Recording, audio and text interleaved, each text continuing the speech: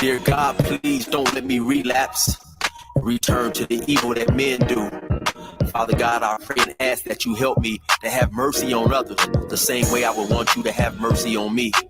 Father God, I also ask that you help me to be quick to forgive and slow to get angry.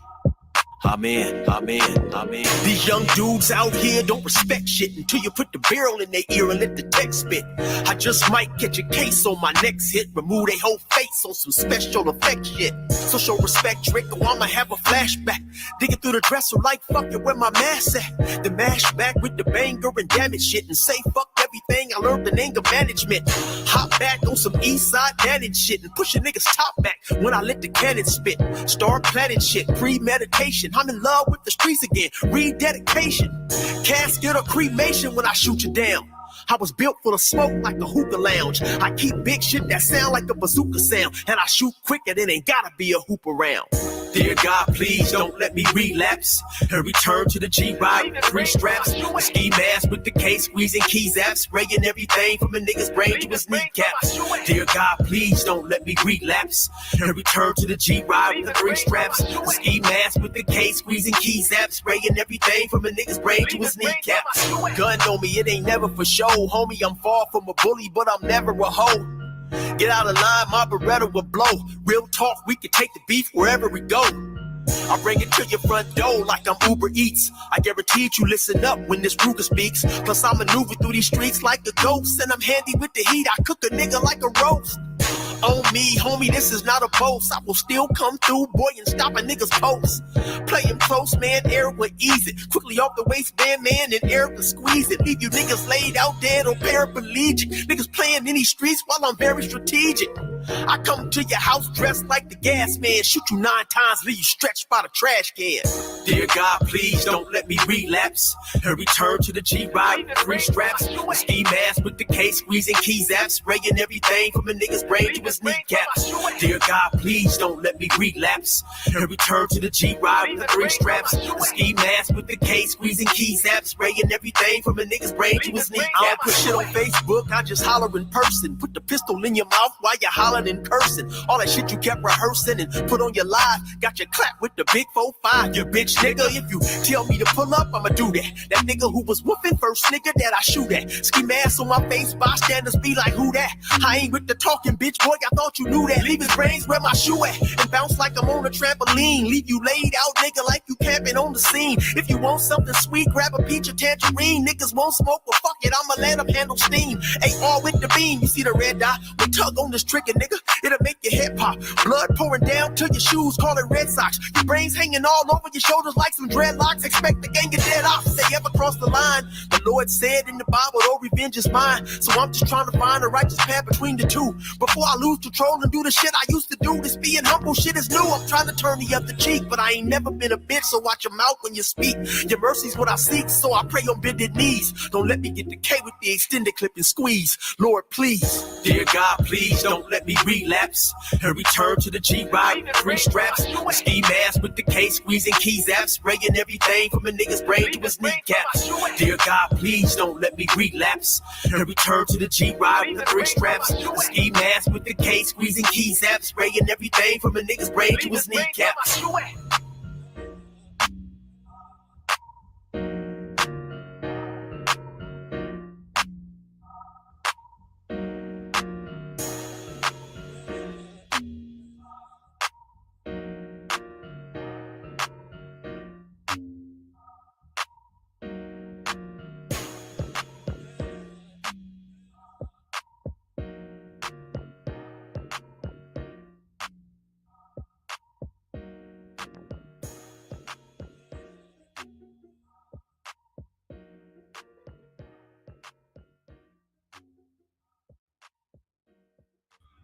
All right, y'all, you know who that is. You know who that is.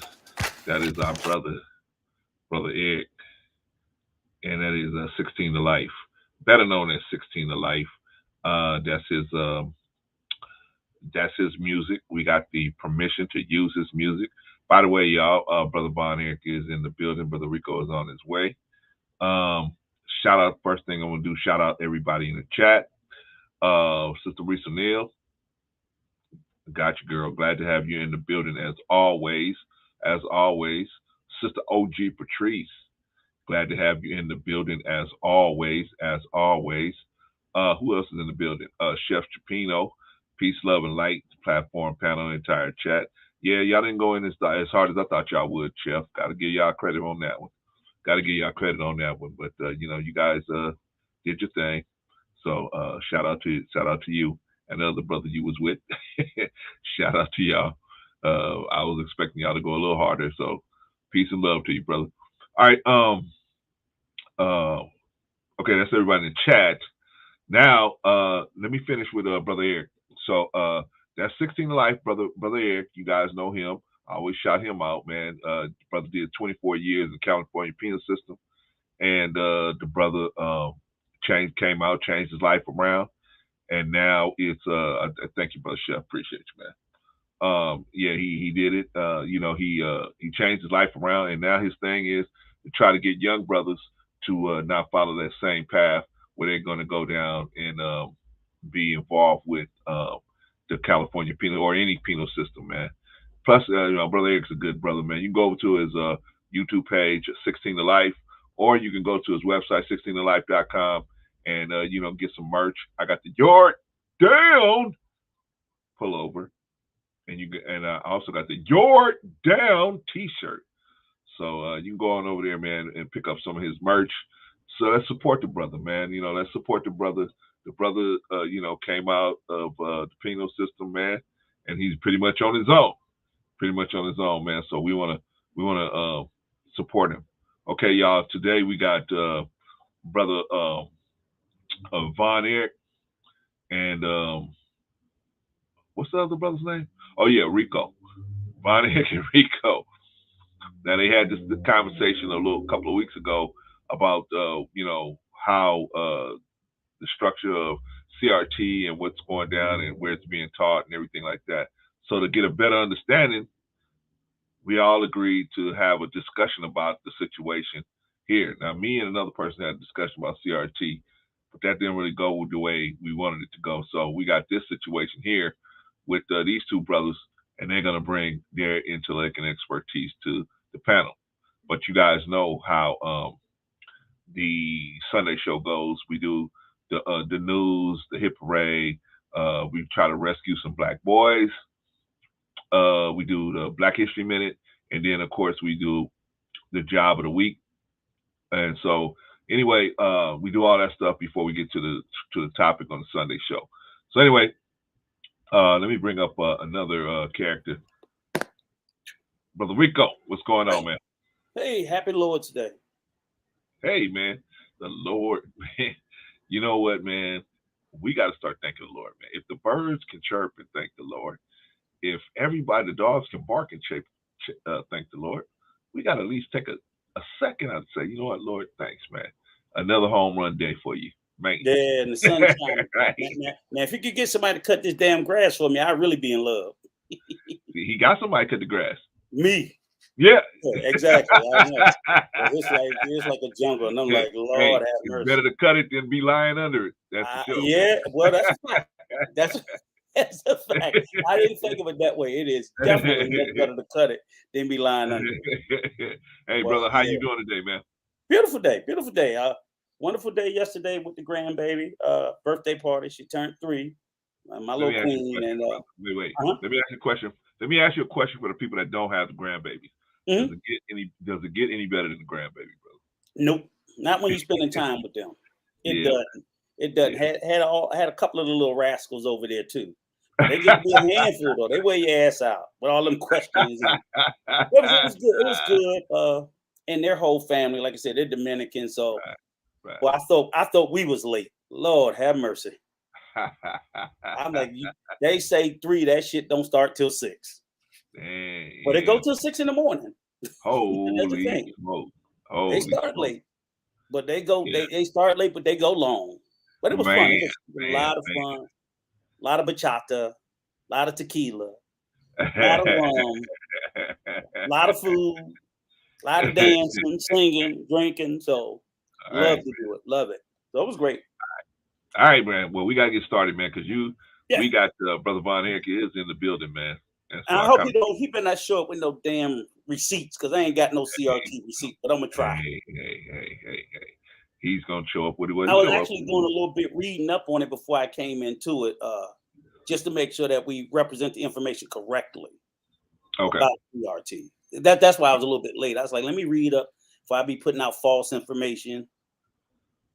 You know, making a bad situation. Because I think too many of us have misunderstandings about what CRT is in the first place, and that's why it just really became a real big political talking point.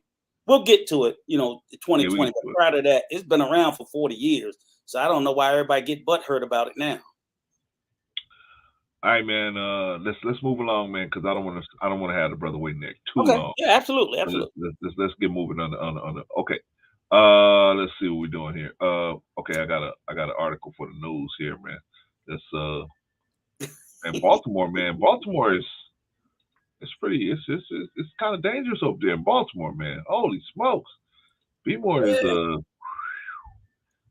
got some issues down there, man. Okay, here's the news, Rico. I ain't gonna let y'all beat up on my neighborhood, though. All right, well, maybe you can explain this one, brother. No, I can't explain it. But I know Baltimore would be off the hook. My wife just came from there. She works there. But Baltimore ain't all. I don't want people to think that's all of Baltimore. It's part of it. It's definitely part of it. It's certain parts of Baltimore is definitely not Pomona. It ain't for the faint of heart. I can tell you that. All right, brother. Let's see. A man killed in altercation with squeegee kids, identified as father of 3 from Hampton. This is Baltimore WBFF. The man who was fatally shot Thursday by a squeegee kid after he tried to attack a group of them was identified by police as 48-year-old Timothy Reynolds. Reynolds, who had a wife and 3 children, lived in the city's Hampton neighborhood.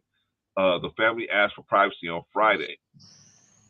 Let's see. His mother-in-law told Fox 45 Keith Daniels that people should know he was a loving and kind family man. Reynolds worked as a mechanical engineer for a firm in Sparks. His company's website called him a leader in sustainable buildings and energy efficiency. He had degrees from the University of Maryland and Johns Hopkins University. Hey, man, that ain't no slouch. Let's see. Reynolds' death shocked quiet North Baltimore neighborhood. I just feel bad that it's happened to him and his family, and it's just sad that it's done, and nothing can bring him back to his family, said Frida Colovini, a neighbor. Around 4:30 p.m. Thursday, Reynolds drove his SUV. It says SVU, but I believe it must be SUV. Through the intersection of Light and Conway Streets near Inner Harbor and had a heated altercation. Baltimore police said Reynolds then pulled over and got out of the car. Now this is the mistake that a lot of people make. A lot of people make this mistake. You pull over just because you got into an altercation with somebody in the car. Now you pull over, okay? You're putting yourself in a bad situation doing that, in my opinion. All right, wielding a baseball bat. Oh, he got out with a baseball bat. Holy smokes!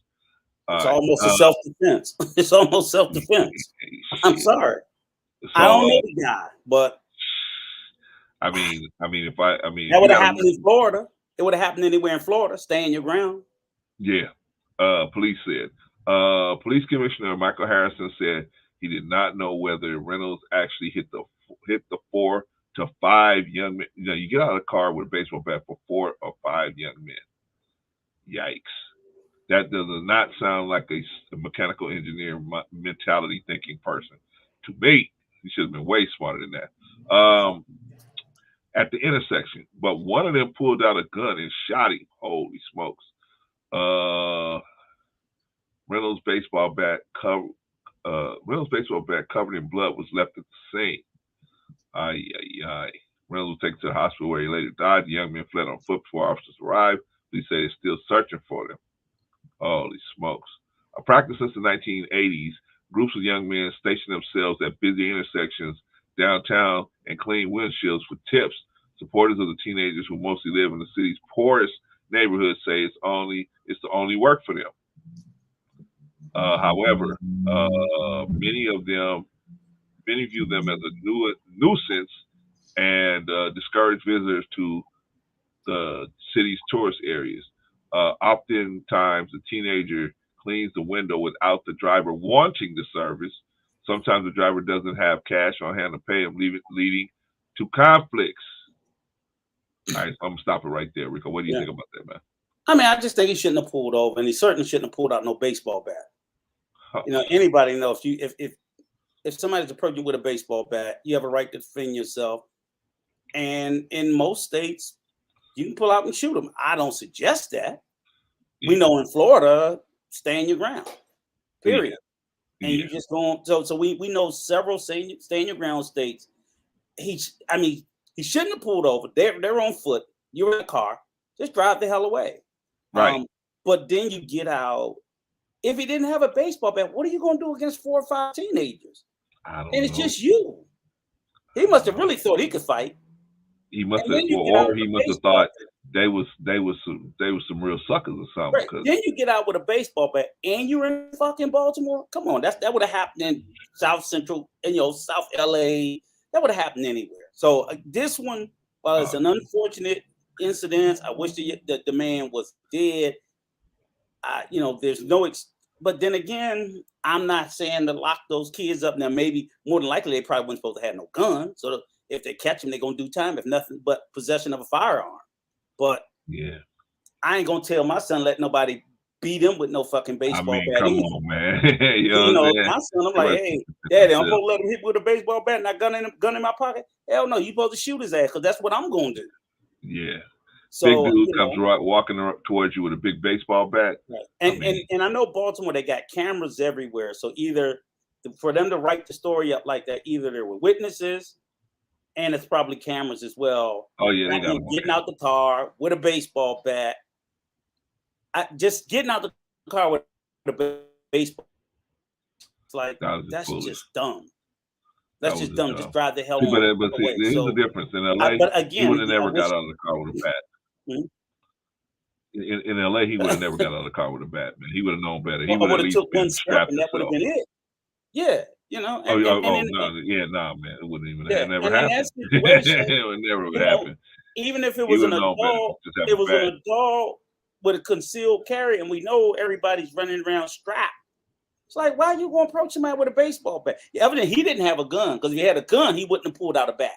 He'd have pulled out. That's what I'm saying. That's my point. I ain't walking up to nobody. For you to walk up to somebody, it could be one person. For you to walk up to somebody with a bat, you better know they unarmed. Yes. And in this day and age, with all the guns in this country, come on. You never know, man. I'm not pulling out no fucking bat. It's better to assume that they are armed. That's what I'm saying. Then assume that they're not. Yeah, there you go. That's all I'm saying. So, and again, Squeegee, like I said, they on foot, they standing outside. Yeah, just drive the hell on away. Or drive, even if they break the windshield, drive down the street, call the police, and then go point them out. Yeah, that's it. The police do. Let the police do what they supposed to do. Yeah, they got vests, right? Yeah, and guns. Guns, and he knew he didn't have one. That's why he pulled out a baseball bat. That was just, I don't mean to speak ill of the deal, but that was just fucking stupid. Yeah, it was. But I mean, he had to lose his life to teach a lesson to the rest of us. Yeah, but don't put yourself in that situation, man. Yeah, don't do that. Don't do even if they didn't have guns. I'm like, there's 4 or 5 of them. They take the bat and beat your ass with it. Now you got a real problem, right? Right. I'm just like, so got a real problem. That was a lose. Yeah. You was in the car. Go home. Yeah. Your family's waiting for you. Yeah.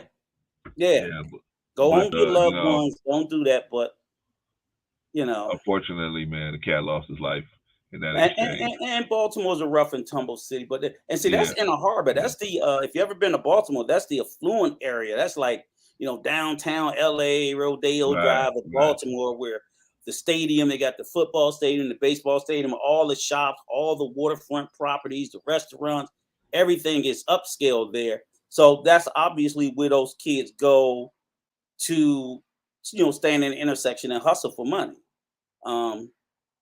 That's just crazy. crazy. But don't wish the death on them. But wow, I just don't want Baltimore. I don't want Baltimore.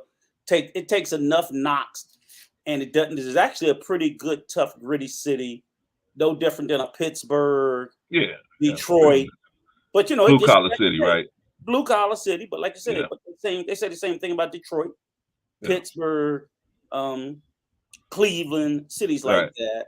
And of course, they really try to give it a bad name because I'm not sure Baltimore is still. I can't even say it's predominantly black or majority black, but it has a very large black population. Yeah. So I don't think it's like DC, where DC was for a long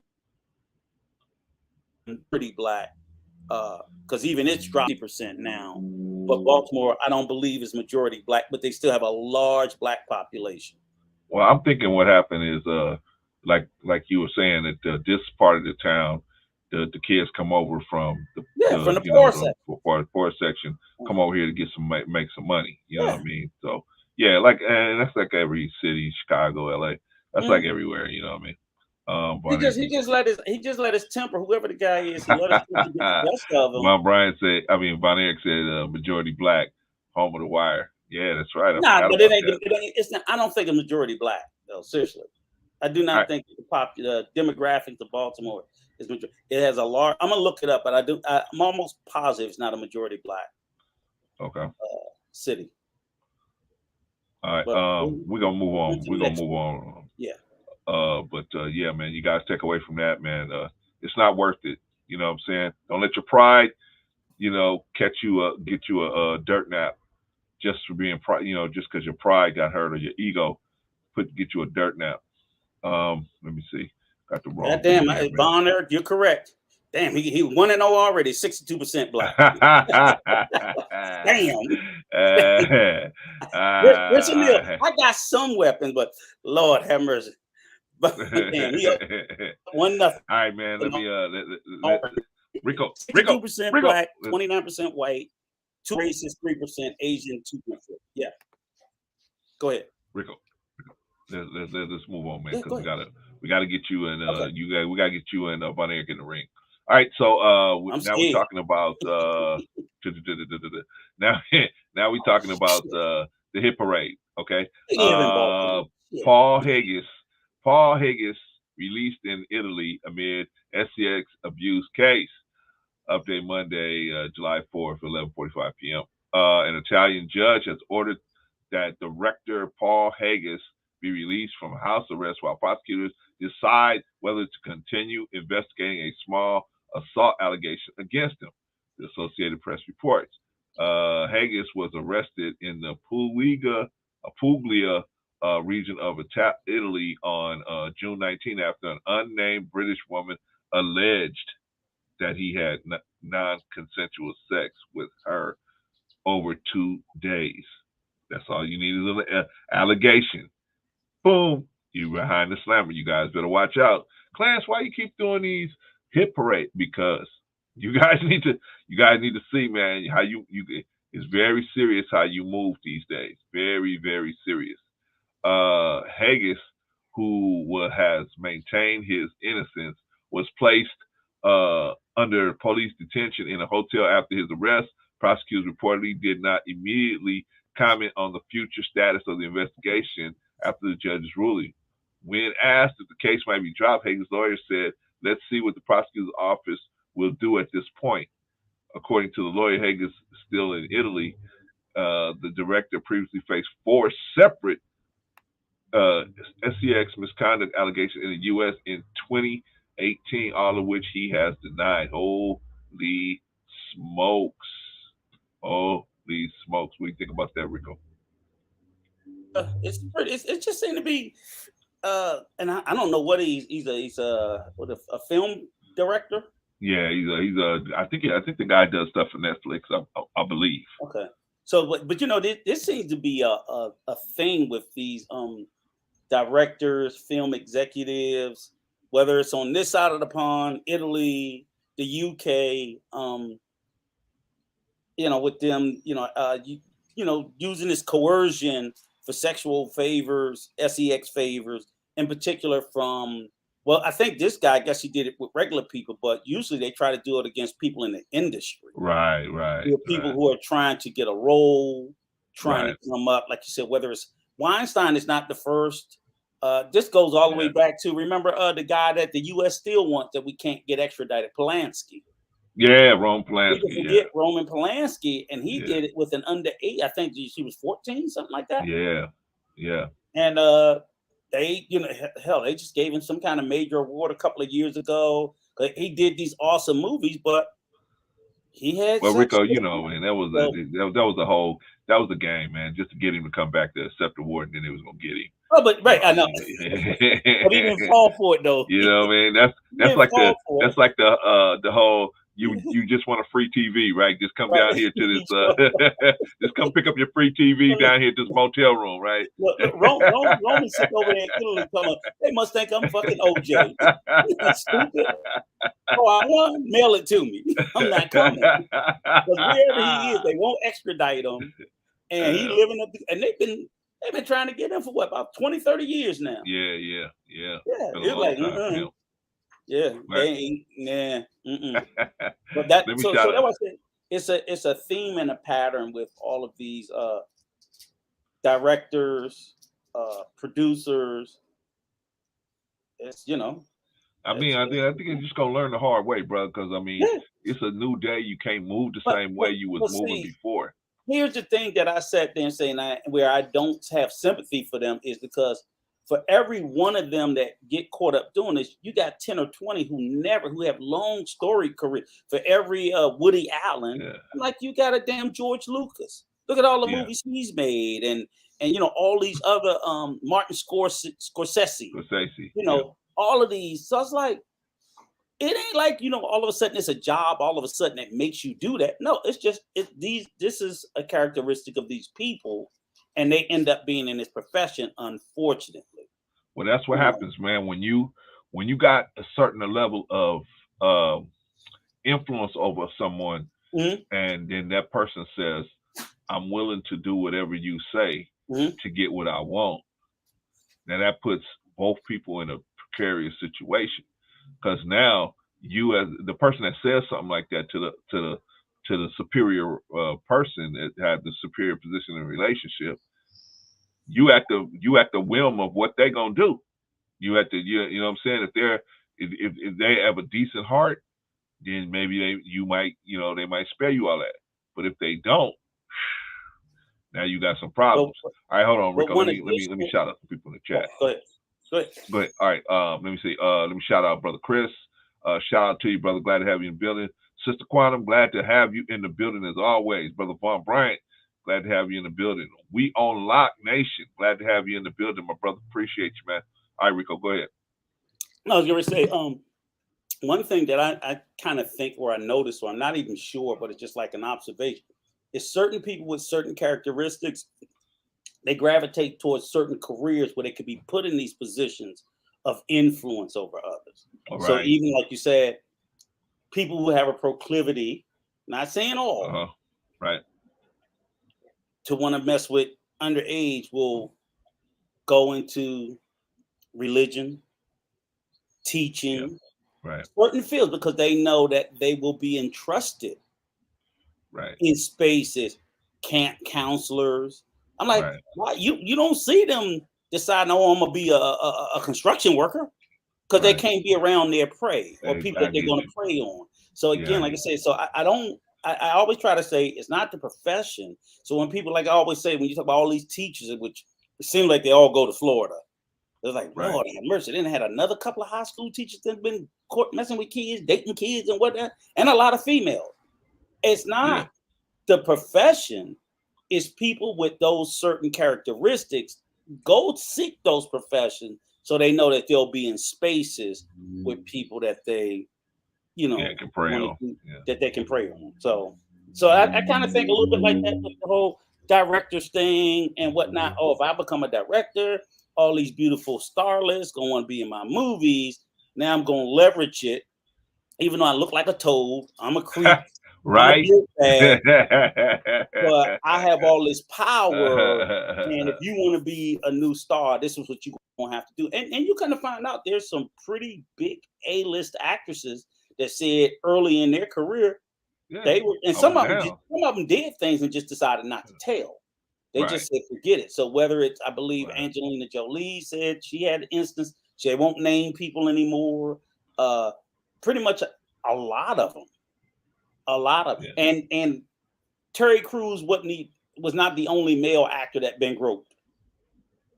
Come on, because you have a lot of those directors and higher ups in Hollywood that like same sex, so they'll prey on the male talent as well as the female talent. You just know that. And probably I know it firsthand. I used to deliver scripts out in Hollywood, so I know firsthand. Who grabbed you, Clarence? I wish sometimes I wish some of the women would have grabbed me. No, man. I used to go. Hey, man, I'm telling you, bro, it wasn't nothing. I used to. Okay, so my route was Hollywood. What I did. I danced everything. Shout out to Dale Long. Okay, so what happened was, so I was a quick story. So I was delivering scripts out in Hollywood. So my morning Hollywood was my regular route, but sometimes the guy that delivered the pre-morning stuff, he didn't show up. So they would call me and say, hey, you want to fill in for this dude? So his route was all of the casting agencies going from Hollywood all the way up through Beverly Hills, right? It wasn't nothing, Rico, for me to go and knock on the door at about maybe about 6 or 7 o'clock in the morning, knock on the door, because Hollywood don't really get up to about maybe 10 or 11. So we were delivering scripts at 6 or 7. That's like before everything gets started, right? I knock on the door, man, and I hear, let me say it this way, the sounds of love. It was nothing for me to knock on the door of going through Hollywood on my way up to Beverly Hills, going through Beverly Hills and here. I mean, talking about nice building, everything. I used to deliver stuff to Death Row over there on Wilshire. Everything, man. What'd you say? Sometimes a boy girl come to the door. Sometimes a boy come to the door. Sometimes girl. You like sometimes boy girl. I would knock on the door and I would wonder why nobody's coming to the door. And I'm like, and I got this thick script, right? So I'm like, I can't just leave it here because somebody might take it, right? So I had that. If they didn't answer, I just had to take it with me and try to get it on the way back. But I mean, it was just a thing, man. It was just like, it happened so many times, man. I'm knocking on the door, and then I finally hear. I'm like, why they ain't come to the door? I know I see the cars down the parking lot, and I put my ear on the door, and I can hear the sounds of love coming through the door. So I know that casting couch thing, yeah, and it was all casting directors. Because see, back in the day, now they have what they have now, man. They have a thing called what they call the breakdowns, right? In LA, at least. Well, I guess it goes all over the world. But what they have now is the breakdowns where you can just log on and you're a casting director. You can see what types of things that different agency movies are trying to look for in a cast when they kind of cast a movie, right, or TV show or commercial or whatever, right? All that stuff is on the breakdown. But before, there wasn't no breakdowns, so we would deliver the breakdowns to all the casting directors every day. And so then they would open it up and they would see, oh, they're looking for a girl here, they're looking for a boy here, looking for whatever, right? But now, of course, you got the internet, so that business is dead. But anyway, moving on. Yeah, man. Integrity is important because you might have to pay for it later if you sell it. All right, shout out to Dale Long. Shout out to Tristan. Good to have you in the building, my brothers. And we do not do the McChickens over here, brother, but do your thing, man. Do your thing. All right, let's go, Rico. We got what we got now? Oh, we can rescue some black boys. Can we do that, Rico? Let's do about two. Save one of them. Yeah, let's do about 2 or 3 minutes of Dr.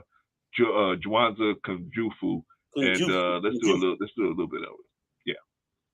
All right, let's let me bring him up on the screen for y'all because I can see it, but you guys cannot. All right, let's see here. Got that. Let's do this. All right. Is that better? Perfect. All right. Let's Let's do it. Join Dr. Jawanza Kunjufu for his presentation of Developing Positive Self-Images and Discipline in Black Children. Dr. Kunjufu presents realistic guidelines and positive developmental concepts for helping Black children cope and achieve. Before we look at the workshop on developing positive self-images and discipline in Black children, my major position remains the same. I believe the children are actors, and they act out what they see in us. If the teaching 201 cannot get along to teaching 203, you have the exact same problems with children. If parents tell their children, don't do as I do, but do as I say, they have not taught them what's correct. They're taught them to be inconsistent. I repeat, children are actors, and they act out what they see in us. I believe my workshops can be informative, but they cannot change attitude, and I'm very disappointed about that. I work hard with regards to research, but certain things cannot be changed, especially with regards to attitude. What am I getting at? As we begin to look at trying to close the gap or improve Black student achievement, my major concern is you cannot teach a child that you do not love. And there are large numbers of children in classrooms where they are not loved. I also believe you cannot teach a child you do not respect. And there are large numbers of Black children in classrooms where they are not respected. And then last but not least, I also believe you cannot teach a child you do not culturally understand. In other words, we have integration, or should I be clear, desegregation. But we have many teachers who don't understand the culture of Black children. And you cannot teach a child you do not culturally understand. The program is called Closing the Gap, trying to close the gap between Black and white student achievement, trying to increase Black student achievement. For example, the average white European child on the Iowa, California test is scoring at the 60th percentile nationwide. The average white European child in America on the Iowa, California test is scoring at the 60th percentile nationwide. The average Black African-American child in the same test is scoring at the 30th percentile nationwide. Now, what explains this 30-point differential? There are at least 5 different reasons, and I'm in trouble if you give me more than the 5 I'm looking for. But there are at least 5 reasons for this gap. What do you think contributes to this differential between the average white child scoring the 60th percentile on the Iowa and California test and the average Black child scoring the 30th percentile on the same test? What are some of the reasons? Okay, and your first name is? Shirley. Can you get a water break because you answered so quickly? So Shirley, I think it's number 4 on my list, and that's the cultural bias of the test. And Shirley, I like to call that the curriculum, not just the test, but the curriculum in terms of their cultural biasness. I want to also look at the issue of methodology, learning styles, and I want to look at what you just mentioned, and that's evaluation design, the test itself. Any other reasons besides the curriculum, methodology, evaluation design? Any others? Yes. First name? Gwen. Gwen. Perhaps expectations? From whom? From the teacher. Okay, very honest group, Gwen. Gwen, that's number 5 on my list. It's not that I place in this category because of its significance or importance. I simply want to save the best for last. I want to talk about everybody else first, and then we'll begin to talk about you. So Gwen, we'll be getting to you in a few minutes. Any others? Yes, first name? Richard. Richard. Expectations from the parents. Okay, and Richard, that's number 2 on my list. Parental involvement and support. I was wondering if this group would blame the one we love to blame the most. That's the parents. First name? Lois. Lois. I think the child's expectations. And Lois, do you mind if we also connect that to self-esteem for students? Okay, so in this case, we're looking at student self-esteem. Now, there's one more, there's probably a lot more, but the other one that we have to have in order to continue, and that's why we have it in the number 1 position, it's so difficult to identify, and that's the peer group. We are very concerned about the peer group. Now, I'm very proud of this particular group because in most workshops across the country, beside these 4, and the one we were also looking for was the peer group, many times people say, well, it's ability. There's at least 1 or 2 persons in this audience that believe it's ability. And then every once in a while, we get someone who also looks at the environmental factors, racism, economic deprivation, sexism. And we acknowledge that. There's no way in the world these stats are not also affected by economic deprivation and racism and sexism. But see, in an hour workshop like this, we may not be able to change how Ronald Reagan thinks, or David Rockefeller, or Caspar Weinberger. We may not be able to change what white men make, $403 a week, and Black women make about $234. We may not be able to change that, but we can change the influence of the peer group, parental involvement, student self-esteem, the curriculum, teacher expectation. At least we can make a 10. All right, man. That's Dr. Kunjufu, and we're gonna finish up with him next week. Oh That's yeah, a yeah, man. damn I good mean, piece. the dude's a very hell of a guy, man. Hell of a teacher, and he's really And this focused is, a lot and on you know, so crazy. huh? This is from 1988 and just as Oh yeah, relevant. yeah, yeah, yeah, yeah. This is. 40 But we still years. got the same problems. Yeah, It's relevant. When I looked at it, I said, "Damn, we still doing the same stuff." it's almost So I 40 want years. to bring it out here Yeah, and have him talk about it. to But see we're gonna something finish. 40 We're years gonna finish old still is relevant exactly. today. That's wild. And he has focused his study on pretty much the gap between Black children's learning and everybody else's, and so he's really a very, very highly intelligent brother. I want to say he's still with us, and he's out there still with us, but I think he's retired now. But yeah, man, the brother's a very highly intelligent brother, highly intelligent. But anyway, shout out to him. And shout out to Rescuing Boys. If you can do anything, if you can do like Patrice and just go read to some of these little kids, man, I'm telling you, just to have a male in their life that's not trying to, bend them over the sink or do something crazy to them or take advantage of them some type of way, that's like gold. That's golden. And it's up to us as Black men. We gotta reach back and step back into the Black community. Instead of, some of us want to say the Black community is trash or all of this stuff, and they spend all this money going to Pistons games instead of taking a little bit of that money and investing into a program where, they could read to some of these children. But anyway, who am I to judge? Because I'm certainly not judging. I'm just an idea. Let me do some, Rico, can I do some shout outs, man? Yeah, you can do a few. Okay. Let me shout out Big Rick Slaps in the building. What's up with your man? I know how they get down out there in the Bay. What's up with your man? If you haven't already, subscribe to Knowledge and Relationships. Gone over and checked out the hottest show in town, Easily Rigged, where we got one of the brothers that's running that dynamic broadcast, man. It's Big Rick Slaps. Gone over there and check it out, man. That is an awesome show. It's got two brothers, Big Rick Slaps and Be Easy, two of the more intelligent brothers that we got, young brothers that we got out here, man. And they have the intellect as well as the street smarts, and they know how to crossfade from side to side or in the middle or whatever they need to do to get their point across, man.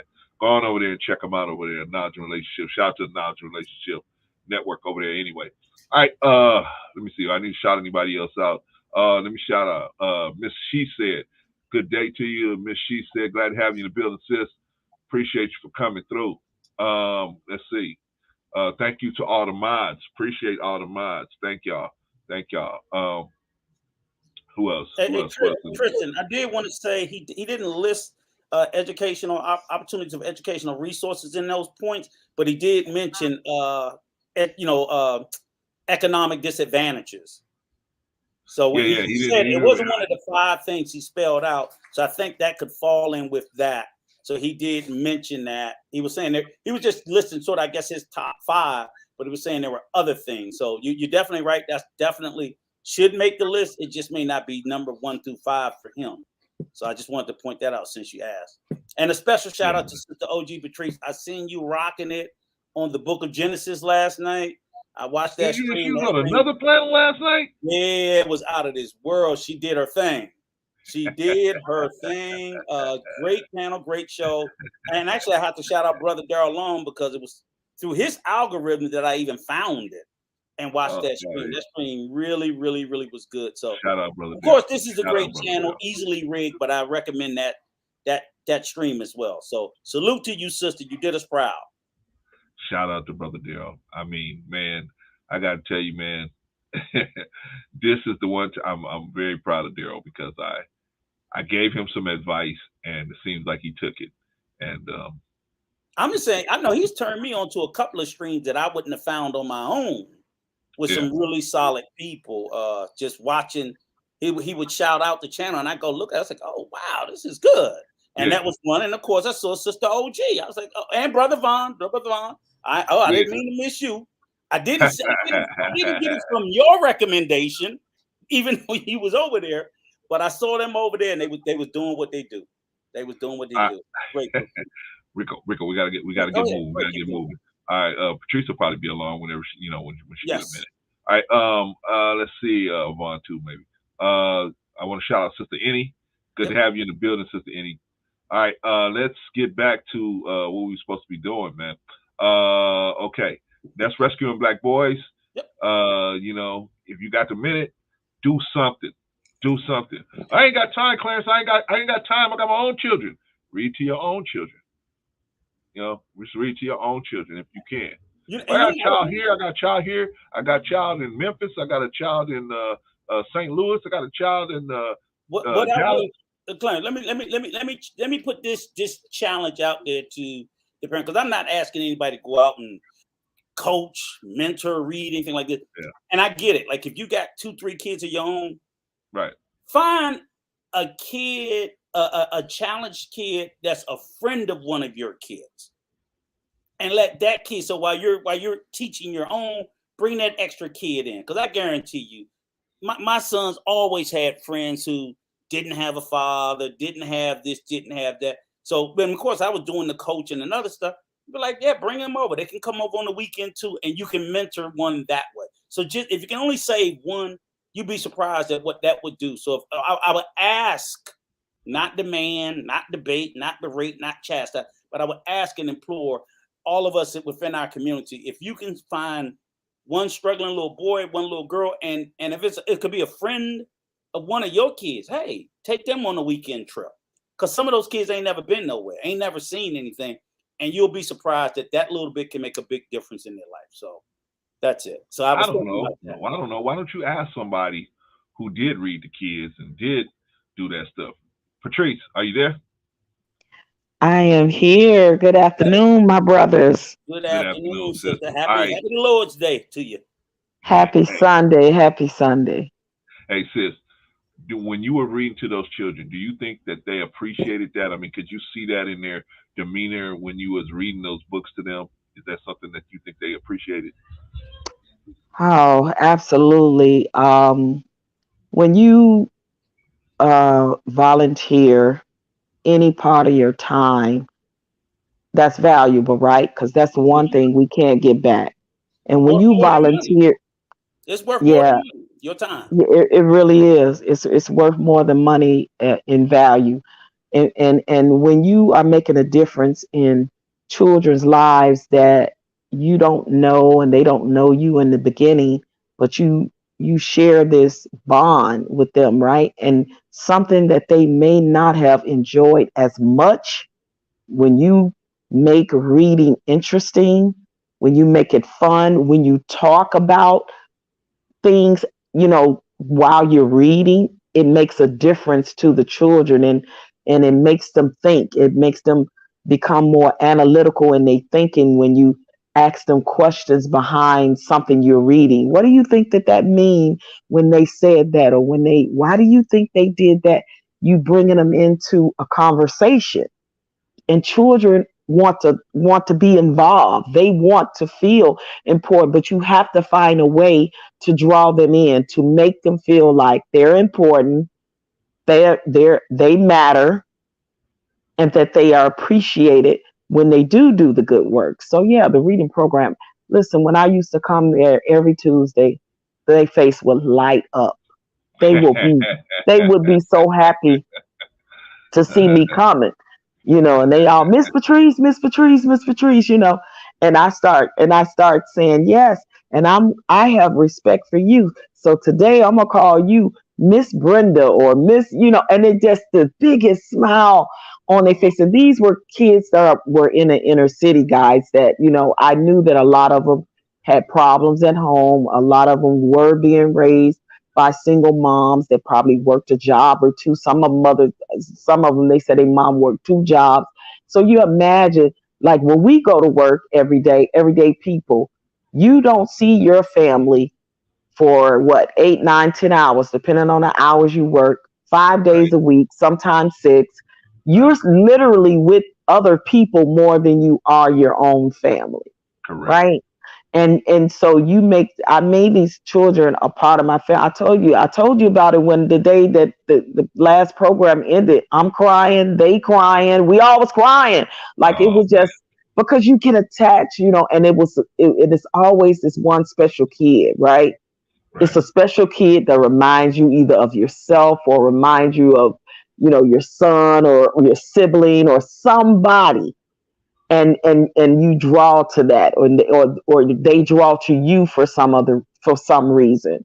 And I told y'all, I said I noticed a lot that the boys were struggling the most, so I gave a lot more attention to the boys because I saw that they were struggling when it came to the reading, which is the real reason why in the inner cities a lot of time Black boys are suffering reading at a 3rd and a 4th grade level, and these kids that I was reading to was 4th and 5th graders, and it just broke my heart, So, and I pray to God that they get the funding again for next year. I really do. I pray to God that happens because the government and everything is just snatching all the funding away, and that's the part that breaks my heart because are we gonna see you again next year, Miss Patrice? And I said, God willing, God willing. So yeah, we'll see. But absolutely, it makes a difference in their lives if you're not making a difference for nothing but that 1 hour of time of reading time, and then you give them a little assignment, and they be so happy to go home and actually do it and come back and tell you what they read and what they got out of it, and just see the light in the children's eyes. Wow. Absolutely. Wow. Best feeling in the world, see them light up like that. I agree with you, Patrice. All right, y'all, we're gonna move on because we gotta get to Von Eric. We got Von Eric, and he's waiting patiently to rip Rico into shreds. So let's go ahead and make that happen. Yeah, I already got 1 point on me. All right, so let me ask y'all a question. You know what happened in September 9th, 1739? Nope, but you gonna tell us. I am going. I probably know, but I just don't remember the dates. A lot of I know it. Probably I don't know. Was it good or bad? It will depend on who you ask. Exactly. Because I was going to say during those times, it probably was bad for us. Actually, ultimately it was bad for us, but it was good for us at that. Tristan said you better not lose, Rico. It was good for us. It was good for us to make a statement, but it was ultimately, the day was lost. I should say the fight ultimately we won it, but the day was lost. Let me go back to the Black History Minute. September 9th, 1739, a slave revolt happened. Let me see. Let me get it. Okay. The Stono Rebellion. The Stono Rebellion, the largest slave insurrection in British North America, began nearby on September 9th, 1739. About 20 Africans raided a store near Wallace Creek, a branch of the Stono River, taking guns and other weapons. They killed 2 shopkeepers. The rebels marched south toward promised freedom in Spanish Florida, waving flags, beating drums, and shouting, "Liberty, liberty, liberty." Holy smokes. On Sunday, September 9th, 1739, the British colony of South Carolina was shaken by a slave uprising that culminated in the death of 60 people, led by an Angolan named Jemmy. A band of 20 slaves organized a rebellion on the banks of the Stono River. After breaking into Hutchinson's store, the band, now armed with guns, called for their liberty. As they marched overseas, overseers were killed, and reluctant slaves were forced to join the company. The band reached, this one I don't understand, y'all. How can you be a reluctant slave, right? I mean, why would you be reluctant? I mean, how good is your life gonna get anyway? But anyway, the band reached the Stono River, where white colonists descended upon them, killing most of the rebels. The survivors were sold off to the West Indies. Get these Negroes out of here. We can't have them kind of Negroes up in here. Let's stir up another rebellion. Give us back the reluctant ones, but the other ones, man, get rid of them. All right, the immediate factors that sparked the uprising remain in doubt. A malaria epidemic in Charleston, which caused general confusion about Carolina, may have influenced the timing of the rebellion. The recent August 1739 passage of the Security Act by South Carolina Colonial Assembly may have also played a role. The act required all white men to carry firearms to church on Sunday. Holy smokes. Thus, the enslaved leaders of the rebellion knew their best chance for success would be during the time of church services when armed white males were away from the plantations. I thought they were all stupid. All right. After the Stono Rebellion, South Carolina authorities moved to reduce provocations for rebellion. Masters, for example, were penalized for imposing excessive work or brutal punishments of slaves, and a school was started so slaves could learn Christian doctrine. Holy smokes, Patrice, you were right. In a colony that already had more blacks than whites, the assembly also imposed a prohibitive duty on importation of new slaves from Africa and the West Indies. Authorities also, the reason why I say that they put a duty on the importation of new slaves from Africa and the West Indies, because some people say, well, everybody was slaves. No. All right, well, anyway. Authorities also tightened control over the enslaved. The assembly enacted a new law requiring a ratio of 1 white for every 10 blacks on any plantation, and passed the Negro Act of 1740, which prohibited enslaved people from growing their own food, assembling in groups, earning money rather than their owners could retain, or learning to read. Holy smokes. What y'all think about that? It definitely doesn't surprise me. There were many slave revolts. People want to sit and a lot of people I've heard even in these YouTube streets say, they just sit there and took it and they didn't fight back, and Right. why they didn't fight back. Like, there were many slave revolts over the years. And I'm not surprised. This is something that was actually quoted and taught in, and I'm not surprised. Definitely, you mentioned South Carolina, and it's so funny because it's 2 quotes that were actually taught in textbooks, and they were in textbooks in South Carolina, and they were in textbooks for 130 years. And one quote was in a textbook was taught. Most masters treated their slaves kindly. That was literally in a textbook. Along with also, slaves were given the opportunity to become Christians instead of remaining heathens. These were actually things taught in a textbook in South Carolina for 130 years. Yeah.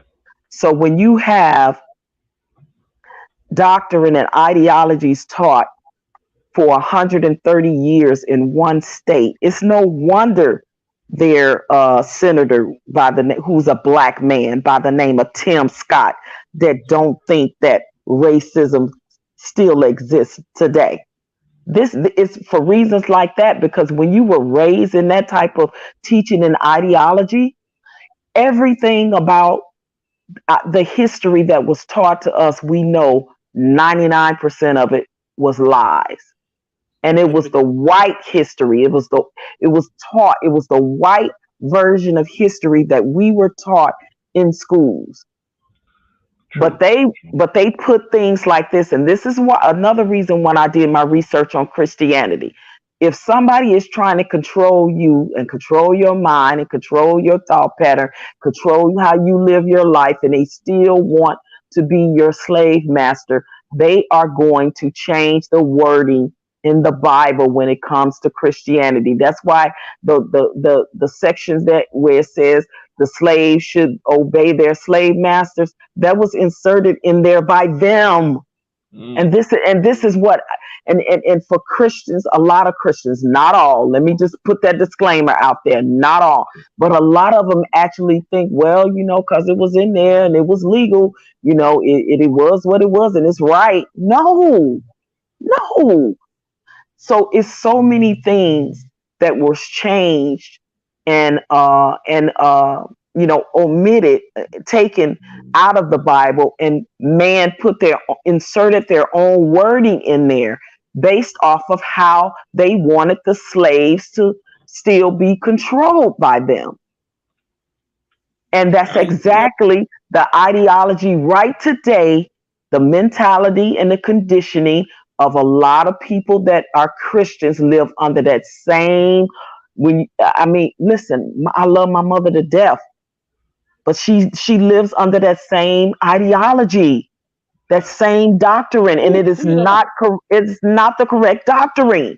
This is a slave mentality. I'm talking about my mama, and we've had them conversations. Okay. I just said she, and I was like, who are you talking about? No, my mother. When I said she, because we've had the conversations, I'm like, Mom, and I had to literally pull up things and show her. Well, she's old and set in her ways. She ain't changing. Just like a lot of other people. Listen.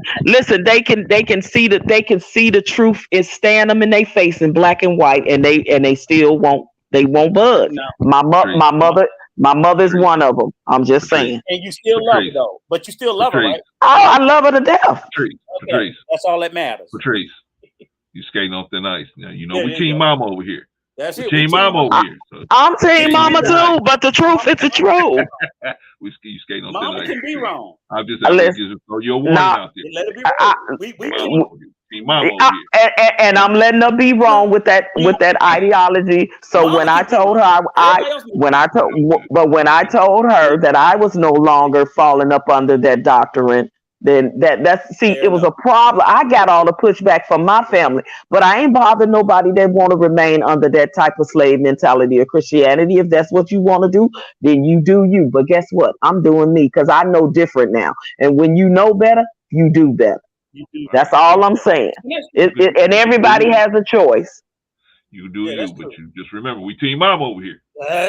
We team mama. You know what I'm saying? If mama pop up on the screen, I told her, mama.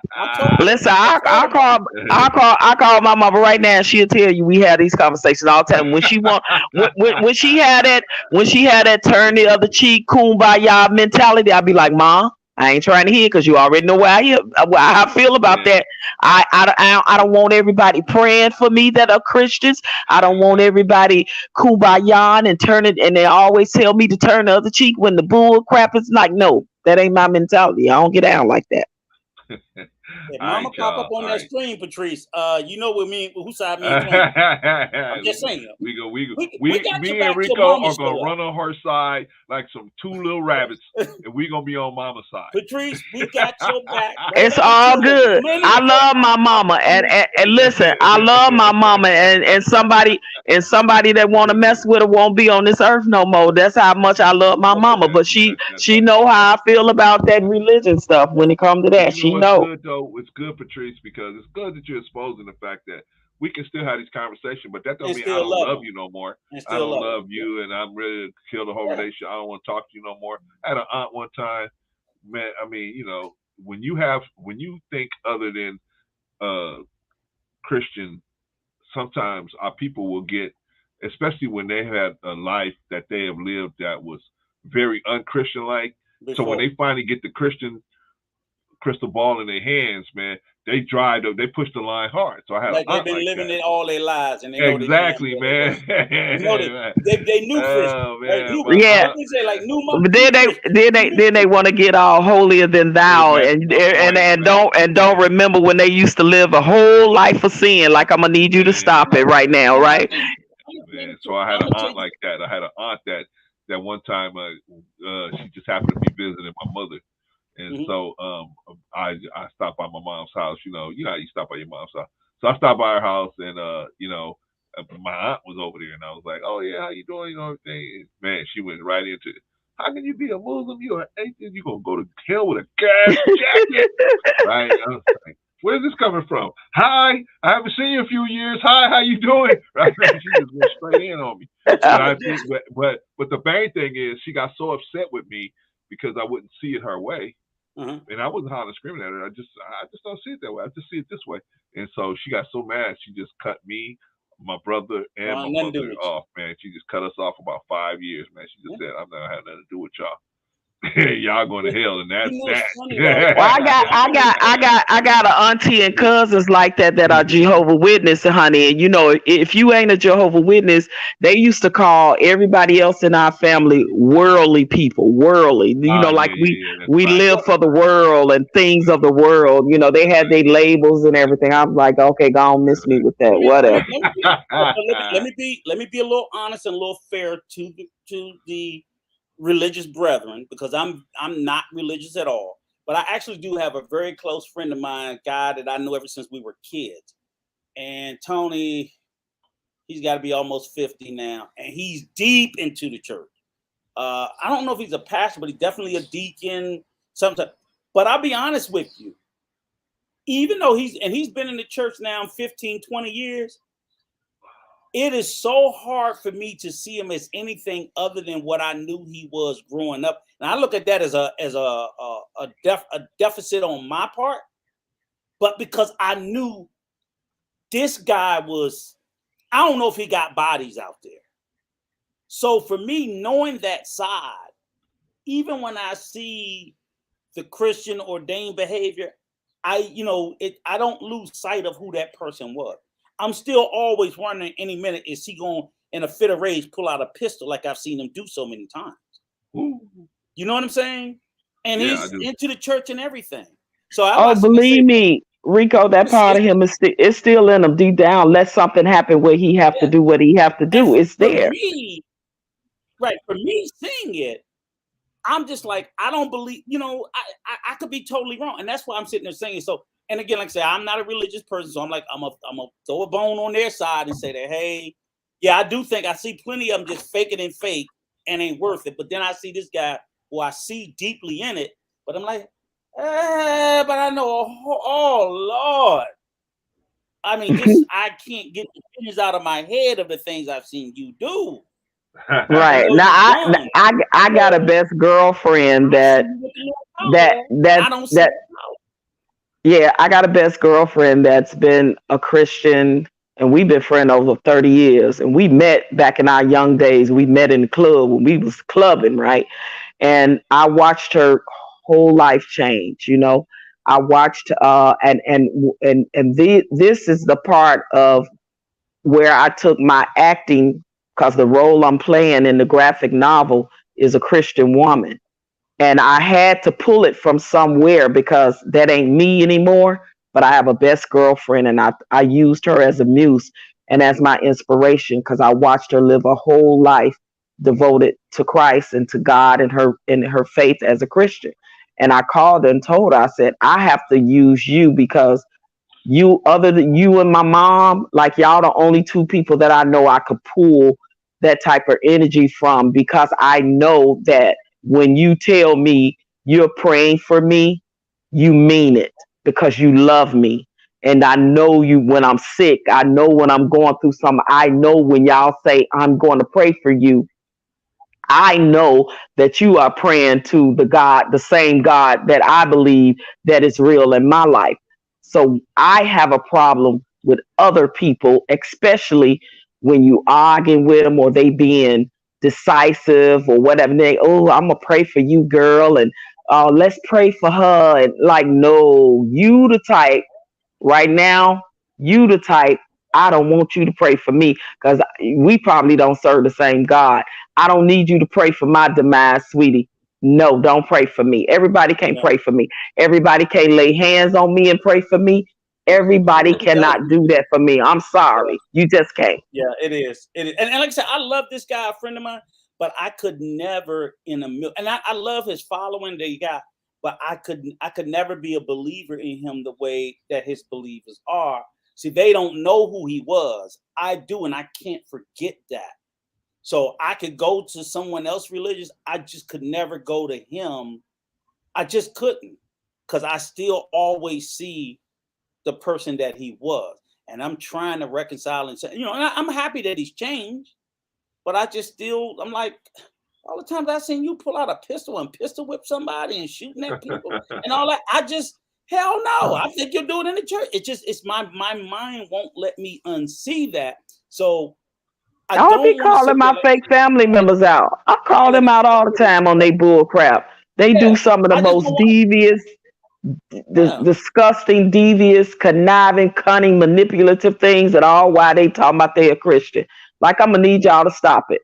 Like, for real. That's why somebody looking on the outside that's trying to look at how you say you living your life so good and your faith in God, this, that, and the other, but you like doing the most. And I'm supposed to believe in your religion. I'm supposed to believe in you and what you like. No, I'm sorry. And I'm gonna call you out on it every time. I done got into plenty arguments with my cousins, some aunties that, them Jehovah Witnesses. Don't even get me started on them Jehovah Witnesses with they hypocrisy.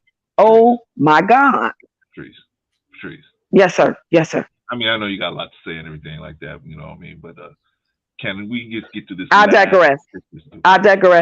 That's what I wanted to hear. Thank you, young lady. Appreciate you. All right. So one more thing, because Von Eric has been very patient. He's been back there over an hour, sitting back there waiting very, very patiently. And he probably stoking the fire for Rico. And I can understand Rico keep on talking because Rico trying to put it off.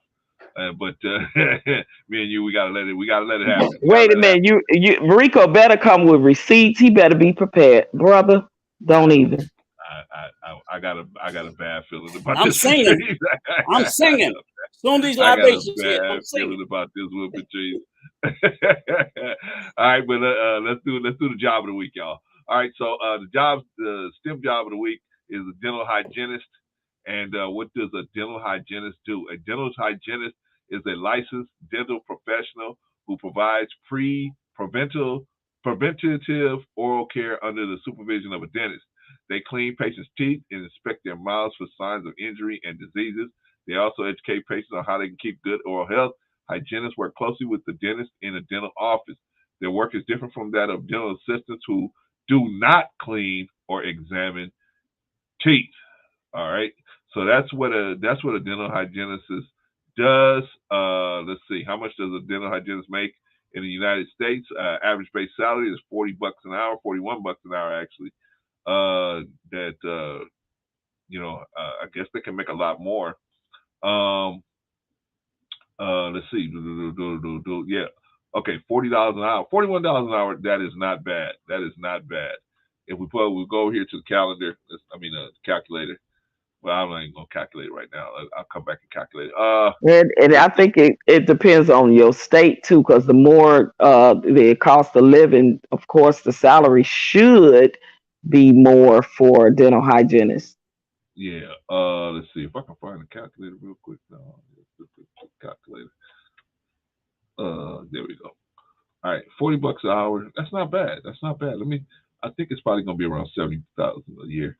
40 times 40 is 16 times 4 equals times 12. 76,000. Yeah, that's not bad. Not bad. You said 76? You said 76? Yeah, 76,800. Okay. Yeah, not bad. My thing is being around, like, you got to deal with people and their breath. But anyway. Man, I got a question for you, guys. You've been in the entertainment industry, and so I got a question for you about something like that. But let me finish this real quick. All right, so how to become a dental hygienist. To work as a dental hygienist, the following may be required of you. Earn an associate degree from an accredited dental hygiene school. Earn a bachelor's or master's degree in dental hygiene if you want to advance your career. Apply for a license from the dental board in the state where you want to practice, then pass both a written and clinical examination to obtain a license.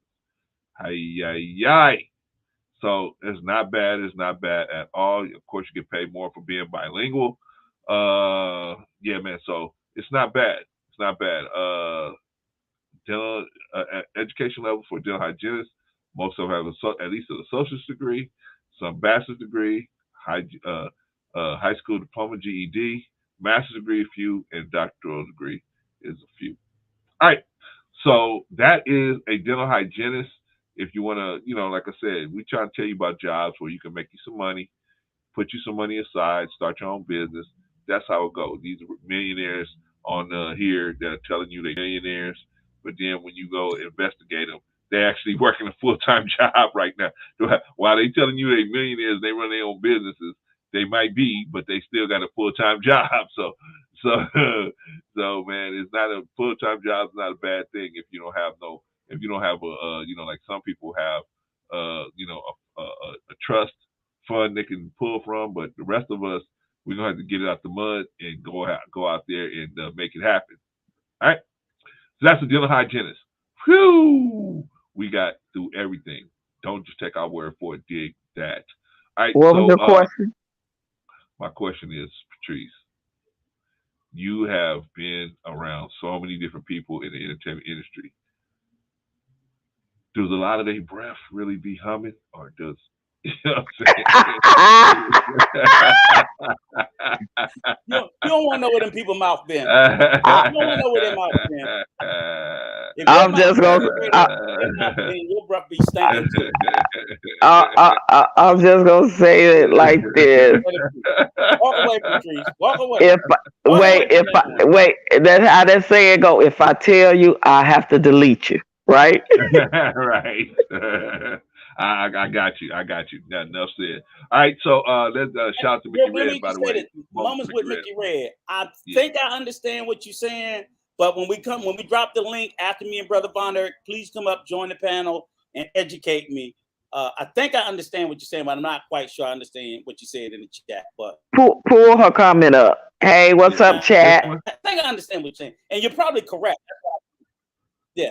I think I understand. I think what she's saying when I was talking about my friend, that he's saying he was the old person and that the new person is who he is, and I agree with that. I mean, I'm not very religious, so when y'all throw out these religious scriptures, I'm like, hell, I don't know what they mean. So that's why I'm saying that. I'm not saying it in a bad way. I'm just saying. What I'm gonna start doing with him? Patrice, this is what I'm gonna start doing with Rico. I'm gonna say, yeah, Rico, in the book of Bobo, in the book of Bobo, they said you can't drink before 6 p.m. Right, that's all right. Okay, Mickey. If I got it right, I agree. Okay, Mickey Red Girl, I see where you going with that. You coming up on the rough side of the mountain. That's a gospel song. I used to sing that song in church. Of the mountain. Yeah, I used to sing that in church when I was young, honey. So yes, I know that song. I think we all did. I'm like, that's very true. She's absolutely right. And I even preference what I said with that. It's probably more me than him, because just knowing his background, I need to break that mind structure of the person he previously was. But for some of us, it's hard. Rico. That's true. That's true, Rico. It was more you, but believe me, everybody still got a little bit of their old self in them. Let somebody or something happen, and it has to come up in them. It's there, deep down buried. It's still there, but I mean, he living a new life, but trust and believe. It's there. It's there in all of us. People run around carrying trauma about their parents. They run around carrying trauma about what their mama did sometime 50 years ago. Like, really? Rico. Yes, sir. In the book of Big Steve. Man, you better leave me alone. Leave me alone. In the comic book. The book of Big Steve and Ron. You got to face Von Eric, man. Okay, bring him up. Thou shalt not run from Von Eric. Oh, I'm ready for him. I got some receipts. Brother Von Eric, are you there, brother? See, man, you had him waiting so long he fell asleep, man. Look, he from Baltimore. He just coming out the alley. Yeah, he's a B-boy, right?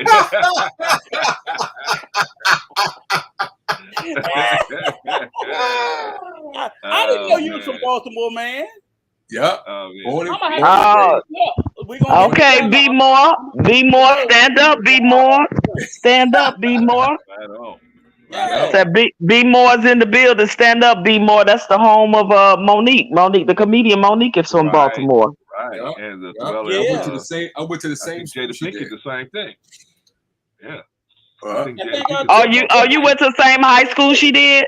yeah. I went to the same high school she did. Yeah. Yeah. Oh, I think nice. Jada is Tupac, from B. Yeah, More. Jada. Yeah, I know Jada is. She from B More. I forget. You might be Tupac too. I think it's Yeah. Tupac too. You might be Yeah. right. Yeah. Tupac lived on the same street that I grew up on. Yeah. He stayed there.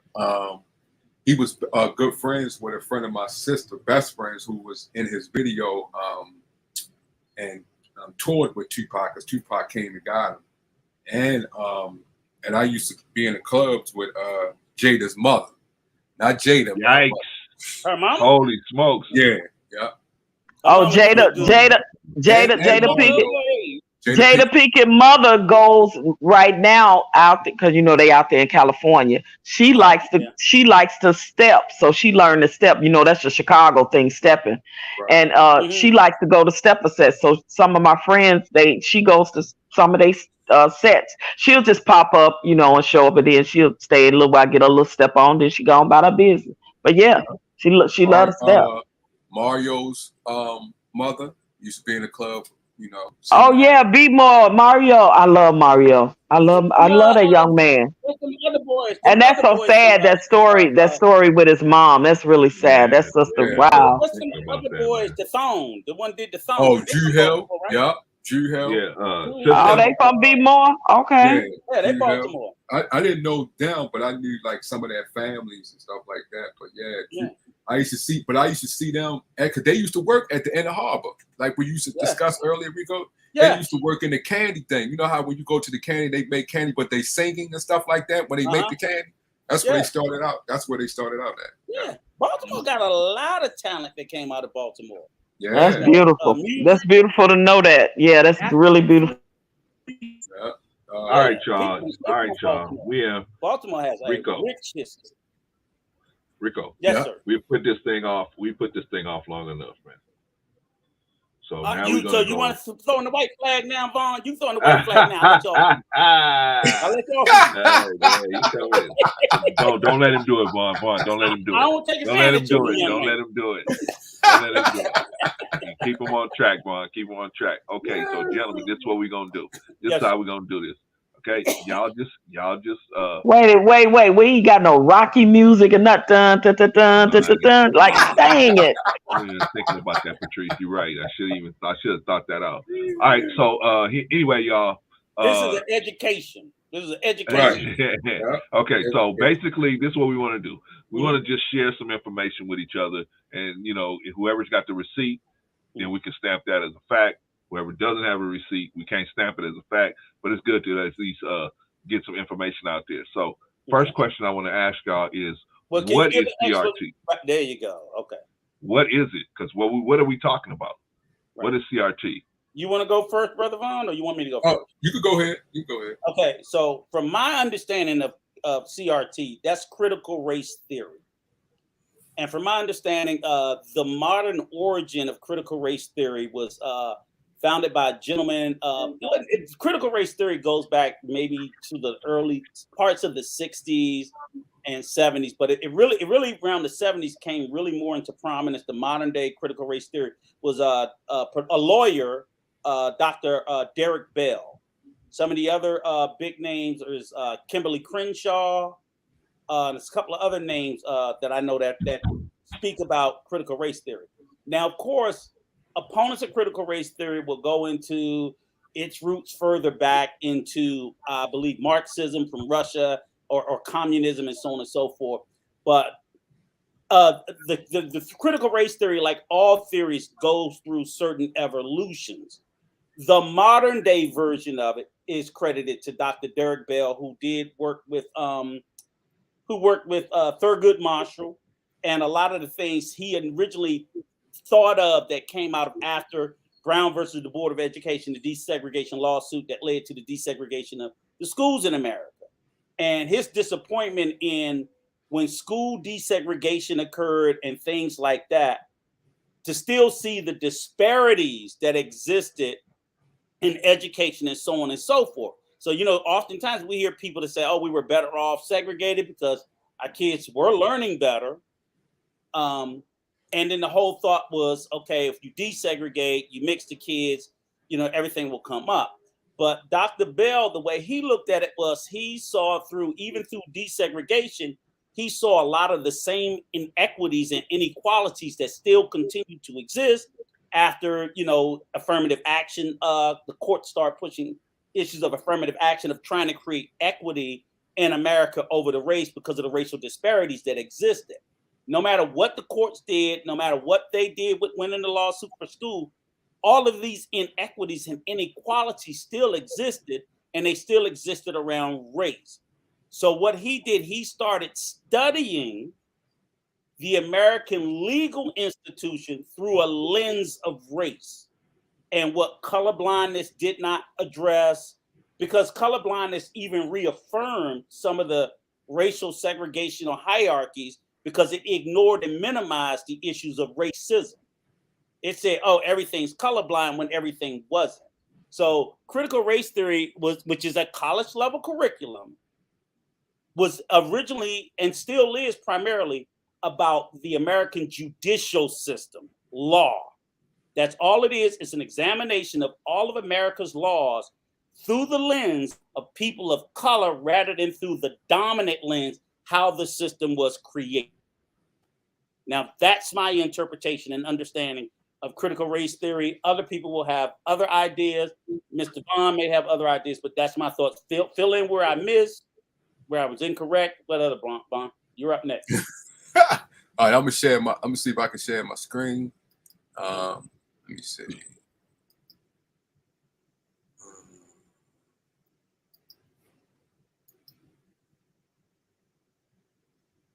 And anybody in the chat, feel free to drop in some information and some data about what we're talking about, because we're learning. If you got something else, or you know what something is, ain't, I said something right, wrong, let me know. Let me see. He ain't got no receipts, y'all. I got a point. 1-to-1. 1-to-1. You said something wrong already, Rico. 1-to-1. 1-to-1. That's what you said. I already said something wrong already. Is anybody dropping any gems in the chat? I'd love to see some comments while he's doing that. Well, Dale Long said, let me see. I think I saw Dale Long said, CRT is white folks trying to change how history is taught. They don't want people to know the awful ish they did. Where you see that at? It's right here. I got it.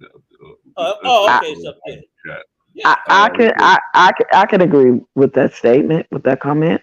No. That's no. That's actually not. I disagree with that, Mr. Long. Okay. What's the disagreement, Rico? Well, CRT is not white folks trying to change how history is taught. CRT is an actual looking at how things are. White folks don't want CRT taught. White folks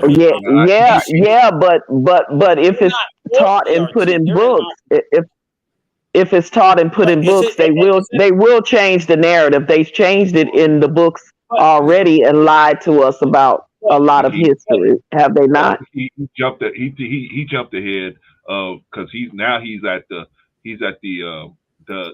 denotation now. He's at what the common people think that CRT means. Yes, right now we're talking about the actual meaning, the actual what it actually is. That's not what. Okay. Yeah. So he just jumped ahead. He just jumped ahead, man. So, and that's why I said understanding what CRT is, and people are attacking it and not understanding what it actually is. I know, because I think it's different.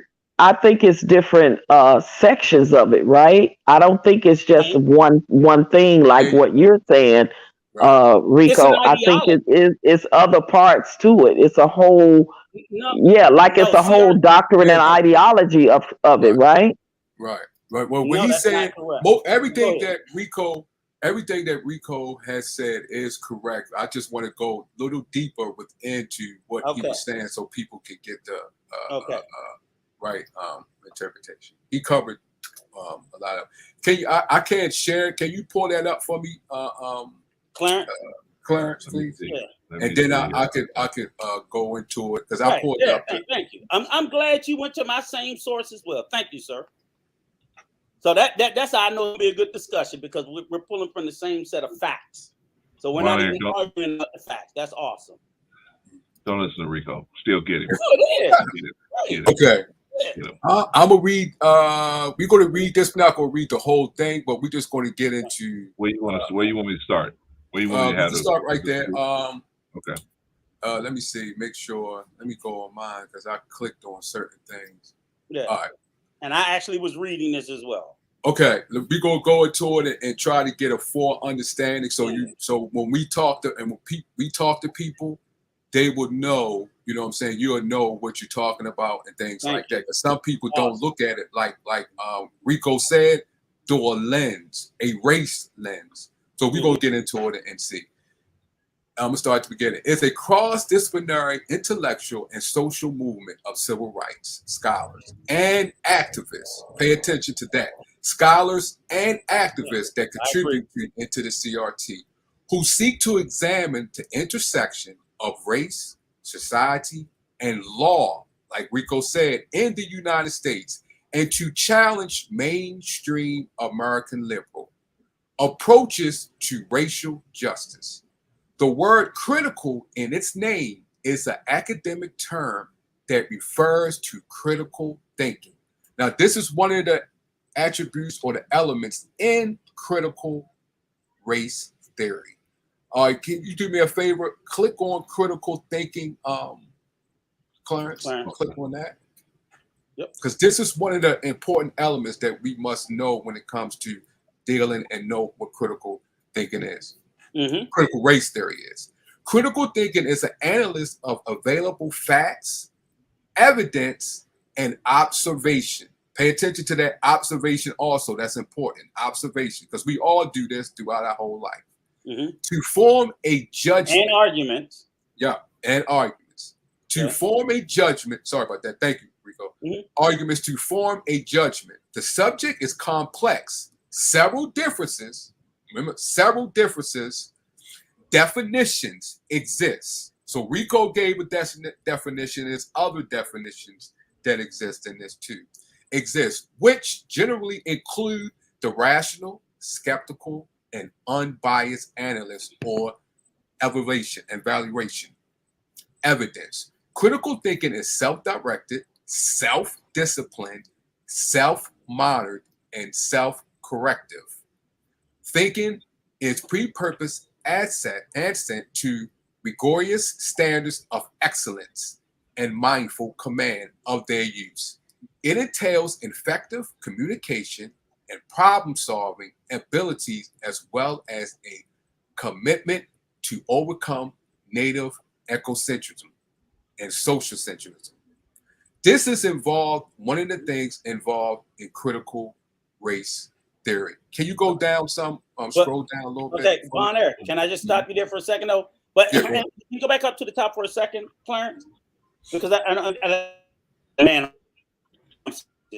didn't even go into it. But now remember, this is the definition of critical thinking. Critical thinking is just in critical race theory. That's in everything we do. So oftentimes in this space, especially in our community, we don't have enough of this, where people are critical thinkers. So people say, they throw out the term, oh, I'm a critical thinker. Well, what type of critical thinking that you're doing? Are you applying this to your thought process? Are you looking at the analysis of available facts? People are telling me they're critical thinkers. They don't even look at facts. They ignore facts and evidence. So you're not a critical thinker. You're not a critical thinker if you're ignoring facts and evidence. They'll go with observation, their own personal anecdotal evidence and argument, but they completely dismiss all the facts and evidence. And then, like I said, there's several definitions of what a critical thinker is, but that's the generalized, but it includes where it says, okay, it's self-directed, it's self-disciplined, it's self-monitored, and it's self-corrective, where when you realize that, hey, maybe I got something wrong, I'm going to throw it out. And what you also want to do is you want to overcome your egocentrism or your sociocentrism, meaning that where it's all about you're overcoming, making it your thoughts all about yourself. That's a critical thinker. So I just want us to think about this is what critical thinking is. This needs to go out, and you need to apply this in everything in life that you do, not just CRT, medicine, politics, whatever you're going to do. Think critically like this. Look at the facts, the evidence, the observation before you land somewhere, and be prepared to sit there and self-correct and discipline and be focused. We don't do that. We just go on an emotional base. We just go with something and then we sat on it. But I didn't mean to stop you, Brother Von, but I just no problem. I didn't want us to go past that too quickly, because I hear that put out in these conversations, and I'm like, they ain't thought about shit. Right. I got it. That's very good too. Yeah. Go down a little bit. I know Clarence. I'm trying to see where the hell he went. He dropped off. Okay, he's back. Okay, yeah, not to history. Well, they say this has come out of Socrates, but we can defute. Many historians may say it was other people like Socrates in Ethiopia. Well, where do you want it? Where do you want it to go, bro? Right there, etymology and origin of critical thinking. Okay, there you go. All right.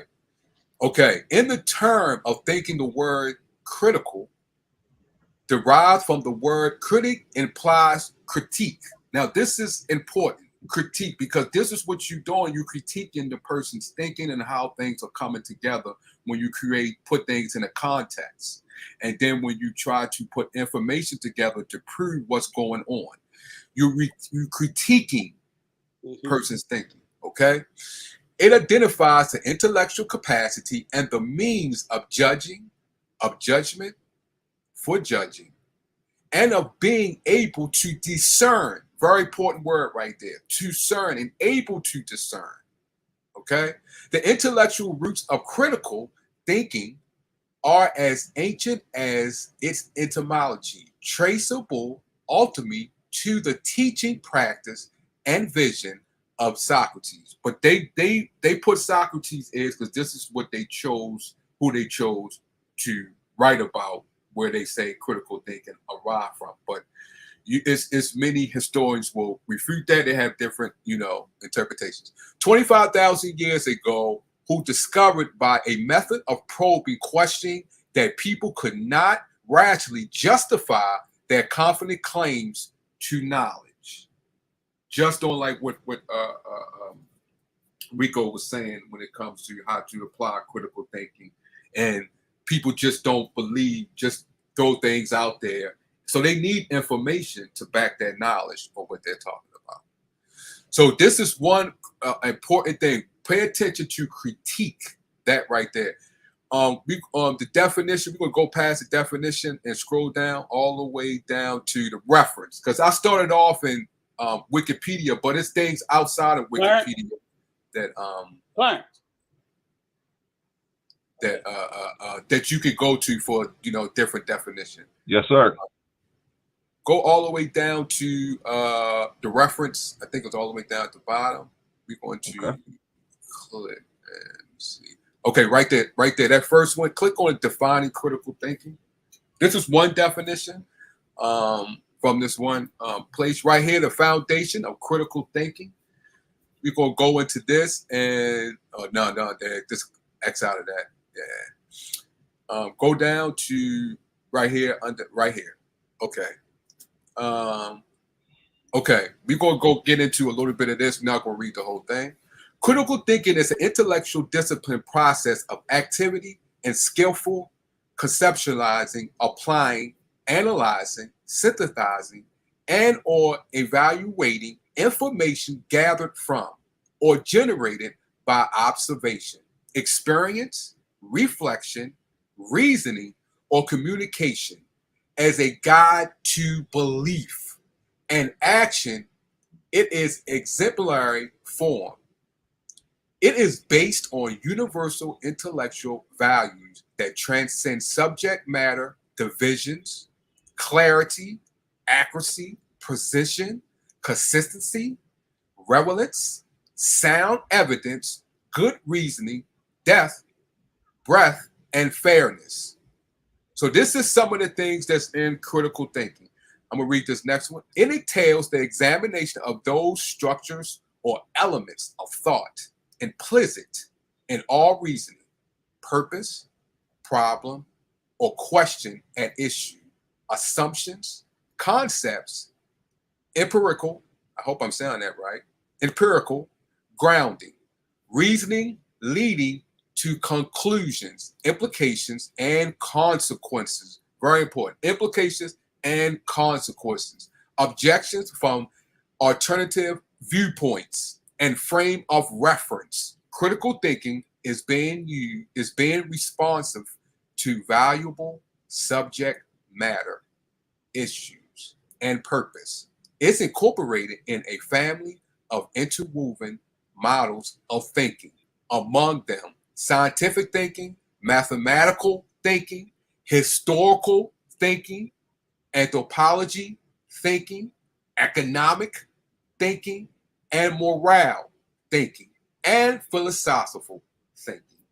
This is all going into critical thinking, which is one of the elements in critical race theory when they formed it. This is all go into it. You could go back to where we was in critical race theory. Okay. The back button, Clarence. You want to go back to the Wikipedia? There you go. Okay, right there. All right, now we're going to go into critical theory. So Von Eric, we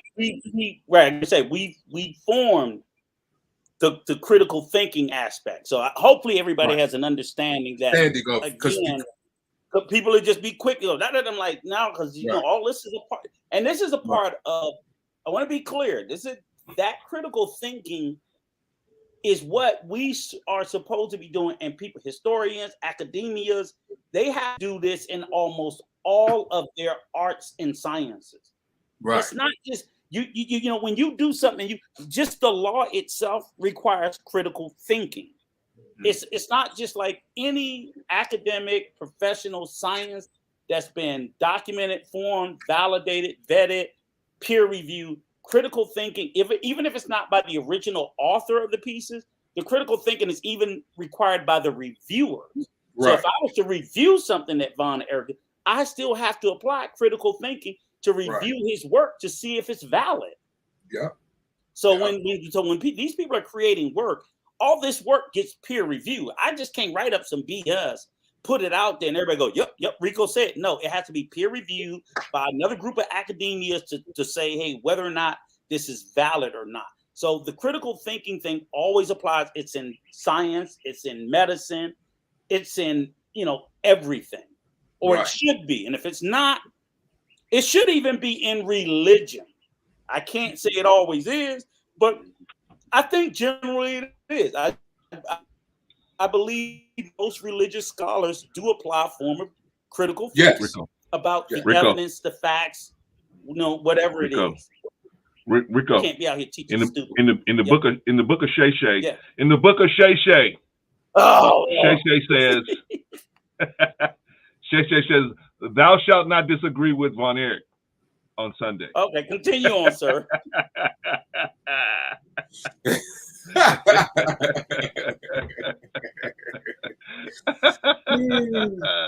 Hold on, y'all. Let me do a quick shout out. Shout out to Jazzy Jazz. Good to have you in the building. I think I shouted out Marcus and New Bro, but if I didn't, shout you out, brother. Appreciate you. All right, Bonnet, go ahead, brother. We're going to go into another aspect is to critical theory. Let's go into that so people can get the understanding within that, because this is also an element, and it's right there, right next to critical thinking. Okay. You want to click on it? Yeah, you click on that. All right. Now, this is one of the elements in critical race theory. So we want to get, we ain't going to have to read all of it, but I'm going to get into a little bit of this. In critical theory, its approach is social philosophy. Social. That's social. That's the focus on reflective assessment and critique. There go that word again, critique of society and culture to the reveal and challenge power structures, with roots in sociology and literary criticism. It argues that social problems stem more from social structures and cultural assumptions. Cultural assumptions. Then from individual, it argues that the ideology is the principal obstacle to human liberation. Critical theory finds applications in various fields of study, including psychology, sociology, history, again, all these again in theory, to communication theory and feminist theory. Very good thing right here, how they both pretty much match up together. Last week, me and Von Bryant was going back and forth, having a discussion when he said wrong. And I said, Von Bryant, you said the word wrong. A person who is, I'm critiquing his thinking, his critical thinking. And I'm saying, if you use that word, by theory, somebody is going to look at it and think one way. And they're going to act a certain way. Von Bryant, in his heart, believed, he said, he pushed back Von Eric. Yes, the reason why I'm applying is, and the reason why I'm critiquing his thinking and applying his theory is because content creators construct words together that they don't have the full understanding. And when they don't have the full understanding, when they're critiquing their words and bringing that information together to create a content, it could be misleading, misinformation, and lack of understanding. And when this happens, when a person is doing that, when I'm critiquing his thinking, it can cause harm, not only to the person who is doing it, but to the person who he is giving it to and the public who's receiving this misunderstanding, lack of information, and it can cause harm. That's the reason why I applied the word wrong, because I'm critiquing his thinking and his theory that he comes out with when he or she constructs that information and bring it into context and giving it out to the public. Both of these are together, working together in critical race theory. Okay, but Brother Von, right now though, where you're at, this doesn't apply to critical. But this is a description or a definition of a critical theory, not necessarily critical race theory. So we got to be clear. No, it's right not critical. now, No, theory. it's not critical. No, this is this theory. The other one was critical thinking, but these are elements within. Critical thinking. This is critical theory. But we still have, like I said, when we go to critical race theory, it's a deviation of it, which is different than this. This is just it. This is just a critical theory at its most raw form. Now, and like most things, you can have something that's raw, meaning like it's just pulled out of the earth, and then you refine it, and it becomes something different. So right now, this is critical theory raw. So people can look at it and they can see all these things. Is that? No. That's raw. When it's refined, it becomes something else. Right. It's it's defined to it's you're right when it's defined it comes out. But this is an element within critical race theory. This is one of the things that they use within critical. But this is not the finished product. But this is not the finished product. I want to make sure of that right now. I don't want nobody to walk away thinking right now. Right. This is not the finished product. We ain't got there yet. We're not. We ain't got there yet. But go down to let me see. Go down to go down a little bit. Get a turn too, right? Yeah. Oh yeah. Go ahead. Because I was going to hit the Marxists, but and after that I was go ahead. I'm just messing with you. No. Go ahead. Finish. Wait. No. I was just going to explain, just going to show you where Marxists come in at. Marxist where he critiques, but in a Marxist he covers the political. Just right here up this one, the version of critical theory derives from the use of the term critique. Remember that word? Said it before. It was in critical thinking and different things. We was going critique by Immanuel Kant to his critique of pure reasoning, and from Marx on the premise that Das Capital is a critique of political economy. So he's dealing with the economy part of it within this. And that's Marx's book. And a lot of people don't know, or according to a lot of historians, Marxist was a black man. He's described in the book as, a Moor or black Moor. Some people say that he's not, but I'll let y'all decide on that when y'all go into more. Oh, go ahead, Rico. But okay, brother.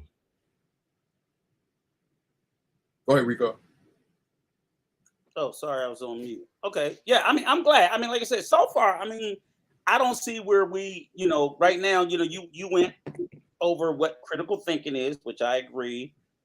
Critical theory, I didn't go too much into that, and I don't disagree with that either.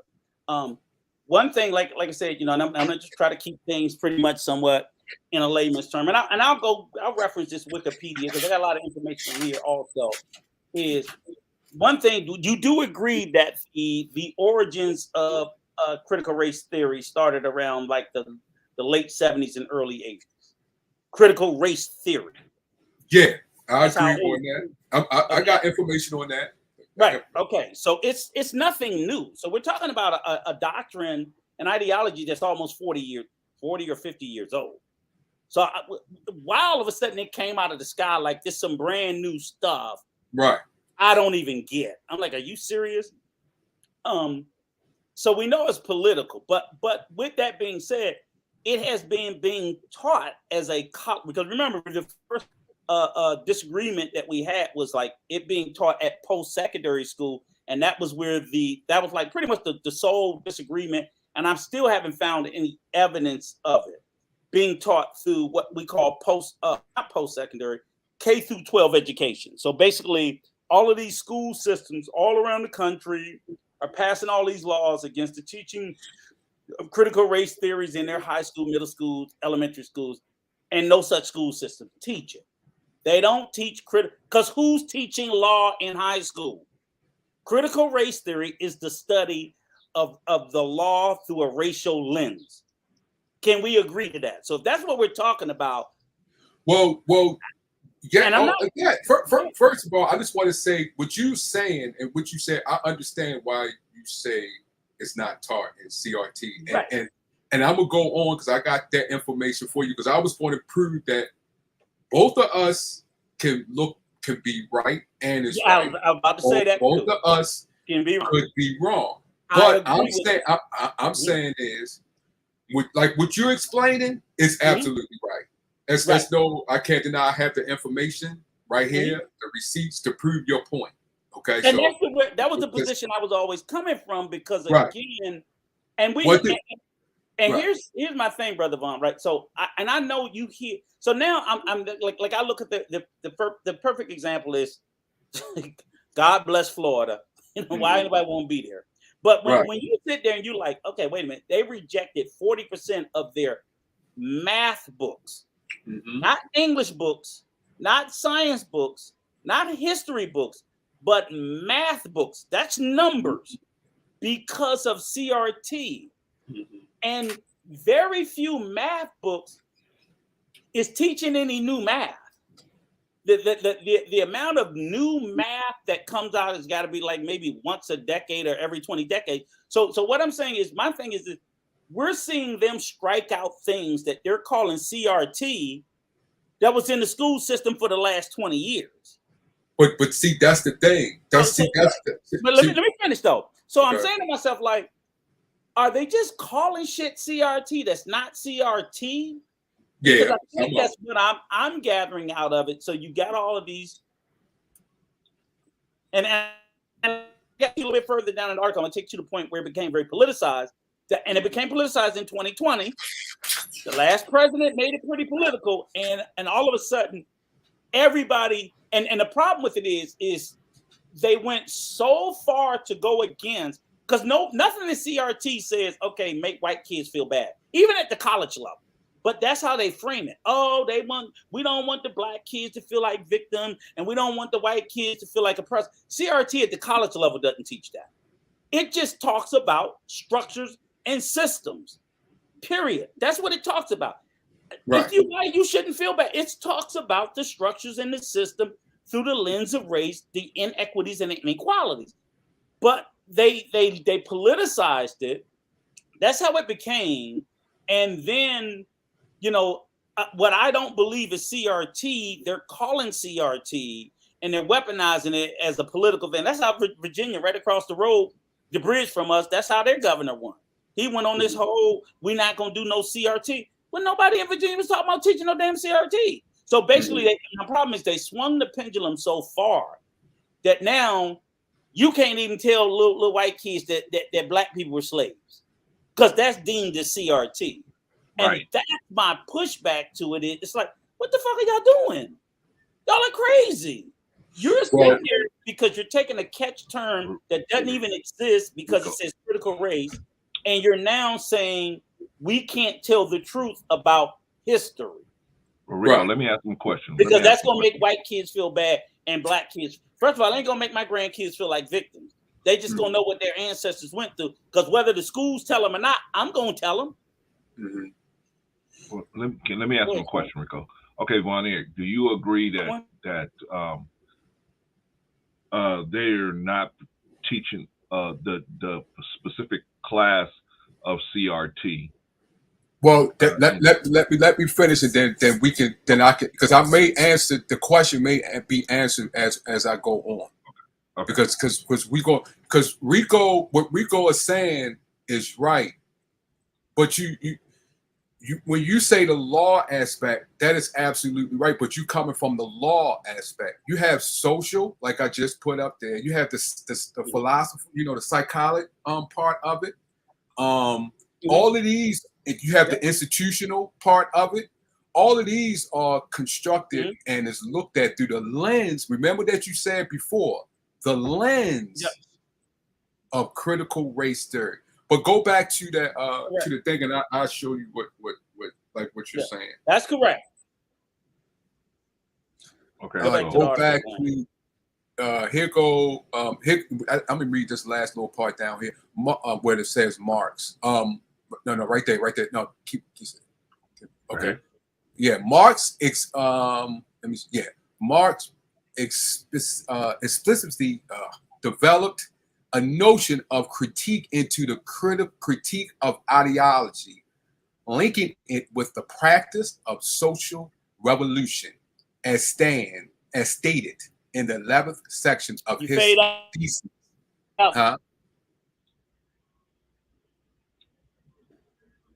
In his book, the philosophers have only. Can you hear me, Rico? Yeah, we can hear you, Rico. Okay, now go ahead. Yeah. All right. Yeah, you hear me? Go ahead, Von Eric. Yeah, we can hear you now. You hear me? Yeah, I can hear you now. Okay. In section of his theses, the philosophers have only interpreted the world the various ways. The point is to change it. Okay, so this is what Karl Marx added to it and put it when it comes to critical theory. Okay, critical theory. This is just an element that I'm trying to explain and try to that we this is element within critical race theory.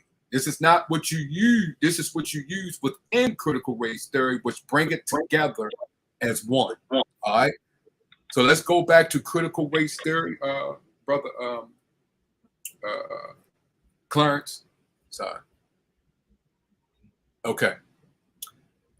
Now let's go and let's read. It says academic, the terms that refers to critical thinking, critical theory, and scholarly criticism, rather than criticizing or blaming people.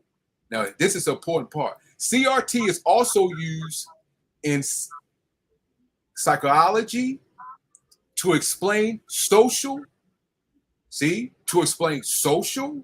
political, and legal structures. Let's look at that. Psychology to explain social, political, and legal structures, and a power distribution through the lens of race. Now, this is a very important, through the lens of race. All right, so this means You have to put your race lens on. Is it me or is Rico? Is Rico going out? Yeah, Rico. Something wrong with Rico. Something wrong. I'm back. Can you hear me? Yeah. Can you hear me? Yeah. I can hear Yeah, you we guys. can hear. Yeah, I dropped out for a second. I think my internet hit a hiccup. I paid the bill though. Oh, Go ahead. Uh-huh. Okay. Uh-huh. So now we get back to now we put out the race. Now here go the race. We dealt with the critical thinking. Mhm. We dealt with the critical theory. Now we got that race lens on. Now you must have the race lens on. After that, that's an important thing in critical race theory. Let's look at it as this. I seen a white guy on another platform, and he said, I struggled. Nothing was given to me. I struggled. I had to work for what I got. I was poor. I'm poor. I was homeless and all this. I had struggled to get to where I am today.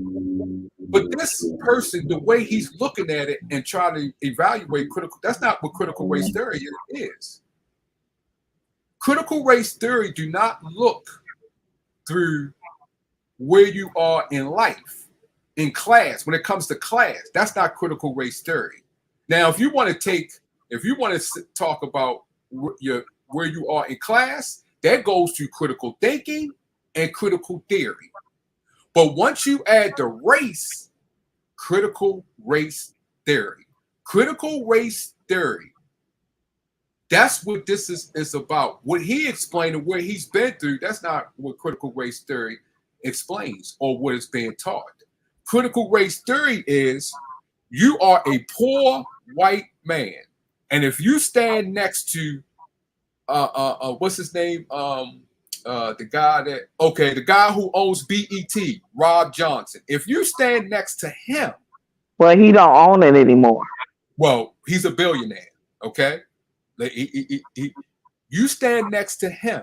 Critical race theory teaches that you are a poor white guy, but in this society and by law, the black billionaire will be looked at as a poor person and will be acted upon as he's a bum. Or in law, you are supremacy over him. Wait, what? Repeat that again.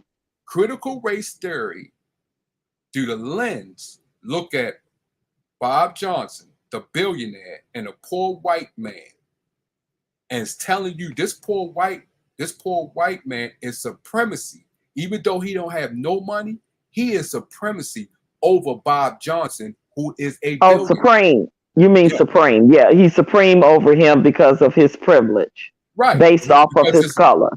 Yeah, his race. Yeah, his color, his race. Okay. What they subscribe. He is looked at through the lens of critical race theory. Is showing that he is supremacy over Bob Johnson, who's a billionaire. That's what critical race theory looks at. Not that you are struggling or the class that you are. I'm gonna have to step. But where do you get that from? I want him to explain where he get that. Can you hear me?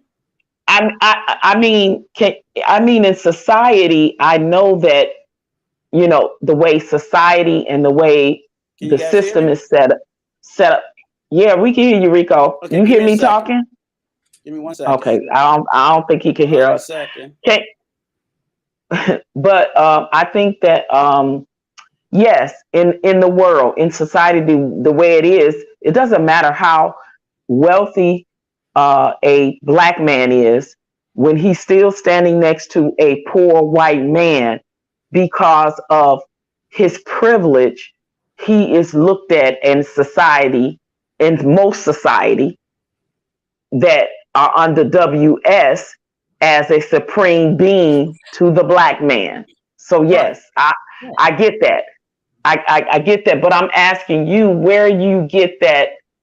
That's a part of the critical race theory part of it. Because that's what critical race theory attacks. That's what critical race theory shows, and that's what it is. That's what it attacks as far as how what you just described is looked at and how the system is run. That's what critical race theory attacks. I think And that's to show. can you hear me, Von? Yeah, I can hear you. I think that's inaccurate. I think that's one of the charges or one of the critiques of critical race theory. But I don't think critical race theory is set up or was designed to even look at. It's not about the individual. Critical race theory looks at the systems. So, for example, let me give you an example of something that critical race theory would look at. So, if in the application of law, right, critical race theory would say, well, okay, why in the United States of America does Black men disproportionately end up on death row for committing the same sorts of crimes? You know what I'm saying? That would lead to death row. And as their white counterparts. So it would look at things like that. It would look at things like the disparity in the sentencing for the amount of time that's given. It looked at things like the disparity of why white men are more likely to be given probation while Black defendants were sentenced to jail time. Because this is stuff that's been going on ever since back to the point when we got released out of slavery. So again, I think it's initials. So yes, does it say that yes, a Black man is always going to be judged more harshly? But I don't think it looked at it in the sense of a poor white man is better than a Black man. It just looked at the fact that the application of law itself did not treat where they said the justice is blind. Critical race theory said no, she's not. She can see, and she can see color because there are so many, and that was what I think formed the nexus of Dr. Derek Bell in first looking at it, and that's the part I think we're missing. I'm not missing that. Right. Let me finish. What it was designed and intended to do. Can you say it's doing that other thing? Yeah, you can say it without any evidence to support it, because obviously it's saying that people of color are disproportionately treated differently by the American judicial system than white people. And that's supported by the evidence, the facts, the statistics. It looked at the reasons why. Yeah, that's not a theory. That's facts. They have to call it a theory as they're going through. Right. They call it, yes. That's a theory that's backed up by facts. Yeah. Right. In America, they want to say everything is fair. And it's like, I'm sorry. You know, it's just that the numbers belie, you know, when you look at the death penalty rate, when you look at the length of incarceration, when you look at the recidivism rate, when you look at, and it's not always, you know, the evidence, even the FBI statistics say the evidence doesn't support it. They don't know why. And critical race theory was just something 40 years ago that this guy came up and he said, let me come up with this theory, and we need to start looking at he was basically looking at the American legal system through the eyes of a person of color, saying, well, rather than it looked at, because the American judicial system was set up by white people for white people. Yeah, but which is gonna bring me to my point. Even when we go to things like Google and Wikipedia, we're not getting 100% facts. So I even have some.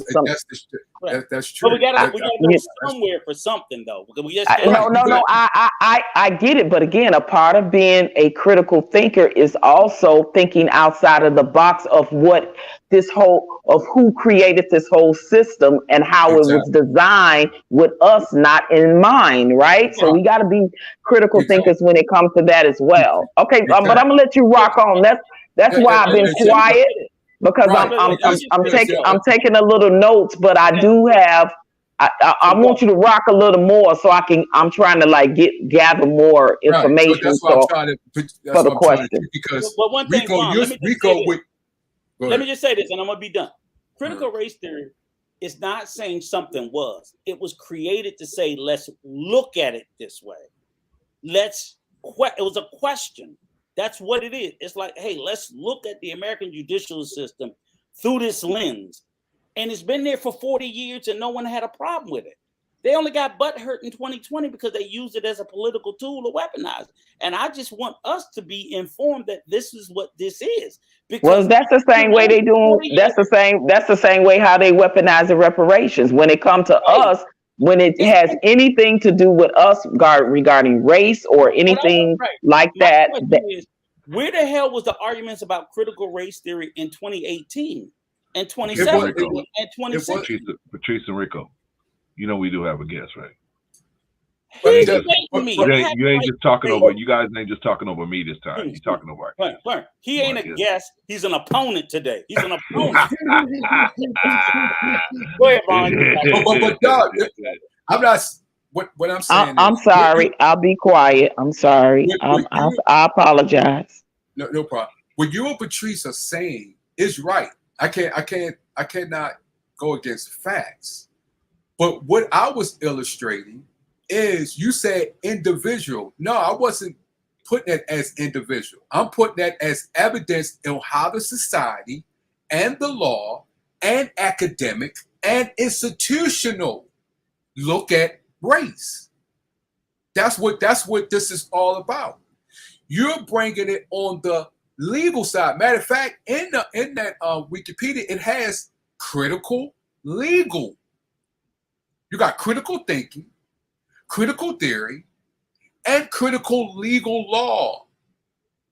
These are all elements within critical race theory. Okay. So if when Patrice was saying what she's saying, I cannot argue with that because, like she said, that's critical thinking, and she's going and she's bringing it through the lens of race, and she's showing. I cannot say, oh, that's not critical race theory because that's an element within critical race theory. It's a broad thing. So I want to give. Go ahead. Well, I want to ask you a question, brother, because that was, I think that was the whole point of this is that what you're saying is true, and you just see how heavy it is just from what you laying out. I don't think they're teaching that in the second, third grade classroom. Nope. Okay, well let me show you. I'm about to ask you about that. Let me show you. Okay, let me show you. You know I was doing. Let him talk. Rico, let him talk. But now I had to. You know, and I just want to make sure that I know. Okay, go ahead. Okay. I ain't got to listen to you. I got an opponent.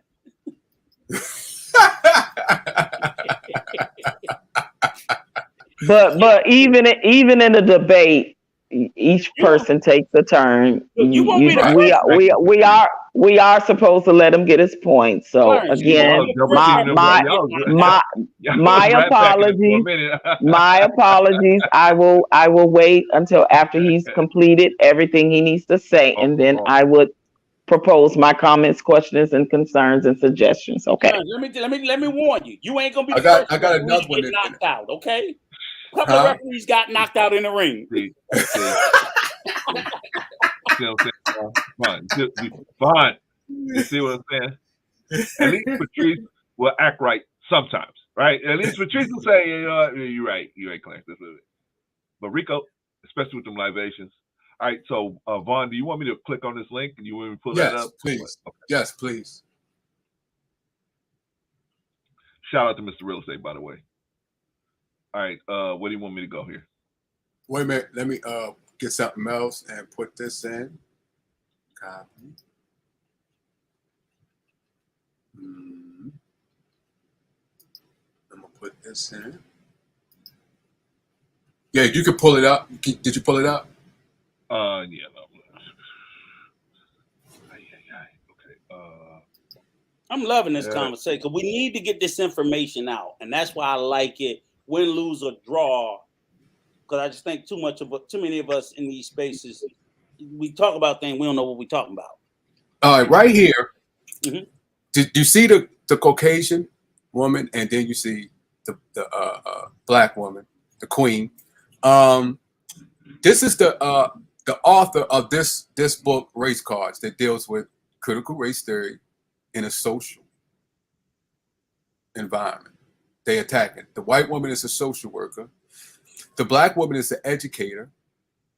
And she edited the book. and she looked at it through race, the lens that you're supposed to look at it through. Okay, now go. Here go. I'm gonna put this in the chat too. This is another person, but go down on this. Not, yeah, a little bit. Let me see. Okay, hold wait a minute. She talks about the Caucasian woman talks about what she went through as when she was in school when it came to diversity, equality initiative in school. And she talked about how different it was. And then when she went to private school, how she learned a part of CRT in private K-12 school. Okay. Now, in this article, she explains, she says it was a research with kids that understand between race and when you should talk about to your kids. At 6 months old, kids are able to understand the differences in race as a child. Okay? So pay attention to that. Now, I put another author in there also that does kids books dealing with CRT, critical race theory. He has a good Twitter page. He has, Michelle Obama, all the and some stars on there. And he has on there the books that they took it out when it comes to critical race theory, dealing with critical race theory, specifically the kids book. All right. Now I'm going to put also in here so people can know that I got to bring receipts. 2 studies of how kids notice race. Hey, Brother Von, can you do it? I don't want to stop you. Can you do us a favor? Also, drop these links, at least on these books and this article in the chat, or maybe see if somebody can drop them in the chat, because I think that this is. I don't want us just to have it in the back chat. See if Von Bryant can come up and copy and paste them, and then put them into the chat, because it has to be. I think it has to be either Brother Clarence or a moderator. Right. He can too, but I can do it. Okay, I just want everybody to be able to get this. This is some good. Okay, she did this. I can't. That's what it's here for. Let me see let me see on my page. So anybody that want to click on these things, you can click and read the article and the information. We all about sharing that. And Mr. Real Estate, we don't know if it's a good or a bad thing. It's been around for 40 years, so it can't be that bad. At least 40 years. So that's what we up here chopping it up about. Is CRT a good thing or a bad thing? I'm like, it's been around for 40 years. So I don't know how it can be bad. Okay. It's been around for 40 years and taught at the university level. It can't be good, Rico. If they're trying to strike it down, it can't be good, right? No, it is good if they made it political. They made it political. And I'm going to go into don't they make everything like that political? Exactly. They're making it political about reparations. So. Right. They make it political. It doesn't mean it's bad. They just decided they wanted to make it political to beat up on it for whatever points, because it's been around for 40 years. So did it I need to ask some questions, because I got some questions that are they going to be good? I think so. I mean, we can find out a few things. Put them in the back.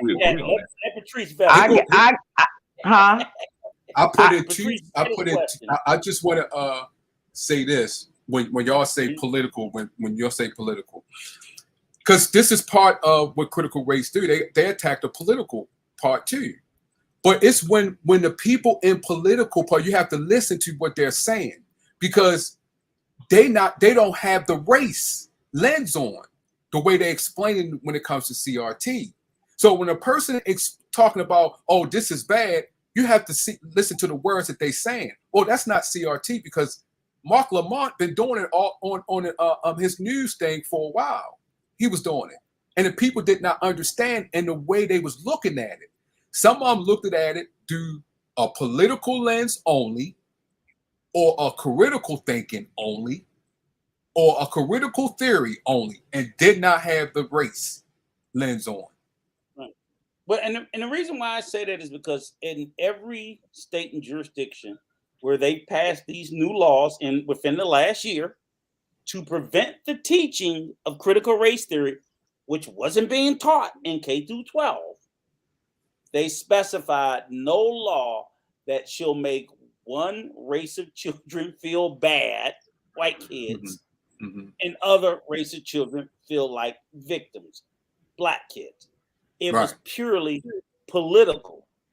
So they're not even looking at what it is. What it was great points. It was great political theater. It was great because you passed a law to prevent them from doing something they wasn't doing anyway.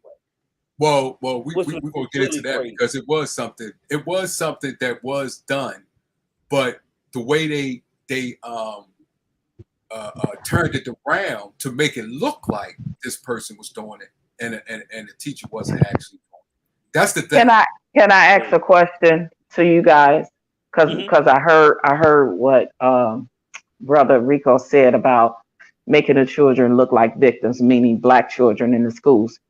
Once we learned a lot about slavery and our history, and especially once Roots came on, did we feel like victims then? Hell no. Okay, so do you think that our children, because I think it's more to it than even just the slavery part, right? We're talking about a whole system that it's not just that. It's about the contributions too that Black people made to American history and how racism continues to permeate even today in history. So I think it's a lot more that comes to it. So I think that when like things like Roots came out, I think that there was a mouse piss on cotton from the white community, because I think it was a sense of guilt with them. I remember specifically, white people, a lot of white people feeling afraid, feeling a sense of guilt, and wondering, oh my God, what are they going to do? Are they going to rebel? Are they going to feel away? Are they just going to start beating us up? I remember feeling seeing white people like being extra nice and stuff like that. So I think that there's always a sense of, when it comes to a lot of white people, and not all, so let me put that disclaimer out there, that there is just a sense of them not wanting us to have that part of history, which is American history, taught to their children because of the way they felt. And I think it is a guilt trip. It's a guilt trip. And it's an absolute dismiss of our history, our feelings, and our contributions. Especially a lot of Black inventors that invented a lot of things back then that was stolen by their ancestors. I think it really is a sense of dismissiveness, and guilt is one of the main reasons why they don't want a big part of critical race theory to be taught in school. If you really want to know the truth, it was a sleight of hand trick. They don't even give a shit about critical race theory. They don't. Critical race theory wasn't even being taught. What they were doing was, of course, every 2 to 4 years, we get into this whole political theater where all of a sudden each side has to come up with something. So now we're like, what's going to happen is we're about to go into 2022, right? The Democrats are they're going to butt hurt like hell over this Roe thing, right? Whether all Democrats are against it or not, that's what they're going to do. The guns, they're going to do the abortion overturn thing. The Republicans have to look for something too. So every election, each side looks for something that, damn, we can gin our base up and we can get them upset about. Critical race theory in 2020 was one of those things. And it was very effective for a lot of Republicans. And like I said, Virginia, the governor, a big part of the reason why he won was he was hammering the shit out of CRT. He was doing what to it? He was hammering the shit out of CRT. that they don't even put Well, in the school. a lot of states have banned it, like Florida, Tennessee, Mississippi, Right. But they Texas, don't even Oklahoma. teach it to And they Right. mostly are southern states, but we have to keep in mind that these are mostly Confederate southern states that you can go. It's easier for them to be able to go into a gas station and buy and purchase a Confederate flag than it is for them to want to face the facts of our history. And that's where I have the problem. This is what I'm Okay, saying. let me let me just say this. He was running on something that wasn't even happening. So in other words, it's like you made up an issue that didn't even exist to win, and that shit worked. It literally worked. I'm not understanding what you're saying. I'm not understanding. It's called a straw man. Yes, he created a straw man. Von, He created a straw man that people believe and they want to believe it. It's a straw man. Okay, Von Eric, I know you got another point to make. I understand that. But do you mind if we get some of the people in the chat involved? We got some, because they got some good questions, man. Okay. I mean, Are you open to answering some questions? Yeah, drop and then get back to your point. And then get back to your point. Vaughn, put a pin in your point that you've been ready to make, Vaughn. But we want to ask some questions because go ahead. Okay, all right. So and while he's doing that, Vaughn, would you also agree that because there is no national history curriculum, like in no states, when you looking at most states, don't even mandate Black history, right? That's how come it, it depends on the state, right? And there's no national history curriculum, and without that, a lot of states can't and won't mandate a Black history, and that's why we lack so much of having knowledge in our own history. So these are some of the things I got questions about, and I'm kind of iffy on. And I'm glad people got questions and want to come up because I ain't gonna be able to stay long. I actually have a really important meeting in about a half an hour. So I got about a half an hour to go. I can stay with you guys, but I'll be listening in the background after that. But I got about a half an hour, so we can rock.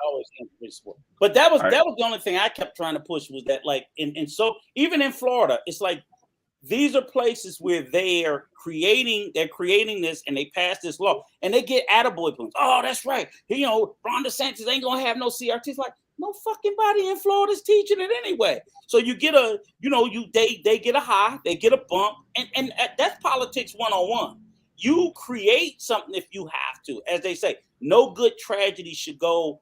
That's just politics. You jump on some shit that just like ain't nobody even talking about that, but if you can get the straw man. That's the perfect word for it. Okay, yeah. You guys remember the movie? You guys remember the movie The Untouchables? Yeah, with Kevin Costner, right? Yeah, Elliot Ness story and all of that. Right. Okay. So remember when they went to the Canadian border to stop them from bringing the booze over? Yeah. I mean, yeah. Right. They went to the Canadian border to stop them bringing the booze over, right? And so they were trying to get one of the guys that they had caught to confess, right? In the little shack they had caught him at, right? So Sean Connery went and got a dude that was already dead and put him on and was beating him up and finally just put a bullet in his head, right? And then the dude started talking, right? I remember that. God, that was so long ago, but I remember that scene now. The point is, the guy was already dead. Right, so it was already a safe. I mean, it wasn't he wasn't attacking anyone that was a potential threat. He was the guy was already dead, but he made him look like that he was working him over, like he was getting some resistance. You know what I mean? But he wasn't. It's like there was another the guy Eric Gardner when they put him on the I believe that's the one. That's the big brother where they choked him out, right? In New York, in New York, They put him on the gurney, and you can hear one of the police say, "Ask him questions. Just ask him questions. Ask him if he's okay." Right? He's dead. Right? The guy's dead. Right? And they're like, "Okay, Mr. Gardner, I'm gonna do this. Okay, I'm gonna do that." Right? But he's already dead. Right? Because they didn't want the people to go nuts. Right? So that's what I'm talking about when I say a straw man argument. But hold on, guys. I want us to answer this question real quick. Hold on. Let me do this real quick. Malcolm Coley. Yes, I do, but I wanted Von Eric to solidly make his point. He's getting there, but he's kind of getting like you, Rico. He's warming up. Well, he He's losing getting there. He 6, hasn't he really losing solidly 6 made to his 1. point. He's taking too long. No, Remember, I'm not he losing had 61. Yo, don't even try that. Malcolm Coley, shout out to Malcolm Coley. All right, guys, we're gonna like I said, we're gonna answer some of these questions. So the first question in the chat is from Brother New Growth. He says, normally isn't critical thinking something that you explore in college? Now I thought we all agreed that was the issue, except for Von Eric. It can be in high school critical thinking, so, but that's usually that's a lot of AP classes. Yeah. I learned it in high school doing debate when I was on the debate team. So that's a great example. Debate, things like that. Right. That's where you get that. But just regular smuggler, nope. College. That is absolutely. You're right. That is correct. And even on the debate team in college as well. Yep. All right. So we answered that one. I hope we answered that question for you, New Growth. Let's move on down the line because Vaughn had a good idea. We should answer some of these questions. Let's see. But it's just funny because, I remember I couldn't even graduate into high school without taking and passing the Constitution test. So that's why I'm saying I side out a difference in the control and what they want us to learn and be taught. And y'all know that everything, the whole system still runs under WS. And so when you look at even the things that's being said by, quote unquote Socrates, these are all white philosophers and you know what I mean? So I just side out a lot of that stuff. That's why I always tell us we have to still be critical thinking outside the box of what they're saying because of who created these systems, right? But that's what defies logic. Yeah, but that's why. If the system is run by WS, since when the hell is WS going to allow CRT? Right. Oh yeah, I know. But the thing is, you gotta understand. Just like I explained. Von Eric. Go ahead. I want you to rock. But I want to ask you a quick question before I throw the link out there. Are you solid in your position so that I can put the link out? No, I still got more information. Okay, y'all be asking questions and stuff like that. I still got more information. You can drop the link, Clarence. You can drop the link. They can come up, and we can still continue to rock. We can do it. All right. So that some of them. Because I don't want things to get convoluted. That's my point. Yeah, let him come up and get involved, and then he could do the other thing after the rest of it after. But I think you don't want to keep. You know what I mean? If they got questions in the chat and want to come up. It's So already been 2 hours and 2.5 hours. Especially if they got questions about what we already talked about. Mm-hmm. All right.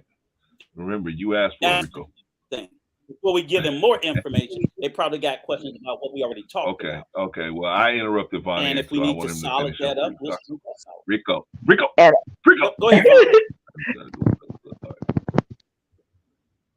Vaughn, you there? Yeah, I just think. Okay.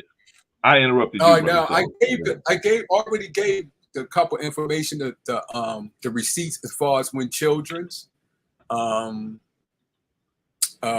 children look. The study, it was a Boston study, and I gave 2 studies on that. I gave that link in there. Also, here is y'all was just talking about one part that was done when you say it makes the white kids look bad. I'm pulling this up right here. This article. Not look bad. That's the wrong wording. Guilty. Come home guilty and then have to go to their parents and ask questions and their parents feeling guilty. I think it's more of a guilt and a shame thing. Okay, I got you. I can use. I would use that word also. Use that word. Guilty. I'll put the link in, Brother Clarence. Yeah. I'm trying to pull it up now, brother. Okay. Is that it? Yeah.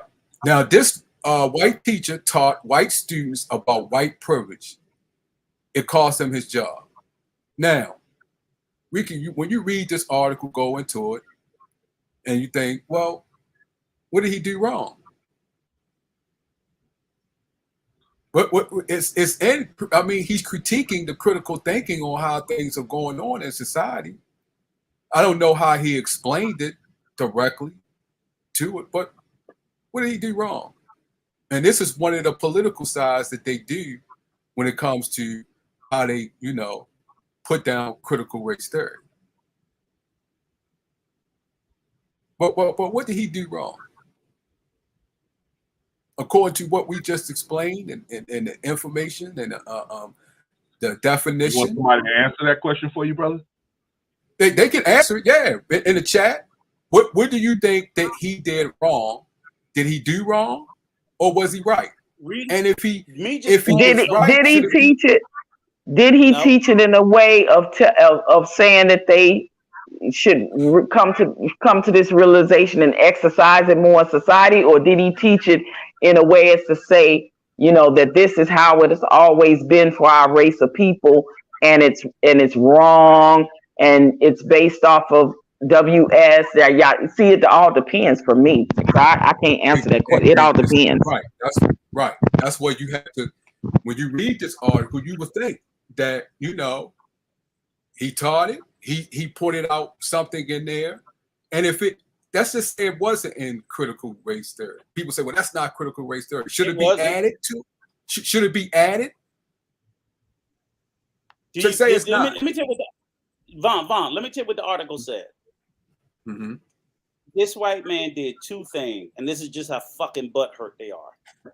Mm-hmm. He told his high school students that white privilege was a fact. It's in the article. Right. Are we saying he lied? He said white privilege was a fact.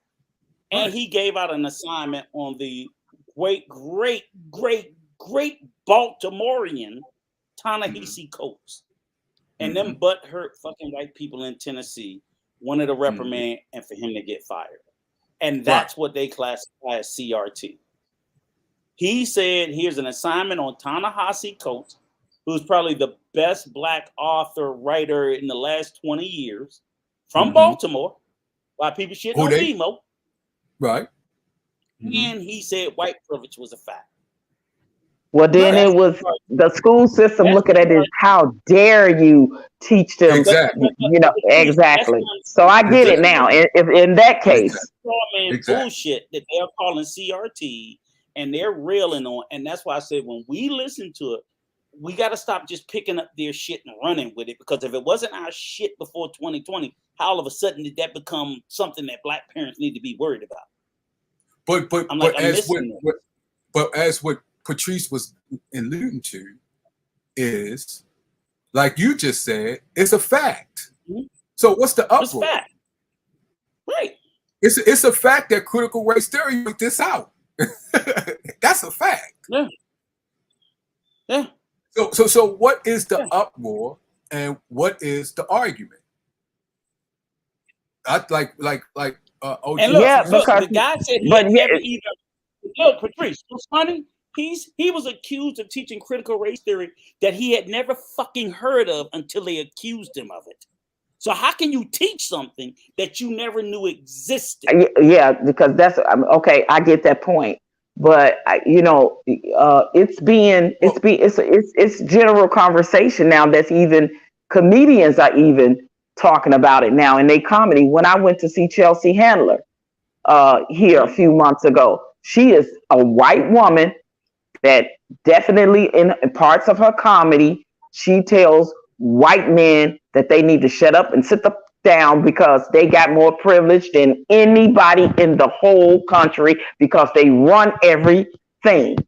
So she basically said in her comment, and I promise you she said this, and you could almost hear a church mouse when she said it. But she that type, right? She said, you guys need to realize you are the most privileged men on this earth and you run everything. So you all need to sit down sometime and shut up sometime because you run everything. She said that in her comedy. So that's a part of it's being talked about, on a regular basis. So now you have this teacher that comes in and he's teaching these white kids, they probably predominantly white, maybe some blacks mixed in there, is saying, hey, this is what's going on in America and have been going on since the beginning of time for our race, and it's not a good thing. And this is why probably the country is what it is, and this is the things that happen because of it. And the school system is saying, how dare you teach, these children that, even though they know that they are privileged and they're right, but you don't wake up nobody else and teach this is wrong, so we're going to punish you for you teaching something that we know is wrong, that we've been allowing for centuries. That's what I get from it. I'll put another. Can you put that up? Wait a minute. Can you Let me put tell you that what's other hilarious link about that up? article. I just looked Clarence, at that can you put that article. other link up?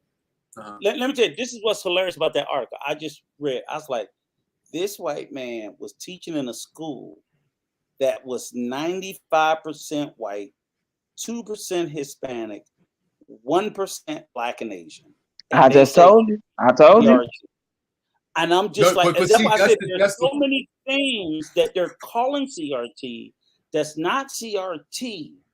That's all he taught was white privilege is a fact after the George Chauvin shit, and that, so I was like, this is, and like, we can't keep picking that up and running with that's what someone's doing because they're teaching But Don, now see, that's the thing. That book, like I just told you about that book, that the kids' book, that the author that I showed you was backing that guy up because it shows white privilege when it comes to it's a kid's book.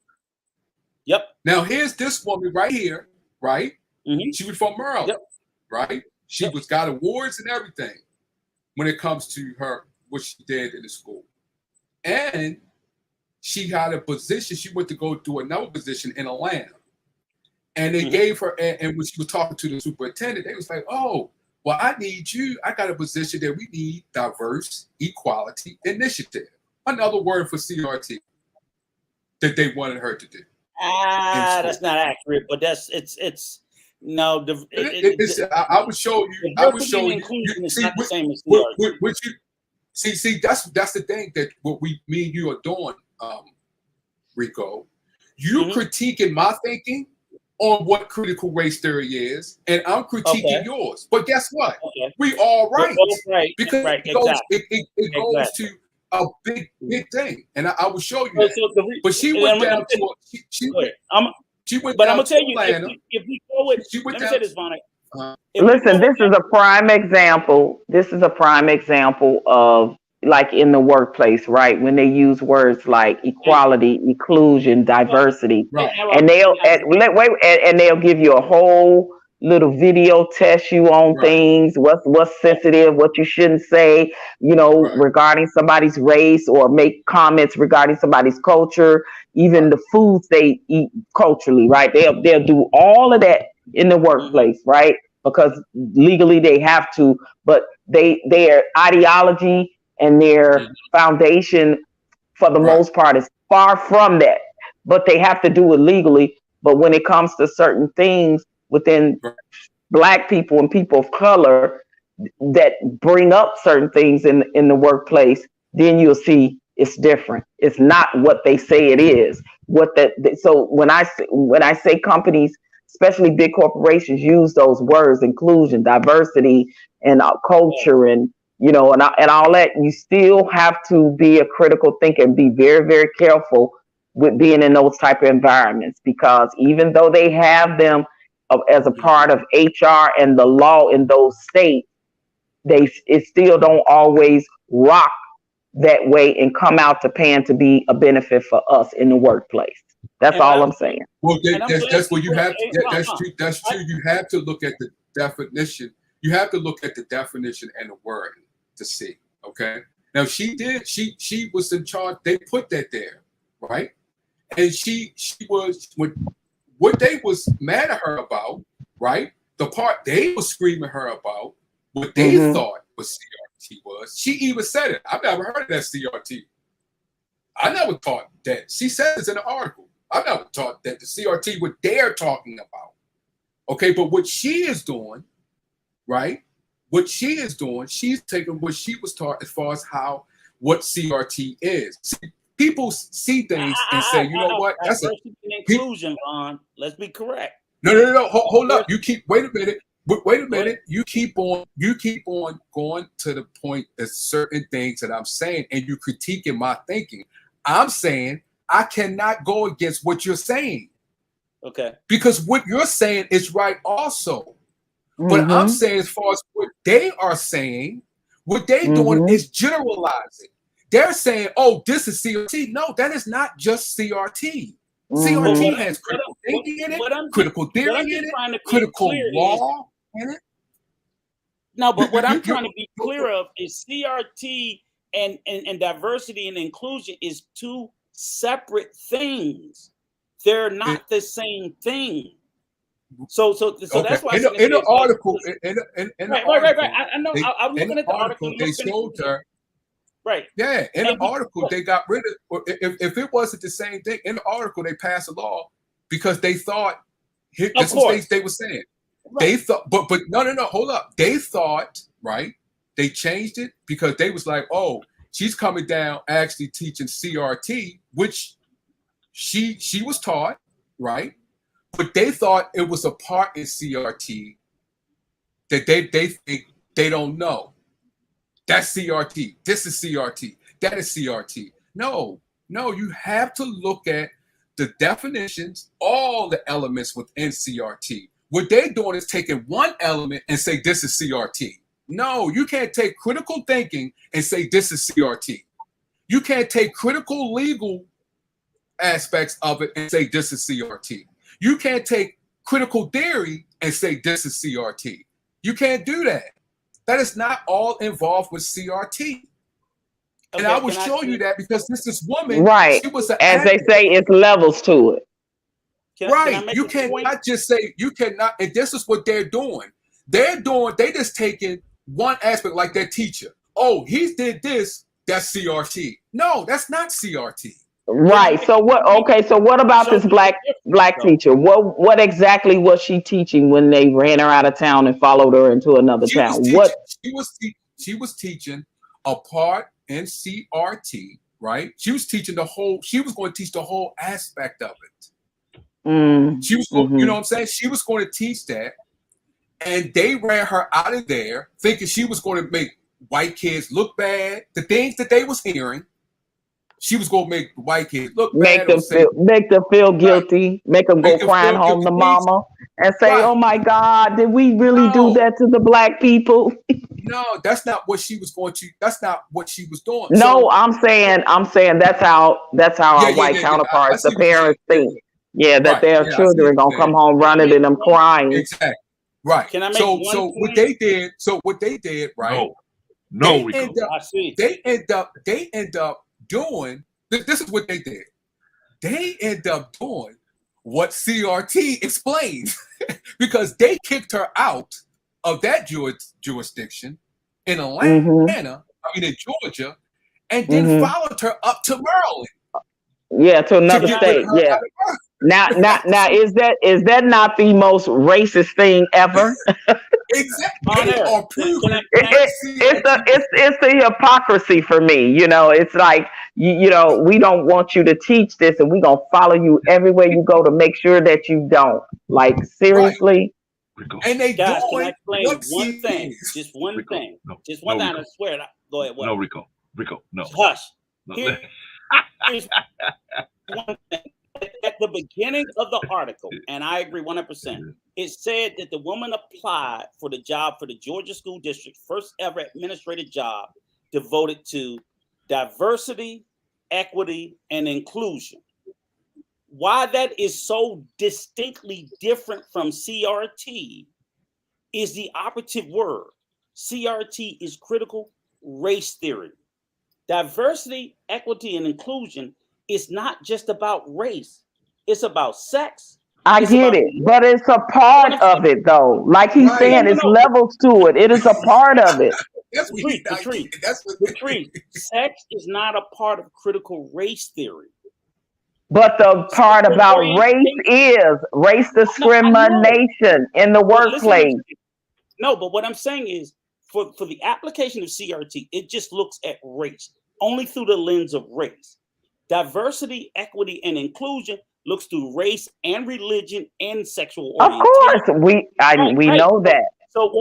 But what I'm saying is they're two different things. Von Yes. Eric is saying they're the same, and I would just But saying but they're but not we're saying there's levels to it, and the race part of Yes. diversity and inclusion is Sure, a part of that. Right. CRT. It's yes. That's part That's of a part of diversity. Race is part of diversity, equity, and inclusion. But diversity and equity and inclusion has nothing to do with CRT. Oh It God, just we ain't. just said we just listen. Okay, let's move the needle. Let's Let's move the move- needle. let's- Okay, here, All right. here, Okay. here- The libations is kicking in. The libations is Yeah. kicking in. Can you click on- Okay. Hold on, Von, Go ahead. because I think we're getting stuck and all, and we got to get all these. And man, you're gonna kill me with all these links. So so what I'm gonna do right now is I'm gonna go through a couple of definitions, so we can kind of get an idea where we're at. Okay. Okay. Everybody is familiar with the word denotation, correct? Denotation. Right, so Yeah. Denotation. Yeah. It is the literal or primary meaning of a word in contrast to the feelings or ideas that the word suggests. Okay. So when we're talking about CRT, the denotation is what it actually is. It actually is a law course. It's a course it's a college course. That's the all I was saying. denotation. Now let's go. That's the denotation. Now let's go over to the connotation. Okay, let's go over to a connotation. Okay, connotation, an idea or feeling that a word or what do you call that when you got all those different capital letters together?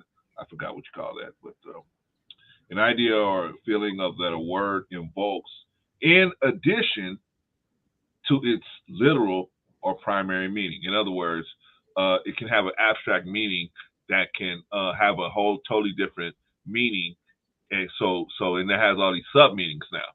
And so I think that's where we're getting caught up at because a lot of these in these schools, they'll say, well, since this has an element to CRT, an element CRT that is factual, that is something.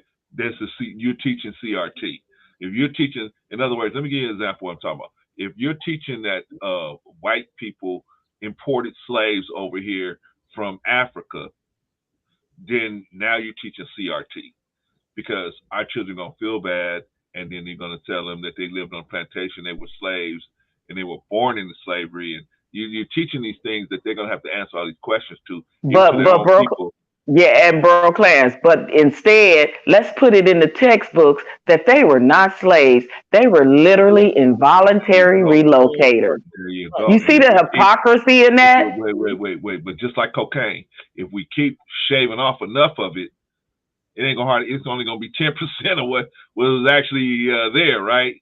And the people ain't gonna get high. The people are not even gonna feel it no more when they actually hit it. So the same thing with this history. When they hit this history, if they keep shaving off stuff, then it ain't history no more. So my point is, y'all, I think we're getting stuck because I see where Von Eric is going, and I see where you're coming from, Rico. But I'm at the same time, I think that we're having this going back and forth because we're not identifying who's talking about the literal, who's talking about when are we talking about the literal aspect of CRT, and when are we talking about the CRT like CRT adjacent the political football CRT. Which one are we talking about? Okay, I got all of that. I got all of that, and I got all the receipts. I got all the receipts to explain all that. Matter of fact, it's a woman. I got all the receipts. But what you're saying is when the legal aspects, the way it started, the way it was attacked. Matter of fact, I got a video on the guy in the video with Lamont Hill that taught CRT. And said, you talking about Mark Lamont Hill? Yeah. And okay. K-12. I had the video when he's talking to the guy who taught CRT and researched it, what was taught in schools. Okay, you got a link to that so we can watch that right quick? Yeah, but let me give. I got two more things, and then we could go to that. Because I wanted this woman. want to make sure that she get her shine because she was Who we talking about? This lady here? Yeah. No. Black No, lady? that's another. Okay. No, that's another. Okay. Here So go this. Here link go here. this. No. I'm putting it. I ain't put her in yet. Okay.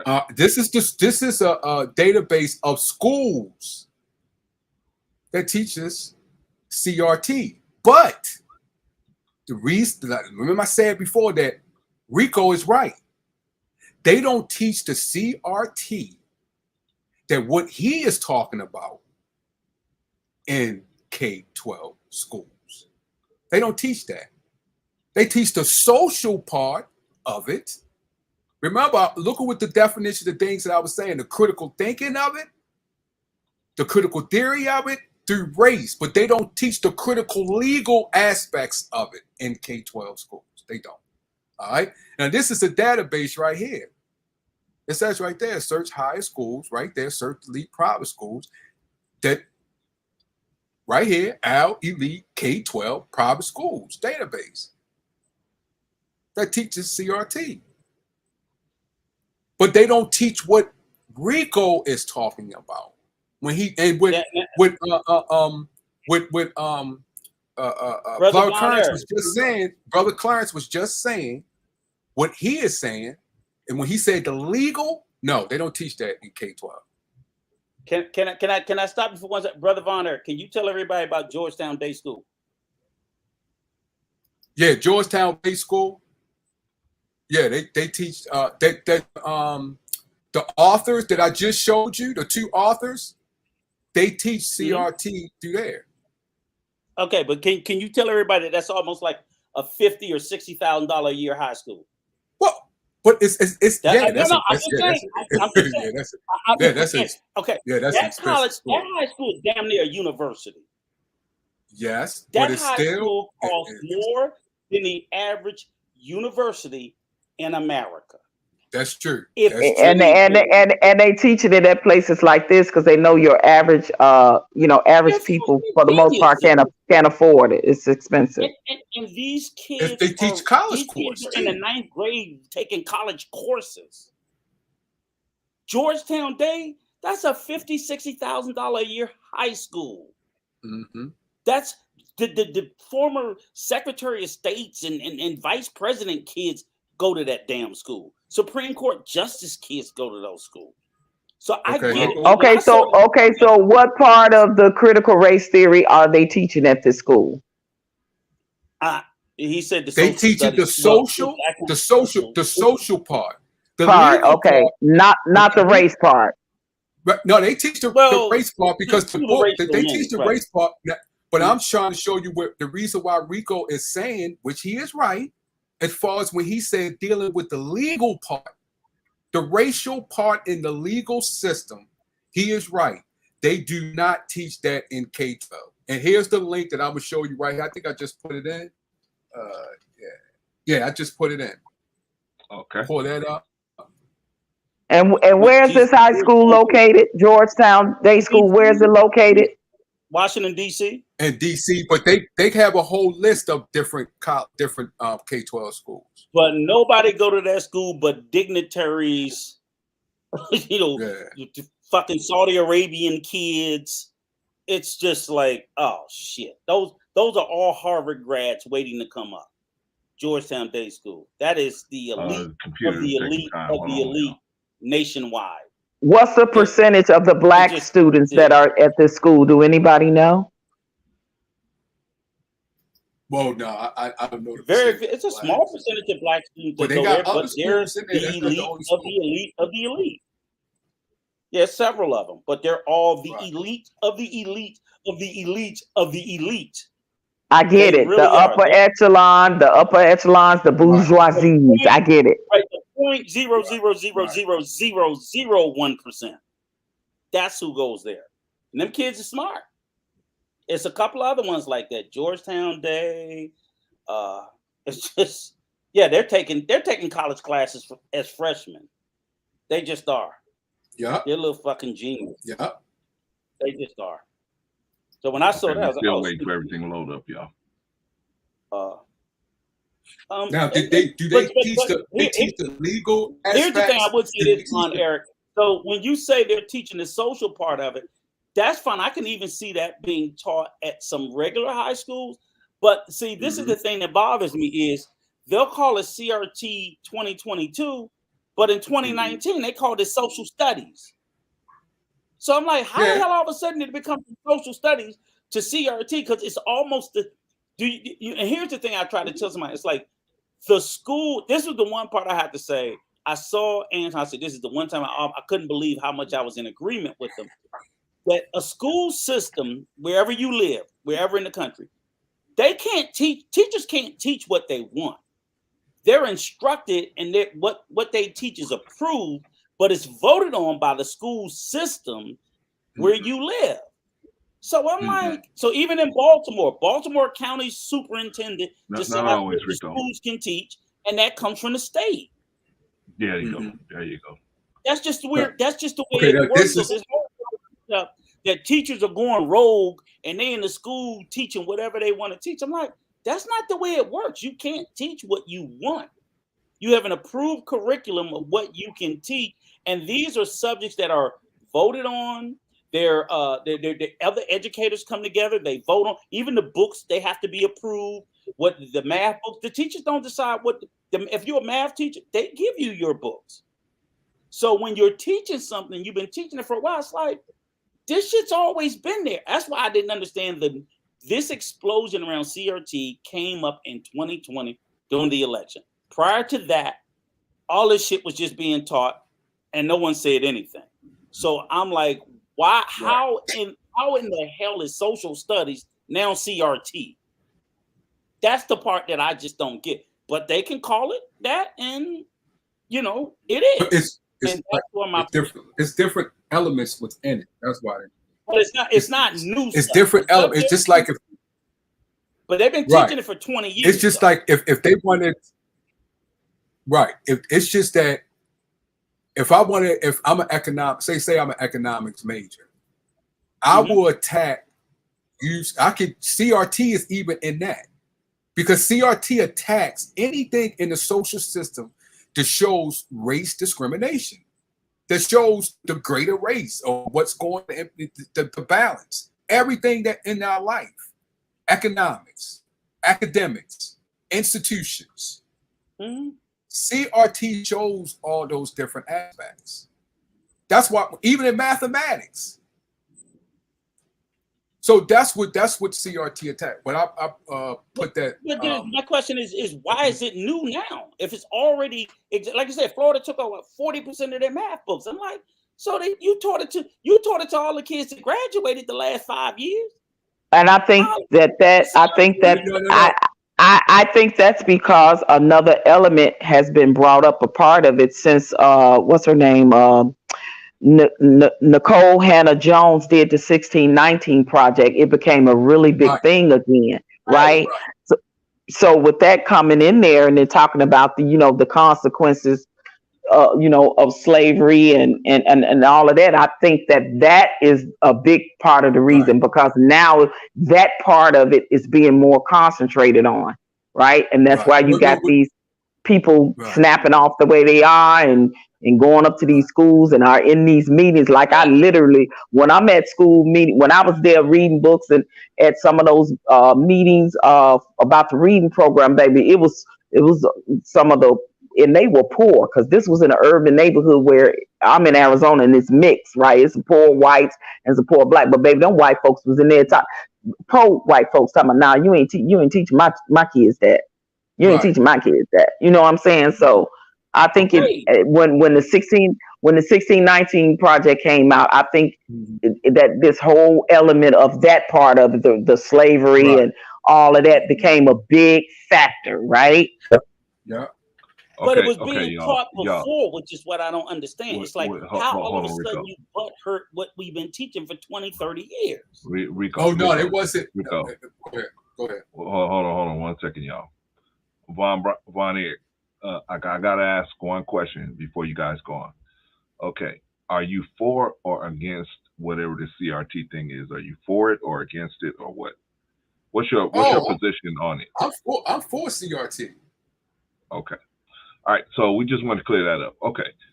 You guys continue. Oh, well, we got some And questions. I'm in favor of it as well, but it's because it's taught at the college. Bring the questions up too. So Okay. I'm gonna leave in about 15 minutes. Okay. Yeah, First Tristan, question. I have no idea New how Growth math is question. affected by it. New I Growth. really don't. But they New found Growth a way. Let me They shout found a out way to make Michael math. Coffee. So I was like, what the hell? Go ahead.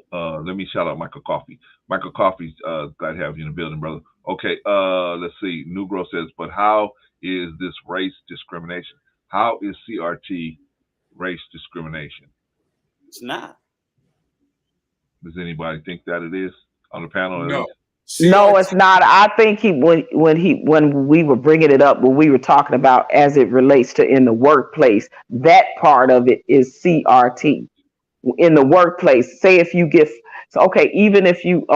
if you get you feel as a black person in a workplace you've gotten passed over by a job that went to somebody of a different race, and you really feel that it's based off of they did it based off of because you were black, or they fired you based off of race, and you of course there's got to be some history, some receipts of that led up to this conclusion, right? That part of it, that part of the race discrimination is a part of CRT. So that's where I think New Growth probably was asking that question. Or he might be saying that, that what CRT, like say it was discrimination in the workplace. They will use CRT to attack, like what Rico was saying, the law, which is the rules and regulation. Why is this person or all these people that is of color is where they are, and why they still has not grown? This and right. The CRT goes and attacks the rules and regulation of it. You got these rules in place, so these people cannot prosper. And what they'll do is, as you see, you're correct, Von. They would look at it and they'd be like, okay, Von Eric got fired for this. How many other people got fired for the same sort of infraction? Right. What was their racial ethnicity? Wait a minute. So 20 people was late for work. 10 of them was white. 10 of them was black, but only the 2 black ones got. You know what I'm saying? You look at things like that and say, okay, what's the discrepancy? Right. All the black people got written up, or all the black people got reprimanded. And unless there's something else that we're missing, you know, you look at things through those lenses, because that happens on the workplace. Different things, like, okay, well, they were all late. Like I said, he got rolled up, but the other ones didn't. Was this his first occurrence, or was it their first occurrence and Von's 15th? You know, things like that. So CRT doesn't always apply to everything. Again, I think they just took a theory that really has nothing to do with nothing. 40 years it's been in existence. It's been in academia and college for 40 years. And they found a straw man and said, oh shit, this is what we can use. They got to come up with something new by 2024 because they won't be able to use that. Right. It's going to be something else that'll also be made up. All right. We got a question in the chat, but before we go in the chat, I want to tell a quick story so that people know how to deal with situations like that. Is it going to be funny? If it's not funny, we don't want to hear. Well, it depends on how you look at it. Okay, so one time I was I remember I got promoted to be a trainer at my job. I got promoted to be a trainer. So I was in training. And so I was a new kid on the block, and just long story short, I was the only one that looks like how I look that was on the staff. So so one of the guys that was on the staff, he had a problem with me.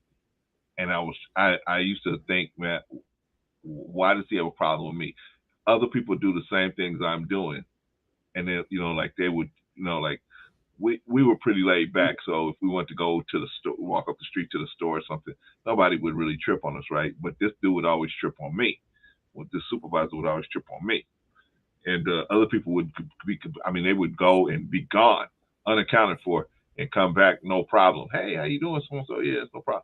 But me, I'm gone for like 10 minutes. I come back and they like, hey, where you been? And then whenever you leave, you got to write. This dude had told me, man, you got to write down where you going and leave it on my keyboard or leave it on my computer. if I'm not here, right? And nobody else had to do that, right? So I was telling a friend of mine that worked in, and then it got to the point where he would come in and he would say things whenever they would ask my opinion. I started telling my opinion because we had to vote on how we were going to teach certain classes, teach a certain subject. And so whenever they would ask my opinion and I started telling it, he would just, man, be like, be quiet. You're not saying anything. We already covered that. Stop. You know, he would just be real nasty with me, right? And I was like, what is this dude's problem with me? What? I couldn't figure it out, right? So it started getting to the point where I had to say to myself, okay, it's obvious since I'm the only one that looks like me on this staff, everybody else is all the same ethnicity, and I'm the only one that's not that ethnicity. That may have a part to play in this situation, right? So I'm telling a friend of mine that works in that worked in human resources. I said, man, I got this issue. This person keeps bothering me, and you know. So the lady, my friend told me, she said, just whenever he comes in the room, just start writing. Just put down the date, put down the time, and whatever he start says, documenting. Start writing everything down. Man, I'm telling you, Patrice, I did this about twice, right? so the guy that was our actual supervisor in the room, he said, hey, you writing down everything so and so says every time they come in, huh? I said, yep, because it's obvious that he's treating me different than you guys, and I'm not trying to get him to treat you guys like he treats me. I just don't want to be treated differently. You know what I mean? But it's obvious that I am. I see what's coming ahead. I see we're gonna be talking to the union. Well, I see we're gonna be talking to the union. I see we're gonna be talking to administrative staff, internal affairs. I see it coming. So I'm just gonna take notes. That way, when I go in there, I have everything he did to me written down because I'm not doing anything to him. And the guy started laughing. He said, "Oh, okay." So what I found out later that those two are good friends, right? Man, about a day later, hey Clarence, how you doing? You need anything? I can go get you something you need. I'm like, whole conversation change. Whole new thing. Once he told him I was writing everything, because he went and told him. He went and told him what you was doing. But he saw me doing it, but he didn't know exactly. Right. He probably just thought you was writing notes. Yeah. Right. But his friend told him. And see, and this is the thing I talk about all the time is how they are on code and stick together and we don't. When it comes to stuff like that, you could be in a workplace with a black person and tell that black person what's going on. And they be like, girl, yeah, you take your note, do this, do that. Cause they show this treating you wrong. I be seeing it. I be witnessing, I be hearing it. But when it comes to time for them to speak up for you, when you got that case, girl, I can't do that. You know, this is my job. You know, it's all like you hear that. But the thing about them is they're on code. He went straight to his friend and told him exactly what you were doing. That's why when it comes to stuff like that, when it comes to people that look like them, I don't tell them what I'm doing. I just do it. And then I take all my evidence to HR because that has happened to me. Not that exact same situation, but different scenarios. And by me working in payroll and dealing with HR, I know how they roll. That's the first thing they tell you. Take notes, dates, times, where were you when it happened, who all was in the room, who are witnesses. So when you put these people names down and then now nobody don't want to talk, okay, you know why, especially if they look like you. I was like, oh, okay. So I did it, and it was a sister that told me that. She said, just write everything down. And you know, I would see how he acting about a week. Sure enough, it wasn't even a week. It was probably about 2 or 3 days later. He was like, hey, Clarence. But my point in putting that out is sometimes that stuff like that will pop up on us, and we want to take it personally, right? Like at first I took it personally, but when I didn't, because I didn't know how to respond, right? But now I'm saying this is how, for the rest of us that's still listening, this is how you respond to something like that. You document everything that you document. That's HR 101. Yeah, in most of these cases where these people are getting at least a little bit of retribution from the police, from these police departments and these city officials, it's because it was documented that this stuff happened.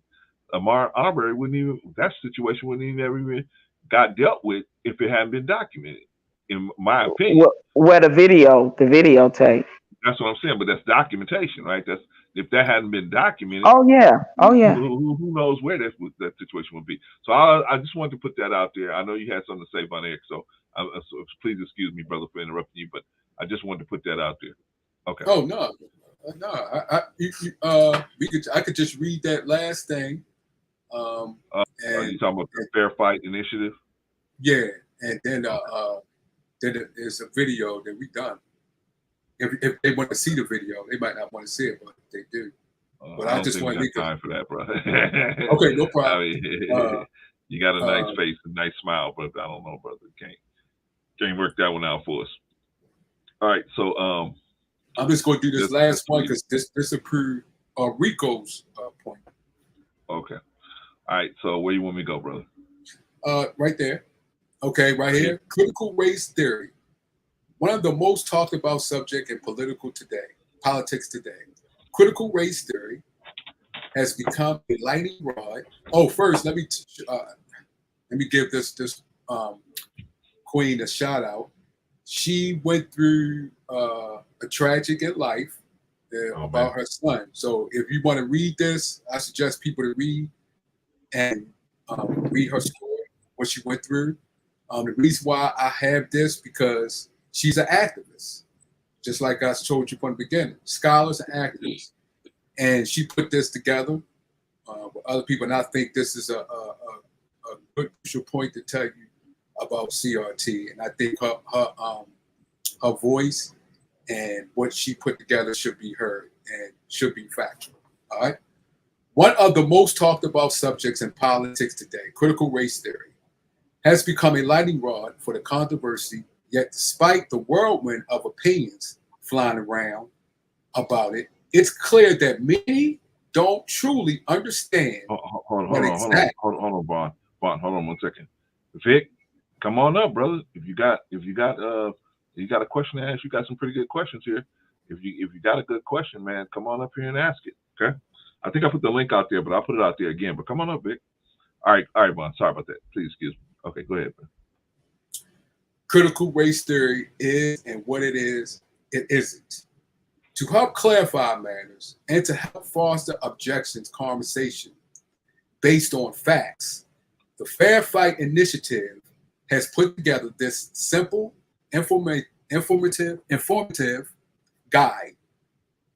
One caveat before we dive into it: CRT is a consistently involving field of study. So that means it's involving. It's many things, and it grows. It started off as legal, like Rico has said, and it has evolved and still evolving. But she said here, it's a many things flying around. So it's things people trying to put into CRT that shouldn't be. So even though it's involving, it's things that should not be in there. Okay. No guy can even true. Brother Vaughn? Yeah. Brother Vaughn, can I ask a quick question? Yeah. Okay, so in this, see, this is a critical part of it, is that it's so obscure that you can never really pin it down to what it actually is. And then when you pin it down, then somebody can say, well, no, this is not it. That's the issue we have in here, right? No, that's not really it. Then another person say, no, that's not really it, and this not really it. And so, is there in any of your documentation, is there any clear definition of what this CRT is? Clarence, it's a study of something. That's what it is. But let me finish reading this. And I think this what she's saying may help you. But me is you have to have your racial lens on. You can't put it in and don't have that racial lens. Okay. So and you have to listen to when the people are saying this and saying that. If you don't have that racial lens, and then you gotta see what are they attacking, what part of they're attacking. But everything involved about the racial lens. Now, I want to be careful when I say racial lens, because as you know, it's different races. So you might have a black lens on, and then you will have, but that focal point is you got to have that racial lens on to make sure. Yes. Can I add something to it? And here's the problem, though, right? Because, like you said, Clarence, you can't say what everybody's saying is not this, but yet they're still calling other things something. Y'all let him get through the reading though first, for real. Like let him get through the reading first. Can we do that? It might answer a lot of questions. All right, what was it? As such, no guide can even truly be considered complete. What follows is simple, intended to offer a solid knowledge base for discussion. All right, can you go up for me? Because I can't. For me, Brother Clarence, where it says. Okay. Go up this way or this way? Yeah. Go down. Okay, right there where it said fundamental. Fundamental CRT is approach to hostilically studying U.S. policies and institutions with a wide focus encompassing such subjects as criminal legal, like Rico was saying, employment, housing, health care, and education, different aspects in the world. Among others, in plain terms, CRT suggests that racism is part of a broader pattern in America. At the highest level, CRT posits that racism is implicitly woven into our laws. Mm-hmm. Now that go ahead. I thought you were through. I'm sorry. Oh, you want to say something? No, go ahead. Read. I want you to read. Okay, including the nature of policy. Oh, I'm sorry, policing and law enforcement in our communities. Drilling down to everyday life, this systematic racism impacts everything from hiring practice to home loans. Listen, and you can see what she can see. See, this is the thing that Rico is strong as his point, because everything is evolved around law, guidelines. Yeah, but that it's even on a bigger scale. So when you just reading that, and when you said U.S.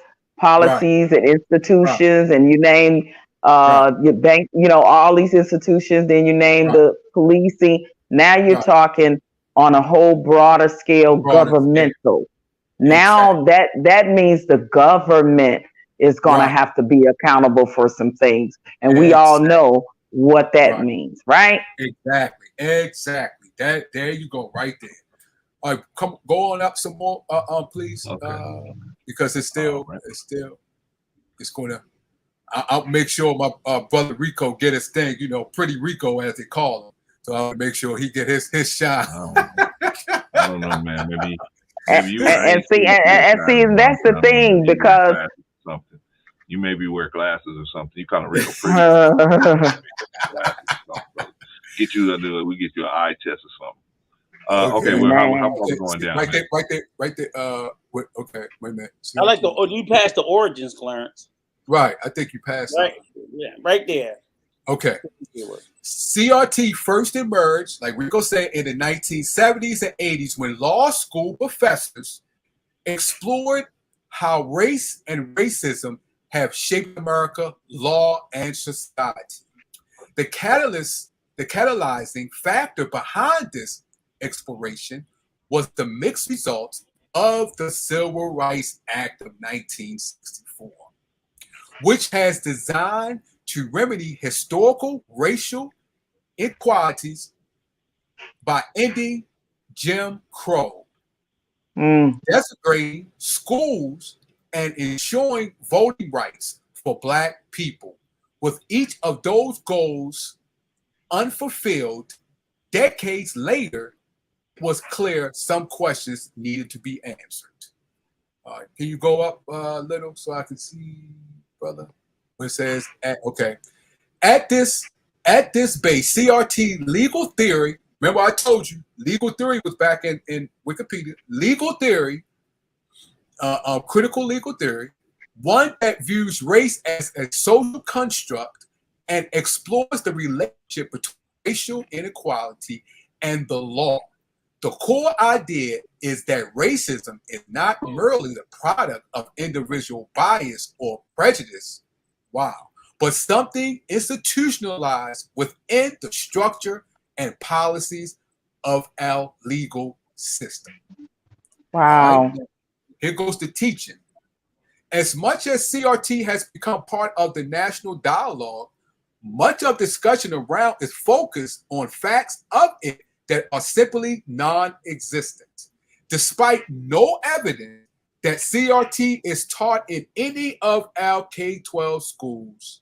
Some politicians and news organizations have viewed the controversy around CRT and used it as a wedge to divide us. Mm-hmm. That's a big thing there. Yeah, that's true. And it has politically and racially. Yes. Right. That's a big thing. And the legal, like Brother Rico said, that is not taught in K-12. That's not. But it's taught in universities and law schools.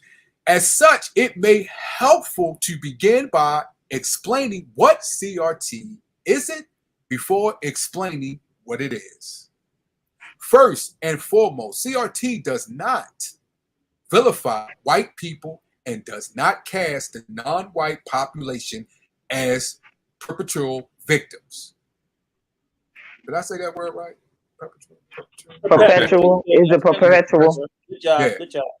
To be clear, CRT is not a study in placing blame. So did that white teacher place blame, or was he just speaking truth?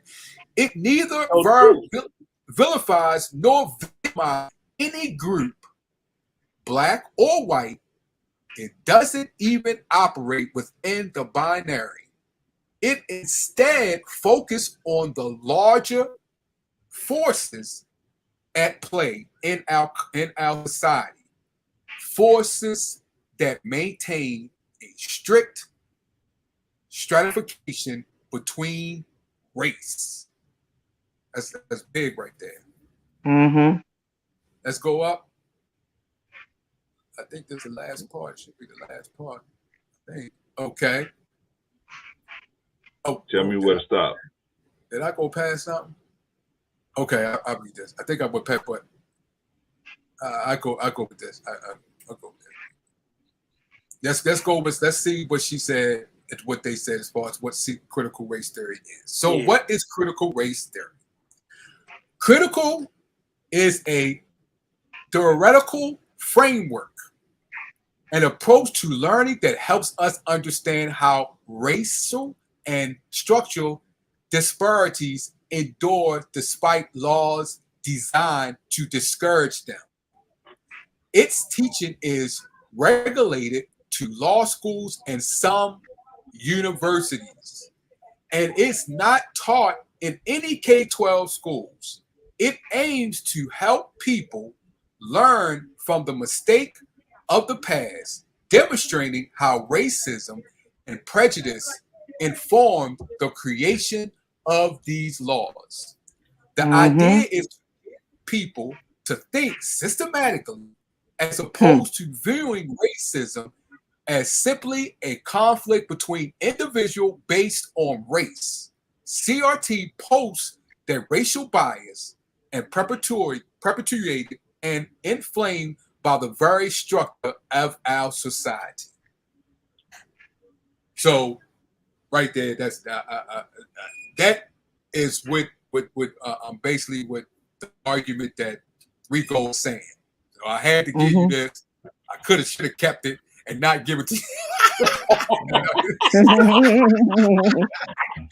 Yeah. But this woman, needs You to gotta be honest though. You're doing gotta this be for the honest scrubs, not me. and what she said, and I see where she's coming from through law, because everything is ran. Be honest, law. Even God said, make sure you follow my commandments and observe my law. So I have to be behind this. All right. As a legal third, now she's going legal now, though. This is legal. All right. As a legal theory, CRT explores and illustrates how the law can, what's that? Promulgated or support racial, promulgated? Yeah. Yeah, which means and spread support, or support. Spread. Right. Promulgate and support racial disparities. As a social theory, CRT recognizes that racism is a social problem. Social. Now that's a social problem. Within it, that's why some people attack it socially, as the teachers. And in the K-12 schools, they are attacking it socially. Within the dual focus, it's interested in focusing on institutions, as OG Patrice was talking about, going to the HR and other clients in the workplace, structures, systems, processes, assumptions, discourses, narrative, and large microprocess that have fostered racial inequality. So critical race theory is a framework, and it developed to help us understand how it's that structural and racial disparities endure in our society and how that is encouraged in some of our laws and policies. The theory rests on the premise that racial bias, intentional or not, that's important. That's important. You know, some people do it intentional, some people don't, but it's still racial. It's still, you know, you may not did it intentionally, but the action that you just did, you know, so it's baked into U.S. laws. See, institutions. Black Americans, for example, are incarcerated at much higher rates than any other racial group. CRT when we just talk about that. Yeah, CRT invites scrutiny of the criminal law. I think I can't see the rest of it. Oh, sorry, bro. I can end it here. Legal system role in that disparity with a dispassionate view that the law falls far short of the ideals under which it was created. And Victor Freeze, when we get to the ultimate goal, I think that's going to answer this question you got up here. It's like, what's the overarching reason? This is the ultimate goal. Oh, y'all want me to read this? Yeah, I want to. Yeah, go ahead. Yeah. Okay. All right. I thought y'all went. Okay. Here you go. Critical race theorists hold that racism is inherent in the law as it currently exists. These laws, the very fiber of America, the very DNA and fiber of America. Yeah. But go ahead. These laws, when viewed through the framework, remember, she said, when viewed through the framework of CRT, are inherently designed to create and maintain social, economic, money, and political inequalities between white and non-white, especially Black Americans, beyond simply studying these injustices. Critical race theorists are generally dedicated to applying their understanding of the institutional or structural nature of racism to the concrete goal of eliminating all race-based and other unjust heresies. There it is. Wow. Yeah, that's deep. And it's systematic, which is what we be saying is the biggest WS there is. We know it's at the top level. We don't always necessarily mean it's a person. It's a system. Yeah. It's a system. And the system is ran by the very said people that controls economics, financial, education, housing, military, health. They control the world. So it's Right. bigger than this. And I think if we start to get into the nuts and bolts of it all, this is the discovery, and they know that's what we know and have discovered. So that's why you get so much pushback when it comes Right. to certain states like your Floridas, your Tennessees, your Mississippis, your Texas, your Oklahomas, and your Georgias, etc., which is some of the most southern states, which are some of the most Confederate states. Like I said, it's easier to walk into one of those states in a hillbilly town in a gas station to pick up a Confederate flag and purchase it at a gas station than it is to push anything when it comes to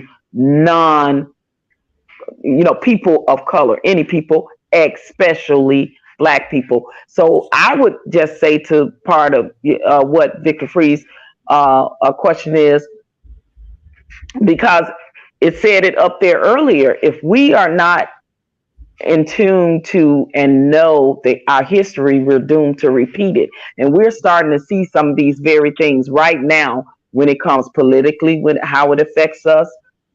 It's been affecting us when it comes to the judicial system, the prison system, the criminal system, the health disparity system, all the things that's already in place. And we're still behind, at the bottom of the totem pole when it comes to those things. So I think that if we are not instilling and teaching these things in our children, they're going to grow up with this same make-believe that we grow up. I didn't know these things about how the system works and the disparities and all until I got grown and started reading books and learning for my own.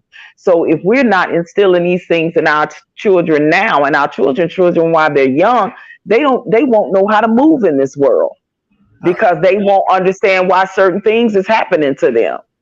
Like, are we gonna literally not teach the history, and ignore it or want to sweep it under the rug? And even if a lot of these states are banning it and don't want to teach it, it is up to us ultimately to make sure that they know, because they have to grow up in this world, be functional in this world, have jobs in this world, get health care in this world, get educated in this world. The very system that controls all of that is under this very WS that we're talking about. Yeah. And if we're going to lead our children into this world, we have to lead them into a world with their eyes wide open, not eyes shut, right? So, yeah, the ones that believe already do. And there is always going to be some that don't and won't, and that's fine. But for the most part, I'm saying the ones that believe, I believe, should be teaching their children and their children's children. The same way all of the other races, and this is what kind of gets me with our race when we say things like we need to leave us alone and like this and that, because all other races teach all of their history to their children. They grandchildren, great grandchildren know about things like the Holocaust. Think Pearl Harbor.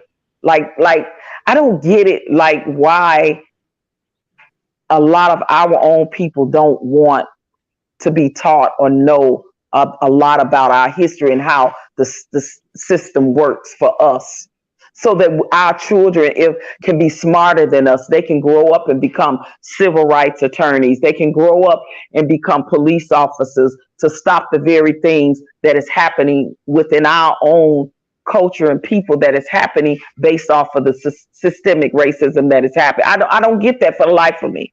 We say, yeah, there need to be more police officers that are of color, black. Absolutely. Because if they know how the very fiber and DNA of how the police culture is, they will know that it is embedded in WS and has always been. So when we're teaching our children and they going into these jobs, they got their eyes wide open about how it works and how they can go in and be a part of the damn change of it. So when I say, yeah, I got a niece or a nephew or a grandchild that's growing up, and he or she is going to be a civil rights attorney. You need to know how to move in this world. You need to know how that works prior to you even being born. You need to know the history of that so you can be the best civil rights attorney there is. So when we continue to have these systemic racism and racist things that happen to us, we know how to move in this world. We know how to fight cases, win cases, beat cases. So the history is definitely important. That would be my best answer that I can give to Victor Freeze's question. Well, yeah, and plus they said it was a study how kids react to racial bias and things like that as young as 6 months old. That it was a study. I gave that. Yep, but you did. Also, like you said, OG, like Glenn Beck did something on Fox, and he was saying why these things, as far as Black history and how important Blacks was, our history taught in our schools. Matter of fact, they thought this was the reason why he was kicked off of Fox. And he was right. Yep. I remember. Yep. You remember that? And he was. Do you remember that when he was asking certain people questions they didn't even know? Like there was a Black federal judge in 1760 or something like that. They didn't know. Right. One Black woman she knew, but it was things that he was saying. Go ahead. And Bro Von, you know, it's just like, do we really want our children to believe that the only Black leaders of this world was Martin Luther King, Malcolm X, you know, maybe W.E.B. Du Bois? Like, do we only want them to know about one, maybe two handful of people that changed the very five that this country was built on? Like, do we only really want them to be so limited in their knowledge of their own damn history? Like, you know what I mean? So yeah. Anyway, I digress, guys. I'm gonna be listening. I got to get ready for this important meeting, and I'm so glad that I set in on this because I'm actually getting ready to meet a Black man that is running for Congress here in the state of Arizona, and I am going to pose these questions. What is your stance on critical race theory and reparations? Listen, I love learning this stuff. This is awesome, guys. I gotta go. I gotta get ready, but I'll be listening as I'm getting ready. And it's going to be interesting to see the people come up, the questions be asked, and how we can have our own opinions and agree to disagree and come to maybe a solution of what we think. I truly believe that if we can sit our whole lives and our parents and their parents and listen to the whitewashing of our history and the none thereof lack teaching of our history and the lies that we were told, and we turned out okay, I believe that if critical race theory is taught in the schools, those other children are going to be okay. Now I digress. All right, Patricia. Let's see you later, sis. All right. Have a good All right. All right. Bye-bye. All right. All right, y'all. I think this is a question that a lot of people have, whether they're on either side of the aisle, right? How can teaching the history and critical race theory, right? The notion that some kind of way there are systems in place that recognize the race of the person and deal out justice according to that. How can teaching our children that these systems exist and what happens and how they exist and how they work, how can that help our children? Right? Now, I don't know if you had a chance to answer, Rico. I think Von Eric had said a little something about it. But my theory is that if you don't teach the history, first of all, critical race theory, they're trying, in my opinion, they're trying to say it's one thing, but it's actually when they break it down to what's actually what they're calling critical race theory in high schools and the lower grades, actually pretty much boils down to Black history, right? Now I had a question that Tristan had a good question that I wanted us to answer. I don't know if we got into it maybe you guys might know what, because I can't find why they're doing this, but why are they saying taking critical theory out of math books? Like, what is the critical race theory that they're seeing in the math books? I don't know. What is it? Well, is it like Black John caught one train leaving Atlanta, traveling at 39 miles per hour, and then White Mary jumped on a train leaving New York, traveling at 45 miles an hour. When are they trains gonna meet and where? Right? I don't know. I mean, how would you have critical race theory in mathematics and be able to recognize it?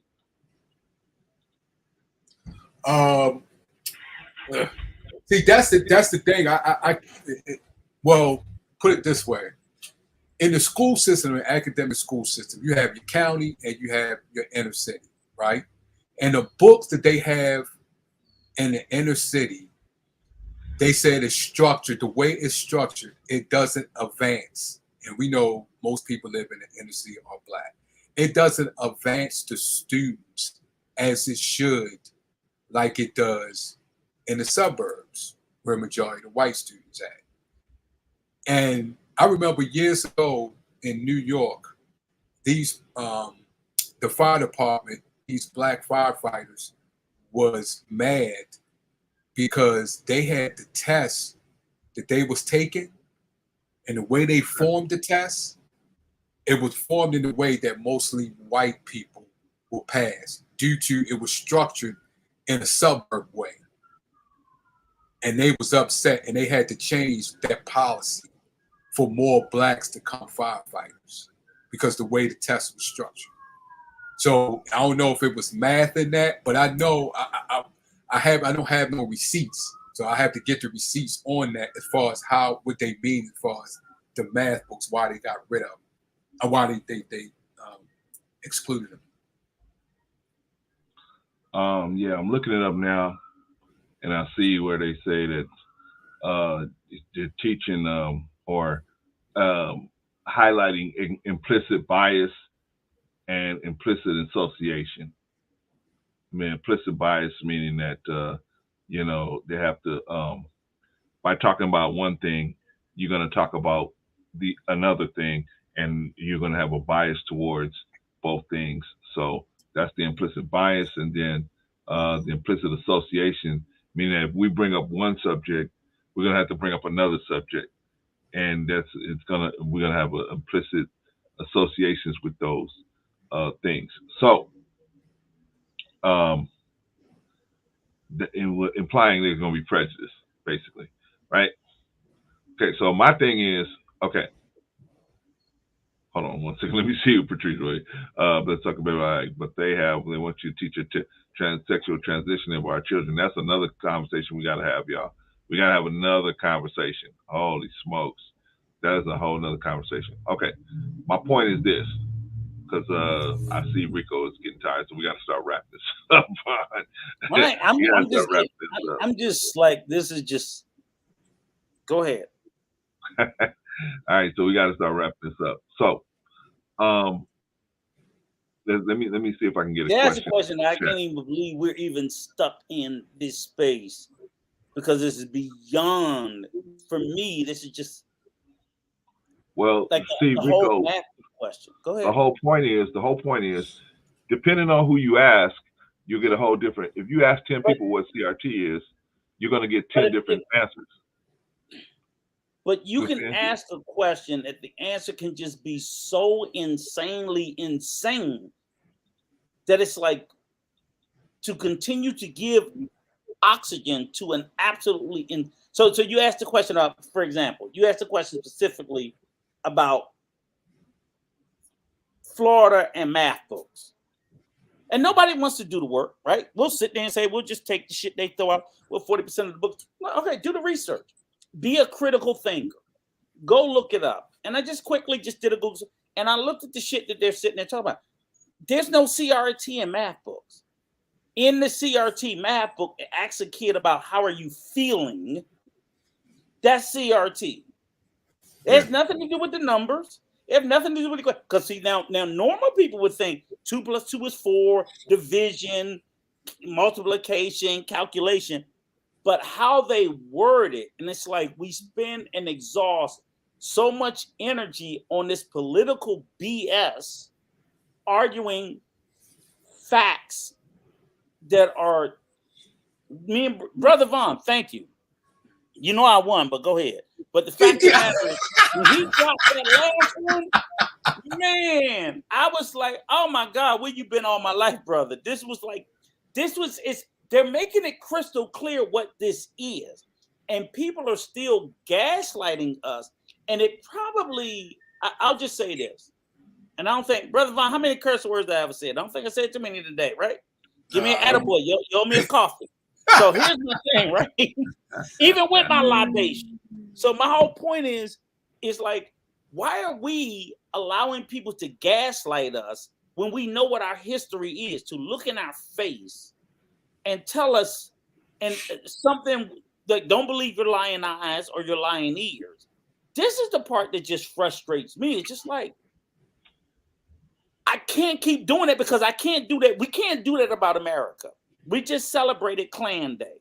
Good luck with you sitting there trying to tell them that the founding fathers, they weren't great and they were just and the Pied Piper and all that garbage that they shoved down our throat. Nobody will question that.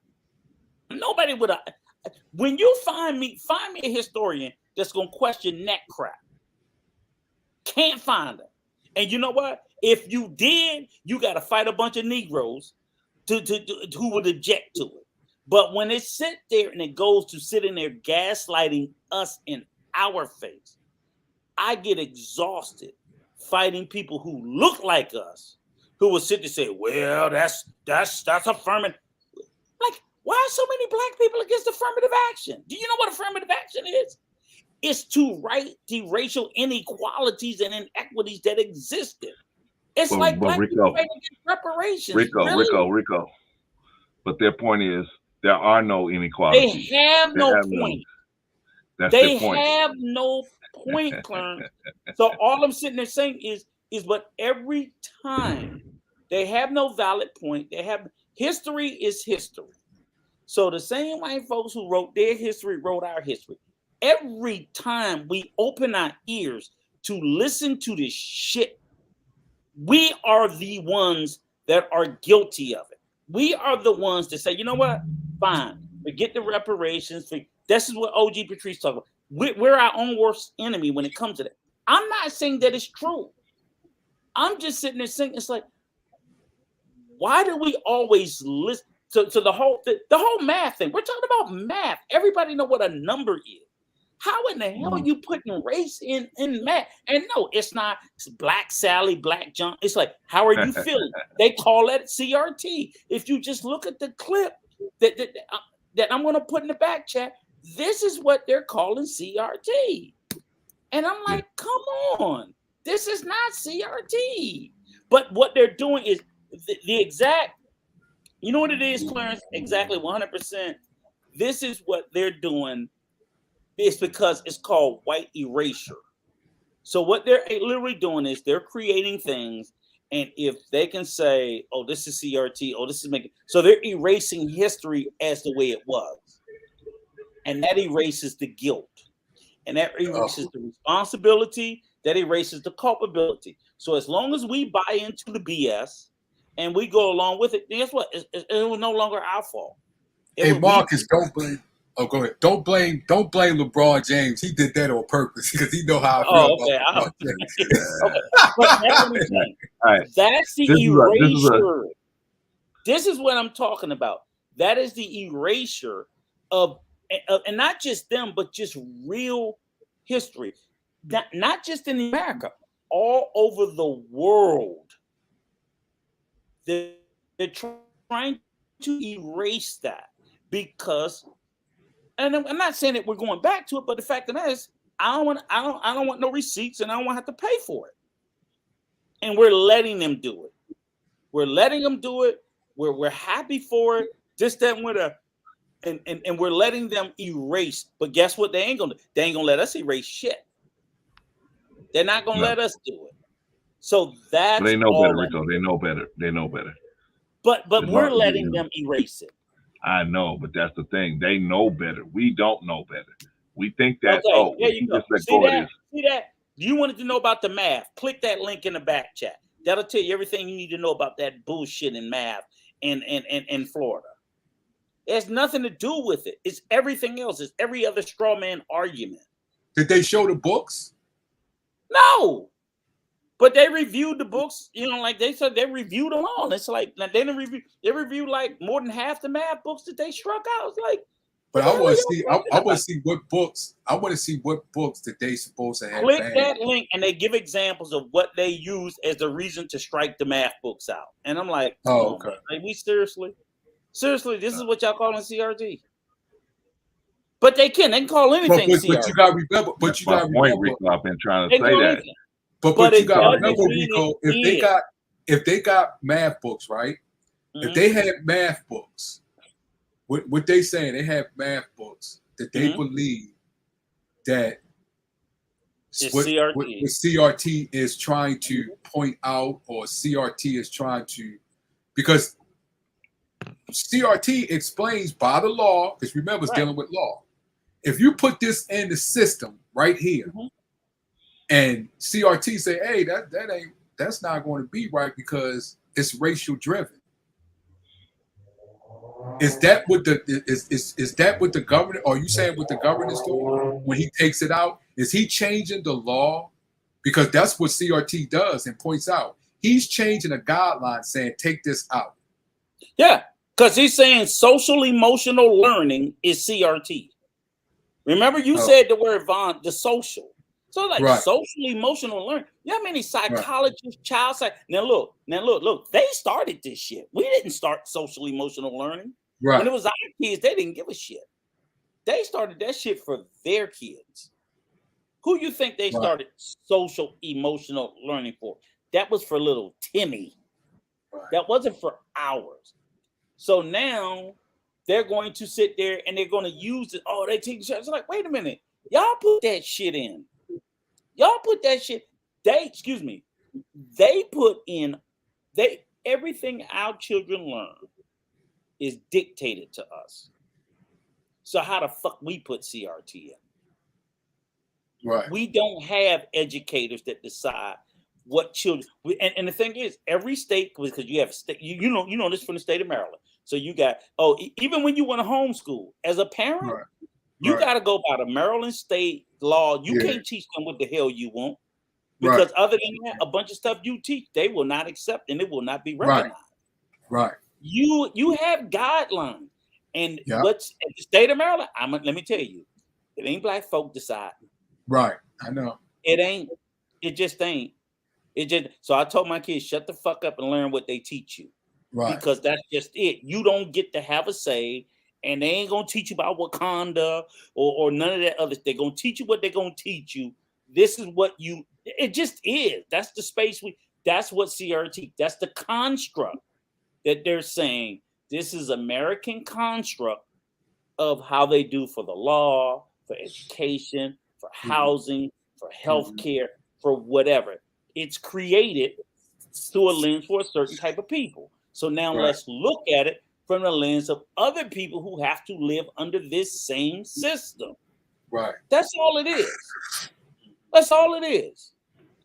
But it was I'll be honest with you, 2024, we ain't gonna hear shit about CRT. Nothing. This was a very effective straw man for 2020.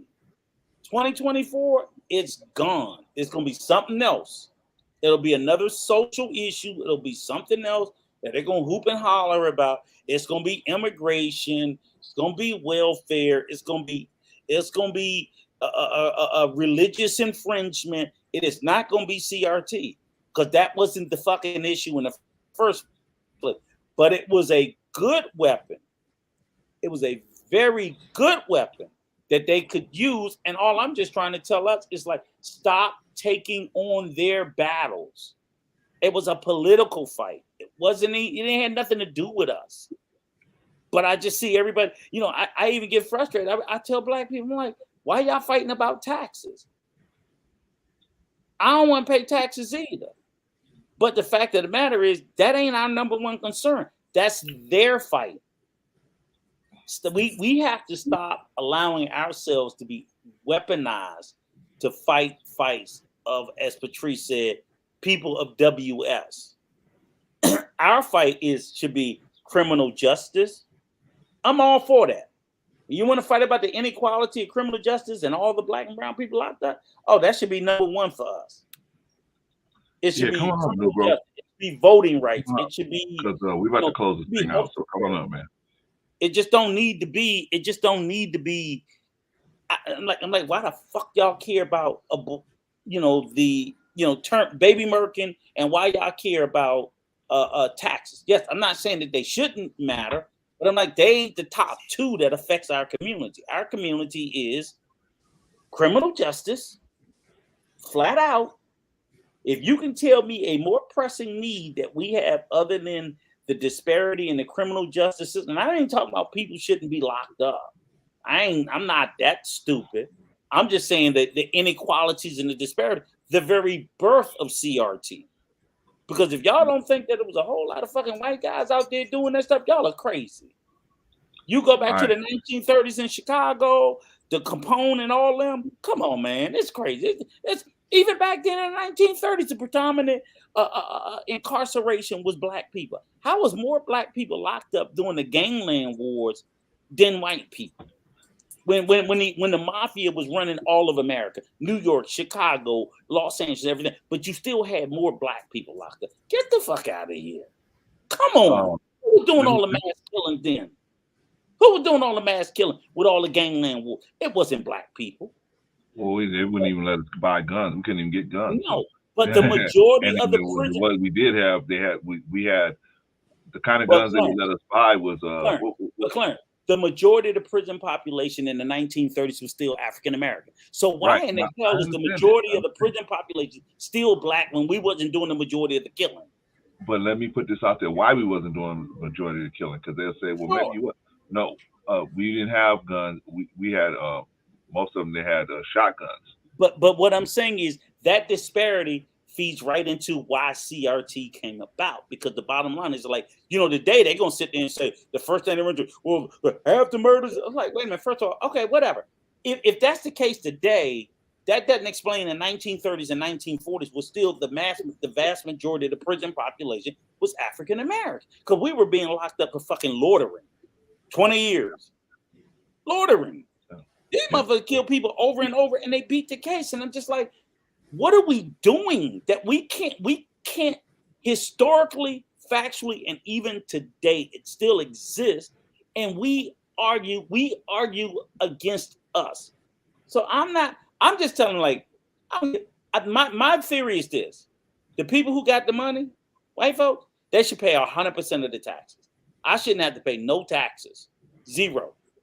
I think if you make over $300,000 or $400,000 a year, $500,000 a year and up, you should pay all the taxes. Anybody less than $500,000 should pay zero taxes. I believe it's not gonna work. You want to tell you why it'll never work? It'll never work. Well, they'll never vote. They'll never vote for it. Okay, but even if you did that, let's say you did. Where they going? Okay, and then I'm gonna let you rock New Growth, because I know you got a question, but and you also, Von Eric. But the reason why that won't work, Rico, is because America is a capital. When you got capitalism, you have to have the incentive to become rich. You have to have that incentive there. So people create companies not to give jobs. Jobs are a side effect of them wanting to be rich. You follow? It's not. They're not going to a place that, oh, you know what? I'm going to create Microsoft, and so all of these people can have a place to go every Monday morning. That's not what they're doing. They want to enrich themselves, and when you take the initiative for them to want to enrich themselves by saying, okay, everything you do, 50% of it, you're going to have to give it back to your uncle. That's why that's not going to work. They're going to start saying, okay, well, if I can't, just like what they're doing now, thanks to Bill Clinton, they're going over to Mexico and getting the cheaper labor. They're going over to Chile or wherever they're going to get the cheaper labor. Why? Because can I ask you one question though, bro, Clarence? Okay. You think Jeff Bezos would give up Amazon if he had to give up half? He would walk away from all of it.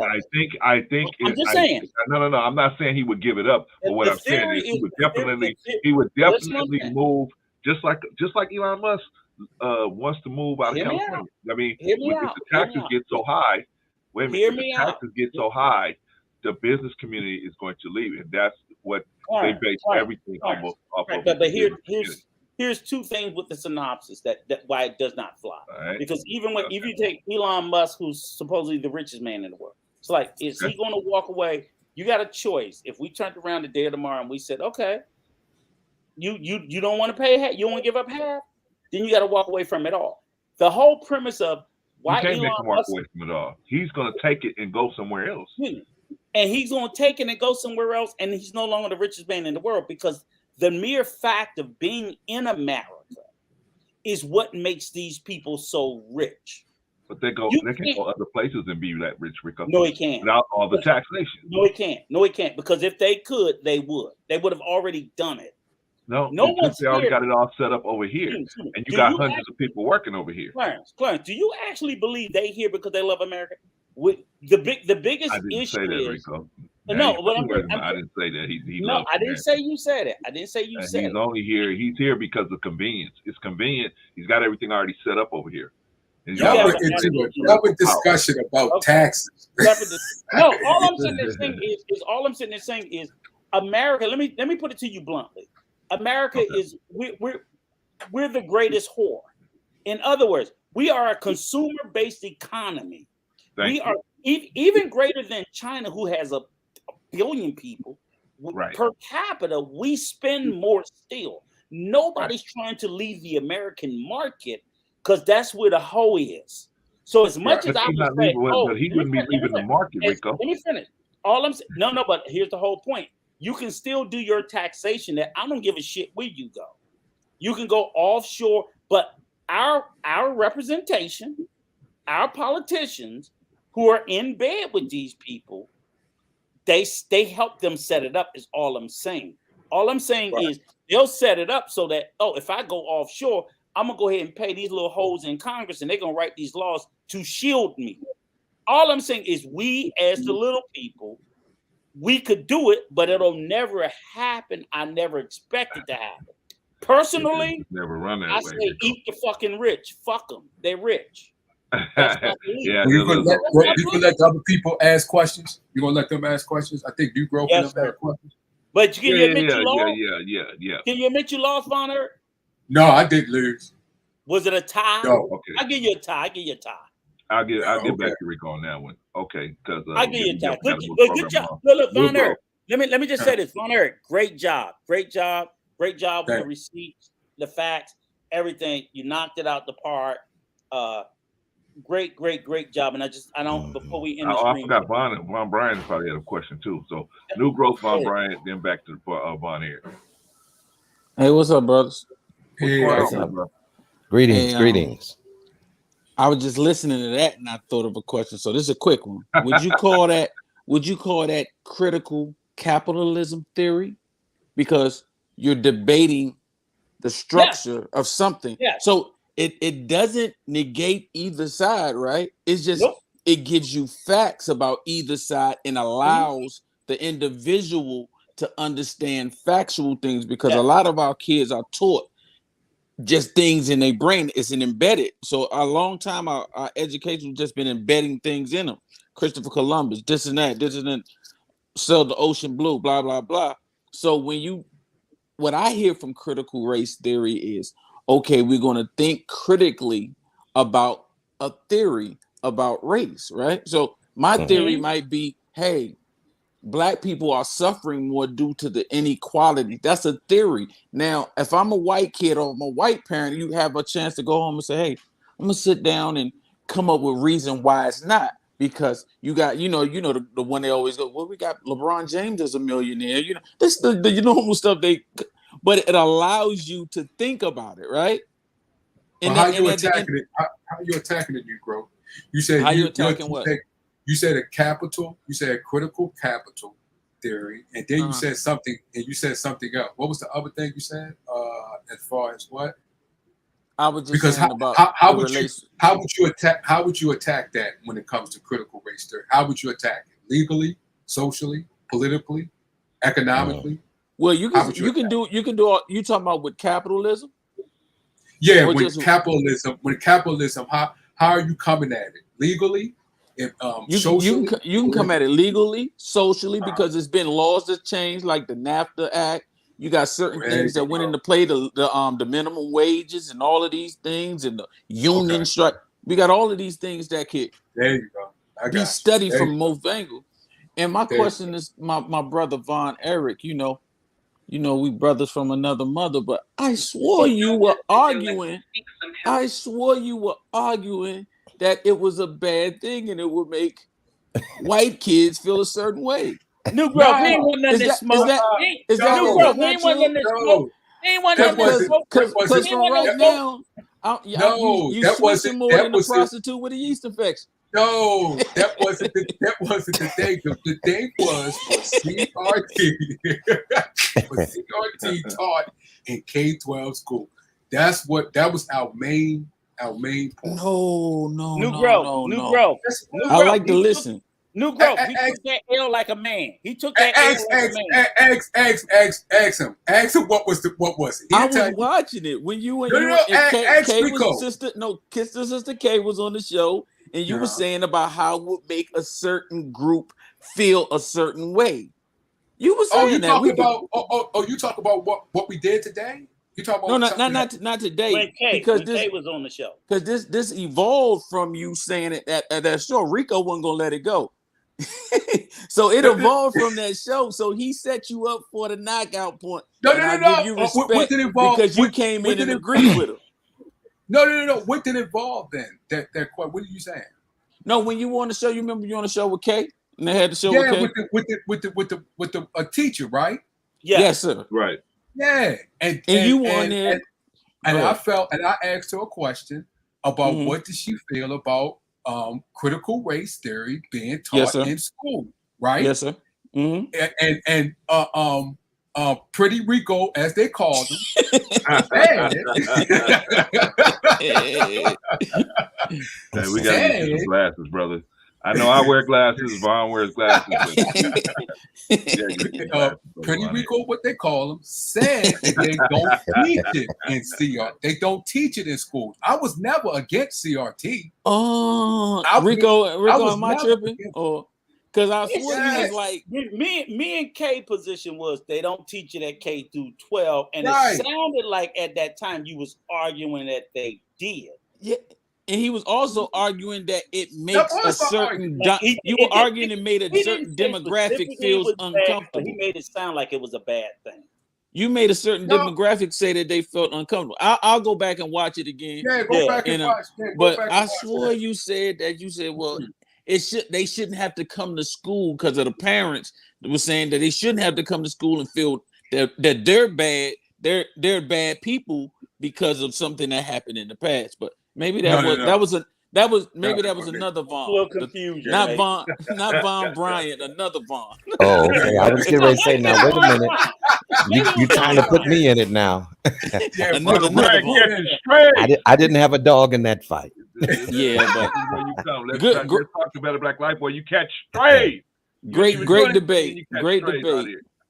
But look, let me ask you this, New Grove. Did you feel like that, especially the brother Von Eric? I just threw out a little bit, but goddamn, he came loaded the bear. Oh, great debate. That's what I put in the chat.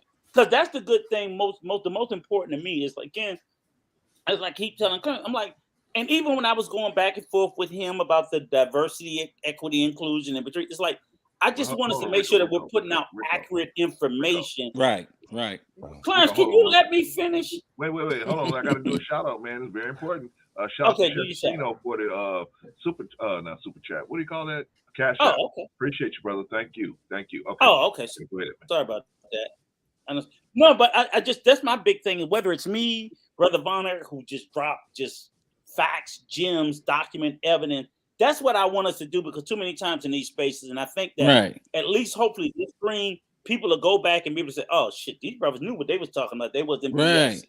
We're not just reaching and pulling stuff out of our behind. That's what I want. You got deeper today, Rico. I felt like Booker T. Washington, Marcus Garvey, but he switched over to your side, so you won. He took that L. But no, here's the thing: is there is no L. We're all winning when we have conversations like this. When we have conversations like this, and we put out the information, and we go over the nuances, and we talk about the detail, and we talk about the history and how things. And like I said, when he came, I was like, that last one, I was like, goddamn, I almost teared up. That's the thing. No, because seriously, man, that's the thing I get so upset is I see too many young cats of our, community talk about this stuff. I'm like, hell, what the fuck are you talking about? Right. So everything that Brother Von Eric dropped, like, this is the reality. Oh, no, CRT teaching white kids. I'm like, no, it's not. What are you talking about? Right. And it's at a college level and so on and so forth. So that's what I just want to make sure. And I hope anybody that watched it or will watch it on the replay to say that, look, these gentlemen are going out and they're doing their research, and we're just not pulling stuff out of our behind to just throw out there to make ourselves look smarter than what we are. Because where I don't know, I'll admit I don't know. But thank you, Brother Von Eric. You kicked ass today with it. And can I add one quick thing before big homie Von Bryant goes? You were saying, Rico, I know you said about the homeschooling and they have criteria. I noticed you say that a lot, which is absolutely true as a fact, as a person who homeschools. But my thing is, my rebuttal to that is it's the basic requirements. They do not stop us from going above that. So we just got to keep that in mind. It's a basic. So we as people, we can go above and beyond. So cool. But great job. New growth. Motherfucking mic drop. I forgot that part. You're right. They give you the minimum requirements for your children, but you can teach them. You can have them in middle school teaching them college courses and whatever. So again, as a parent, you're not limited by what you have to teach your children homeschool. Thank you, Brother New Growth. Thank you. I missed that part. I forgot that. I just didn't want people to think that you can make up your own curriculum. You have the basics that you got to do, but then, and if you're homeschooling, I suggest, throw the whole fucking kitchen sink at your kids. They'll pick it up, especially if you start them at an early age. Throw languages at them. I know people that had their kids coming up learning 3 and 4 languages because they can do it. Throw languages at them, throw cultures at them, throw all kinds of, they'll eat it up, especially having that. Can you imagine? I'm not in a classroom with 30 or 40 other kids. It's one-on-one. My daddy New Growth and me. I can ask all the questions I want. Suck it up. All right, Rico. It was a sister. Hold on. I just want to say this. Because we got to move the ball around. Okay. Just want to give a shout out to the little sister. I forgot. I think she's in Atlanta, little black sister, 13 years old. Just got accepted into medical school. If I get the name, I'll put it up in the link for y'all and just give her props, showing that we are still, in my opinion, running a race. So love y'all, brothers, man. I'm going to drop back down into the chat. All right, no, stick around. Don't go nowhere. Don't fall back nothing. Come on. We're going to pass the ball. We might come back to you. All right, I'm going to sit and listen. Go ahead. Do you think? All right. You're always welcome, man. All right, so we're going from New Growth to Von Bryant, then Von Eric, then Marcus. Yeah, wow. Greetings, everybody. Great conversation today. I mean, I just love to see what you guys are doing with the platform. These are talking areas where we need to discuss these things because everybody's not informed about what CRT is. You see what I'm saying? Even myself, I wasn't that informed about it. You know what I mean? So I learned a great deal today, and I'm pretty sure that whoever else was listening learned some aspects of it as well. Right. And the thing that I really appreciate about it is how Brother Von Eric brought out the point that it's very multifaceted. You know what I'm saying? It's involved. It has a lot of moving parts to CRT. So it's not just one aspect of a thing, And then that other part that you brought out about the ultimate goal of CRT was dismantling unjust hierarchies. you know. So it's kind of bringing to light some of the disparaging things concerning racism against whites and blacks. You know what I'm saying? So, I mean, I've learned a great deal. The conversation went well. Von Eric, you did an excellent job, Brother Rico. I mean, you held your F-bomb. I didn't even hear one at all. And you were on top of. But was Von Eric there though? You were on top of your game, man, today. And not that you aren't, you know, but yeah, man, great conversation, gentlemen. I mean, I really desire to see more of this in these spaces, you know, because everything is not about relationships and, you know what I'm saying? The men and the women, you know, we could talk about issues like this, you know what I'm saying? And bring some other awareness. So that was all I had to say. But yeah, thank you for having me up. Got you, brother. Thank you, brother. And you might want to stick around too, Vaughn. Yeah, I'll hang out. I'll hang out. All right, let's swoop on back over to Von Eric. No, you could go ahead. Marcus could go. Marcus could go. Marcus. Okay, Marcus. Well, I can't really speak on a lot of the past history because I wasn't there, but like I can say in the present. All right. I've been involved with some of these conversations the past few years, so it brought up to light when I asked the question, what was exactly the basis of critical race theory? And then as I got to trickle down in it, right, it's like the whole like a layer of pyramids, and it's like, all right, well, groups of ethnic cultures and diverse cultures, there seems to be a pattern a lot of times how we get treated a little bit differently, or a lot of times differently, depending on economically where you live, how they look at you, the stereotypes, you know, how they portray you in media. And then when people assume how you act or talk or whatever, they don't think that you're not educated. They think you're not validated to be in a conversation or be excluded from certain events because you may not be a certain skin color. And it is true to a certain extent. It is true. Like for me, the same as black people, you know, I get nervous when we get pulled over by cops, even though, you know, my father wasn't exactly, he's not a legal citizen. We get nervous for not just cops, but also immigration, border patrol, stuff like that, you know? And then obviously, I used to have a lot of rougher encounters with police of my own race, Mexican, Hispanic cops. Have kind of been an issue with me, or sometimes female cops that would have to be Latino, Hispanic, and they kind of have like this weight on their shoulders they got to prove to their counterparts, because it's like, hey, you got to make sure you're not selling out to just because they're your kind. You got to treat them less. You got to treat them nice. It's like, no, it's just don't rough me up. Don't shoot me. Don't, you know, just if I got to go to jail, I'll go to jail, but just don't do the extra shit. You know, I'll bail myself out or something like that, but don't think I'm not educated either, because I know my shit, you know? Yeah. And, you know, it's tough, but it is a delicate topic. And I know people have serious issues and serious conditions of what they've been through with this topic. Shout out, Marcus. Thank you, brother. Appreciate you, man. Brother Marcus, always respected. Not always agreed with, but definitely respected all over.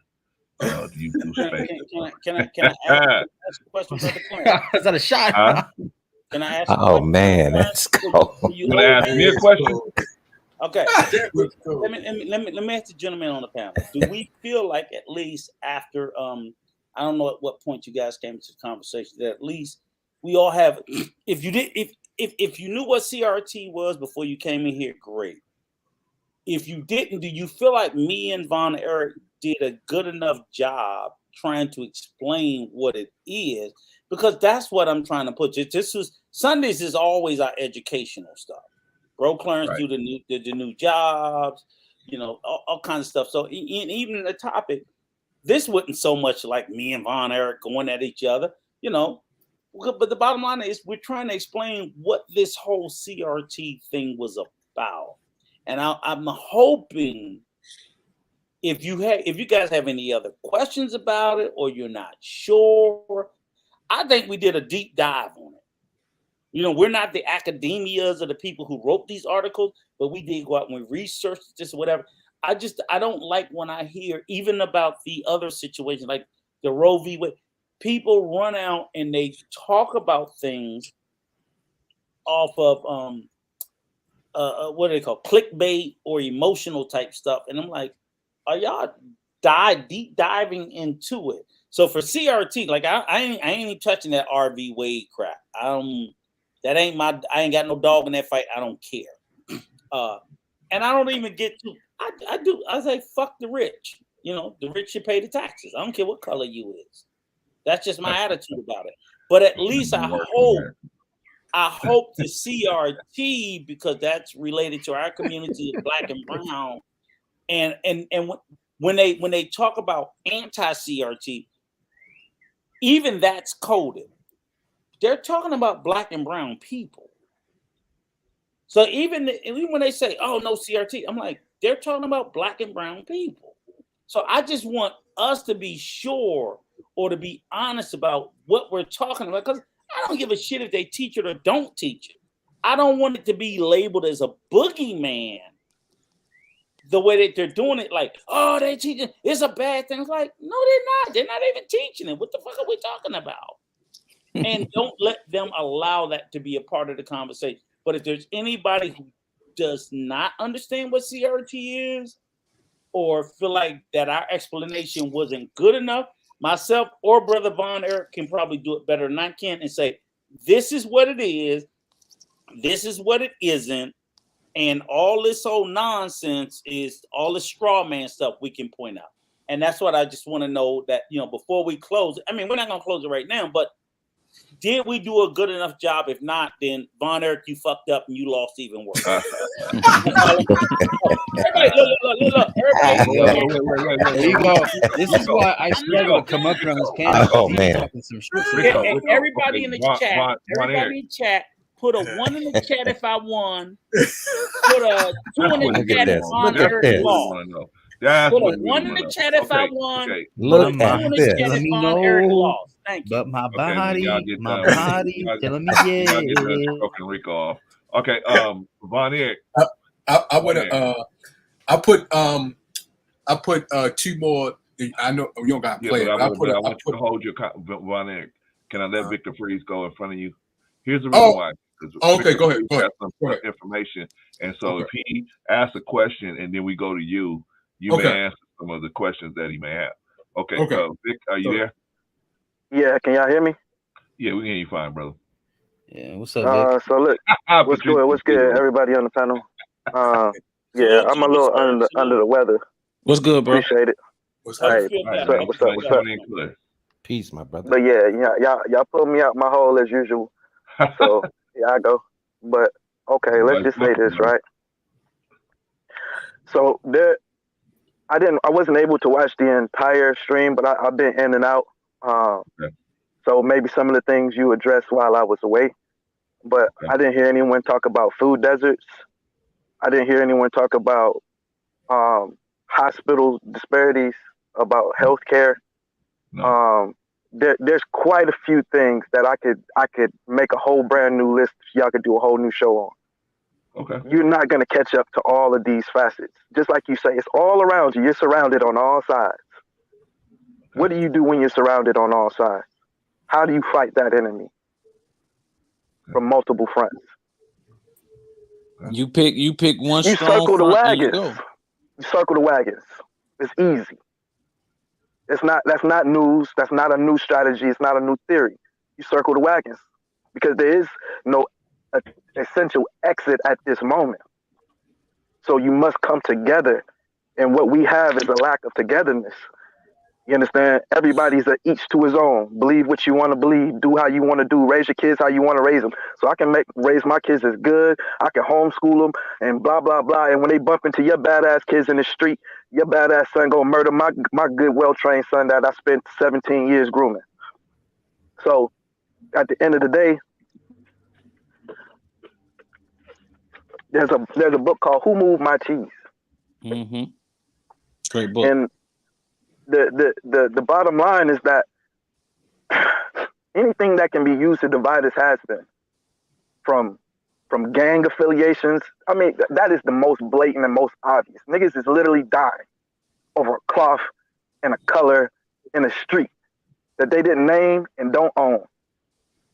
And if you see how obvious that is, then you must see that the ultimate goal is spread out through all of these things. So from economic disparities all the way down to which football team you like the best. Anything to divide you.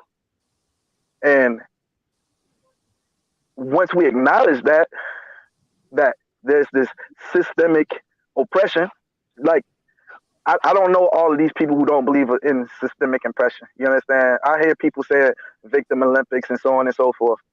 The fact of the matter is, systemic oppression is true. The people who created oppression, who started this whole thing way back when, which was not all that way back, they understood that their grandchildren may not have the same fervor to continue the cause that they started. So they created something that would last beyond their lifetime and beyond the softening of the edges of their children. I seen white boys the other day doing every black dance that I've ever seen in a circle at the gas station. And when I pull out a gun, I'm like, what the fuck am I watching? We've infiltrated their culture just as much as they've infiltrated ours. And I think that I always said that the poor white man is the equivalent to the system's bottom bitch. He been a part of the program so long that even though he is being oppressed as well, he will fight with his last ounce of energy to protect the system that is destroying him as well. And that is the key to the element, because based on numbers, if we're looking at facts, and statistics, what's my brother name? Information Man. He ran it all down. White people were way more violent, way more crime-ridden, way more everything. They got it way worse than we do. They just don't express that on the news. If you watch the news for 30 minutes in any major city, you'll be in a temporary depression. Rick, when you say they have it way worse than us, how do you mean by that? What do you mean by that? They're being affected by the negative things that affect our community. There's way more white people on government assistance. And okay, I'll give you a perfect example, right? This is how they capitalize off of it. There's a certain percentage of government projects that must be given to black businesses, right? So say for instance, there's a bridge that needs to be built or a blah, blah, blah. 10% of these government contracts have to go to minority businesses. You know who's also considered a minority? White women. Women. So as quick as they will put a woman up front, they will also pay a black man who will gladly take his cut and allow that same company to use his name to operate out of. This affirmative action that you speak of. Yep. These they understand how to work the system they made. So us just talking about it in a circle, it seems counterproductive when they're building a whole new system right up under our noses. Are you aware that there's a Black Wall Street inside the metaverse already, inside of the Facebook metaverse? Yeah. I mean, it might be there, but it already exists, but most people don't even know the metaverse exists. Can and I'm saying that. Hold on. Can I build on what Vic? Black Wall Street? Because I don't know. Well, everybody, let's let Vic finish, and then we'll go on Eric. I just want him to have a general explain conversation. what the Black Wall Street is, because you said you understand it, and the rest of I don't understand a Black Wall Street in the metaverse. That's all I was asking. I don't. Oh. I'm saying I'm saying I don't know. I'm stupid. Okay. I think go ahead. And go if ahead. he could or at least just help me. Let's let Vic finish. Maybe not stupid, just ignorant. You know, that's a better word. That's a better word. Either word you Gentlemen. I mean, you know. Gentlemen. Can we agree on this? Can we agree on this?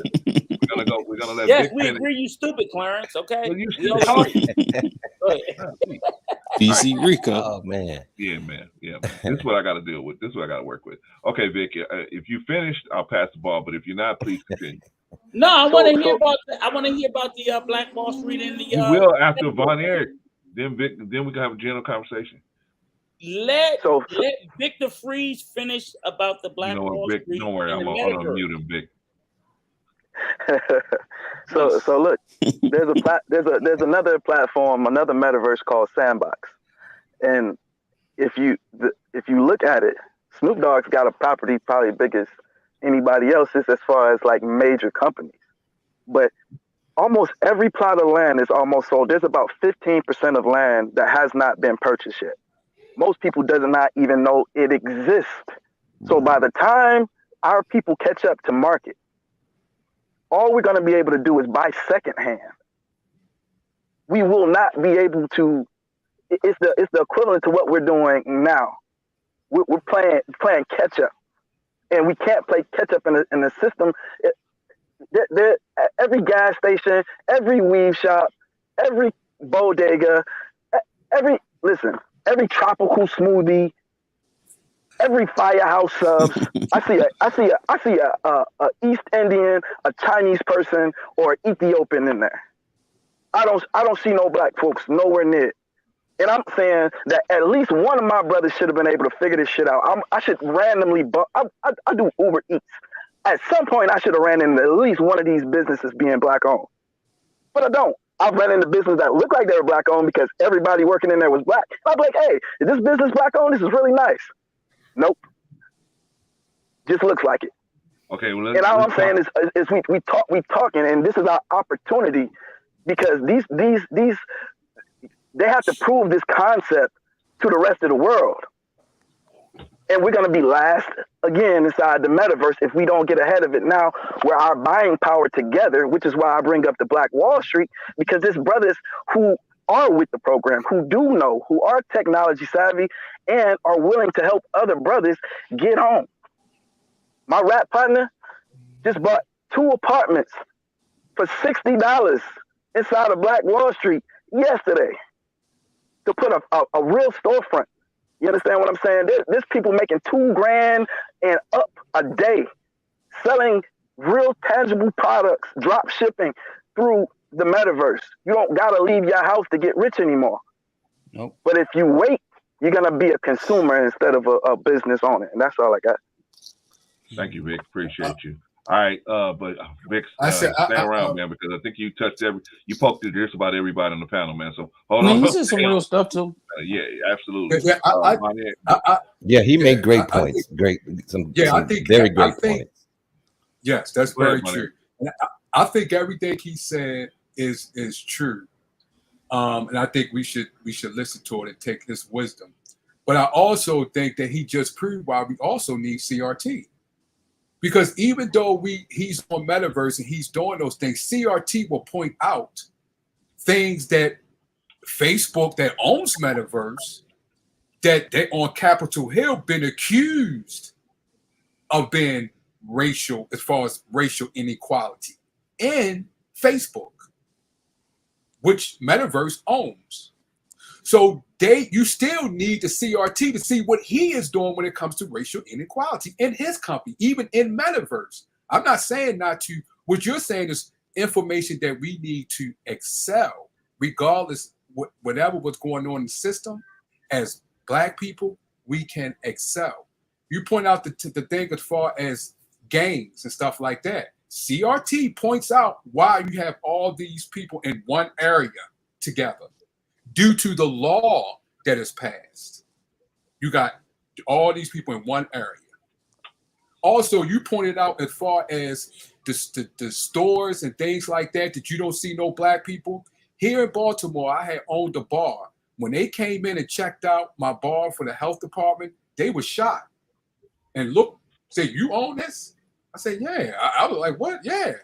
They were shocked because it was a small amount of Black people that own bars. You know why? Because of the legal system, what CRT points out.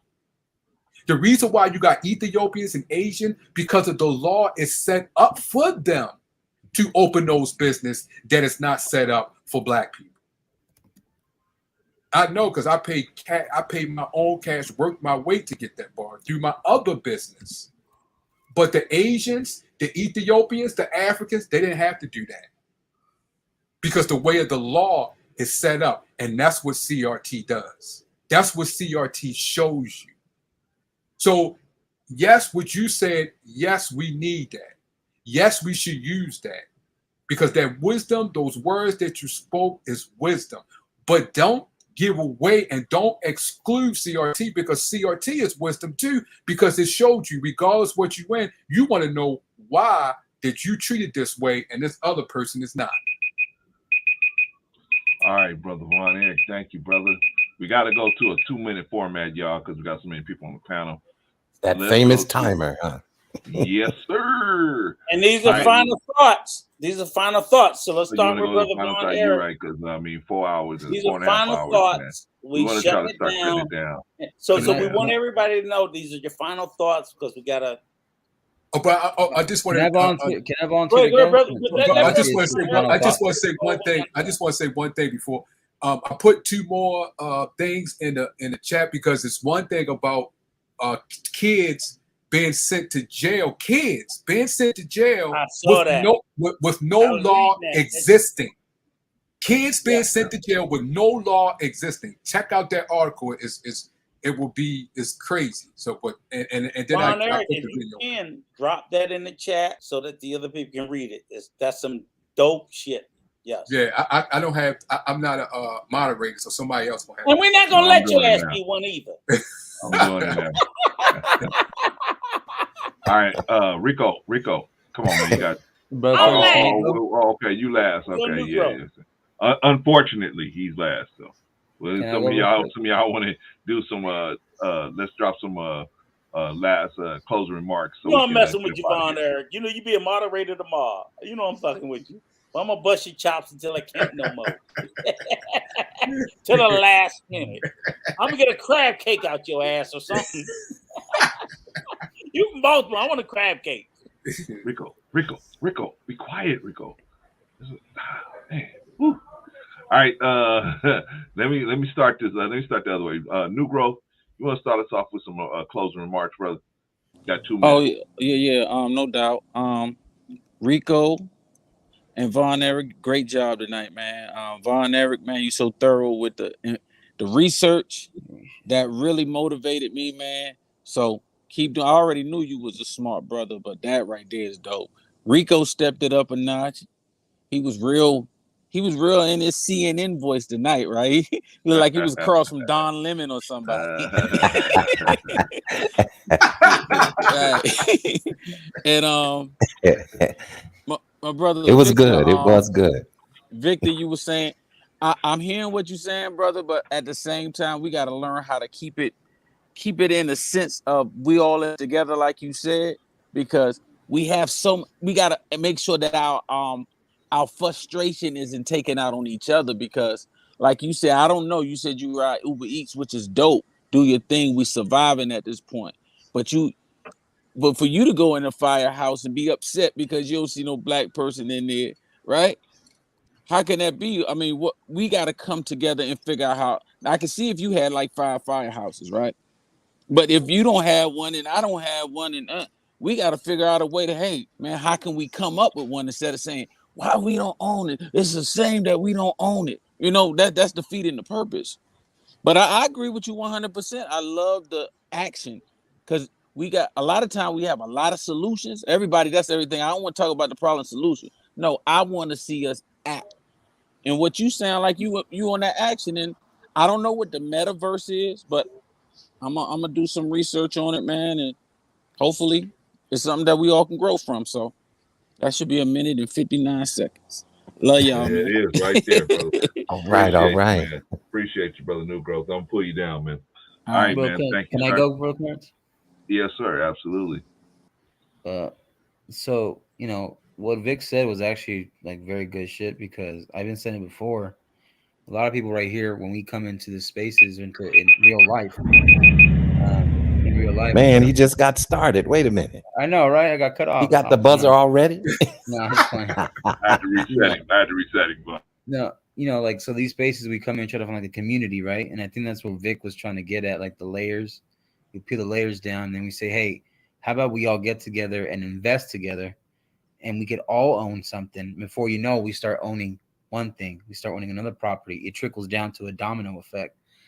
And I think that's what helps communities grow together, if we all control, own it ourselves in that kind of sense, because that's how it can help out structure, help out the communities, healthcare, the school systems, banking, do your own stuff. And the metaverse, I've been talking about the metaverse before. I talked in different spaces, and they talk about more like financial wealth, all that kind of stuff, the crypto, stock market, the trade goods and all that kind of stuff. And even though some of that stuff did hit, Bitcoin is still good, but also crypto is where it's at too. The wedge funds, all that kind of stuff. And we just got to make sure that we try to educate ourselves besides just talking about certain other topics, and talk about other stuff that can help us grow families, generational wealth, all that kind of stuff. And I know it's tough because some say, well, we're struggling. Obviously, everybody's struggling for the most part, but you got to find and do it.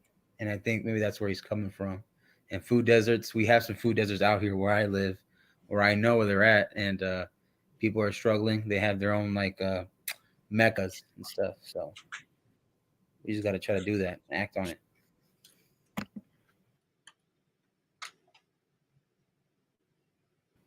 You're muted, bro, Clarence. I can't hear you. Oh, thank you, brother Marcus. I'm gonna pull you down, brother. Appreciate you, man. Outstanding job as always, man. All right, let's see what we're gonna do.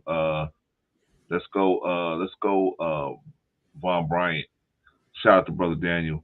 Good to see you in the building, brother. All right, let's go Von Bryant, and then Von, just hang out for a minute, okay? Can you do that? Yes, sir. You got a minute? Yeah. Okay. All right. Yeah. Got 2 minutes, Von. Okay, well, very briefly, I received so much from everybody that got up here on this panel and spoke and shared information, good information. You know what I'm saying? And it wasn't just something that you just popped up and said, but we could see that the research, research was involved in the discussion. And a lot of times we fly off the handle because we're just speaking our own opinion. But now when we pull up the research and we show the facts, this is very informational and educational. And see, this is what I'd love to see. And I'm so very encouraged by these type of conversations. Brother Vic Freeze got up here and made some excellent points. Yeah. You know what I'm saying? Excellent points, of topics that we could be talking about, but not to negate the fact that this topic was not a good topic, because, we can't attack everything in one stream. Some people do like to flip-flop from one subject to another, but I appreciate the dedication to this one specific topic because it informed a lot of people, see what I'm saying, about critical race theory. And a lot of people didn't know what that was, Yeah, they can tell you what a 304 is or whatever, but they didn't know what that was. You know what I'm saying? So it's still in a place of where we can learn something. And so, yeah, man, listen, I'm honored to be a part of something like this. And hopefully that we can grow together and even learn more and bring more information to the table. And that's it. I think I went over about 30 seconds. Oh, man, you got 10 seconds, 9 seconds, 8 seconds. Okay, well, hold on. I'm just kidding. All right, that's Von Bryant. Yeah, everybody knows, well-respected brother. Well-respected. Oh, I was right on time. Yeah, right, exactly. All right, well-respected brother all over the internet. Damn Negro a well-respected brother all over the internet, man. So when he speaks, like E.F. Hutton, remember back in the 80s, when E.F. Hutton talks, everyone listens, right? When Von Bryant talks, everyone listens. They don't always agree, but they always listen. Right? Now that's all the truth. Say that. All right, Von, hang out for just a minute, man. All right, so that was Von Bryant. Okay, let's let Victor Freeze rock out, and then we'll move to Von Eric since he was a special guest invited today. Well, we got to invite Vic over. Rico, we're gonna have to invite Vic over. Vic's got a lot of good takes. All right, Vic, you got 2 minutes, brother. All right. Give me 2 seconds. I got something loud coming by me. Okay. I got some kind of loud next to me too, but I got to start. All right, so here's the simplification of what I'm getting at, because I'm about action steps. So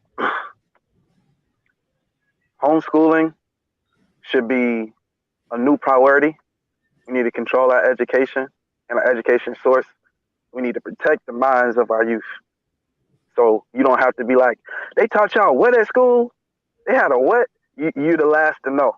And unless your children tell you, most people aren't tuned in so much because they're busy, they're tired. They're not asking, hey, anybody mess with you? No? Okay, cool. Now, you have trades. Every man, I will say woman and child, but we got to start with the men, needs either 3 goods or 3 services or any mixture of the 3.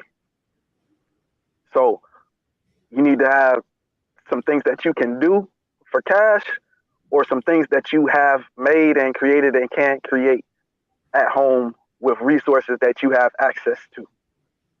And that is the great transfer, is because even in the metaverse, if you plan to extract money out, you got to have something or show some true value, because America is so far beyond racism at this point.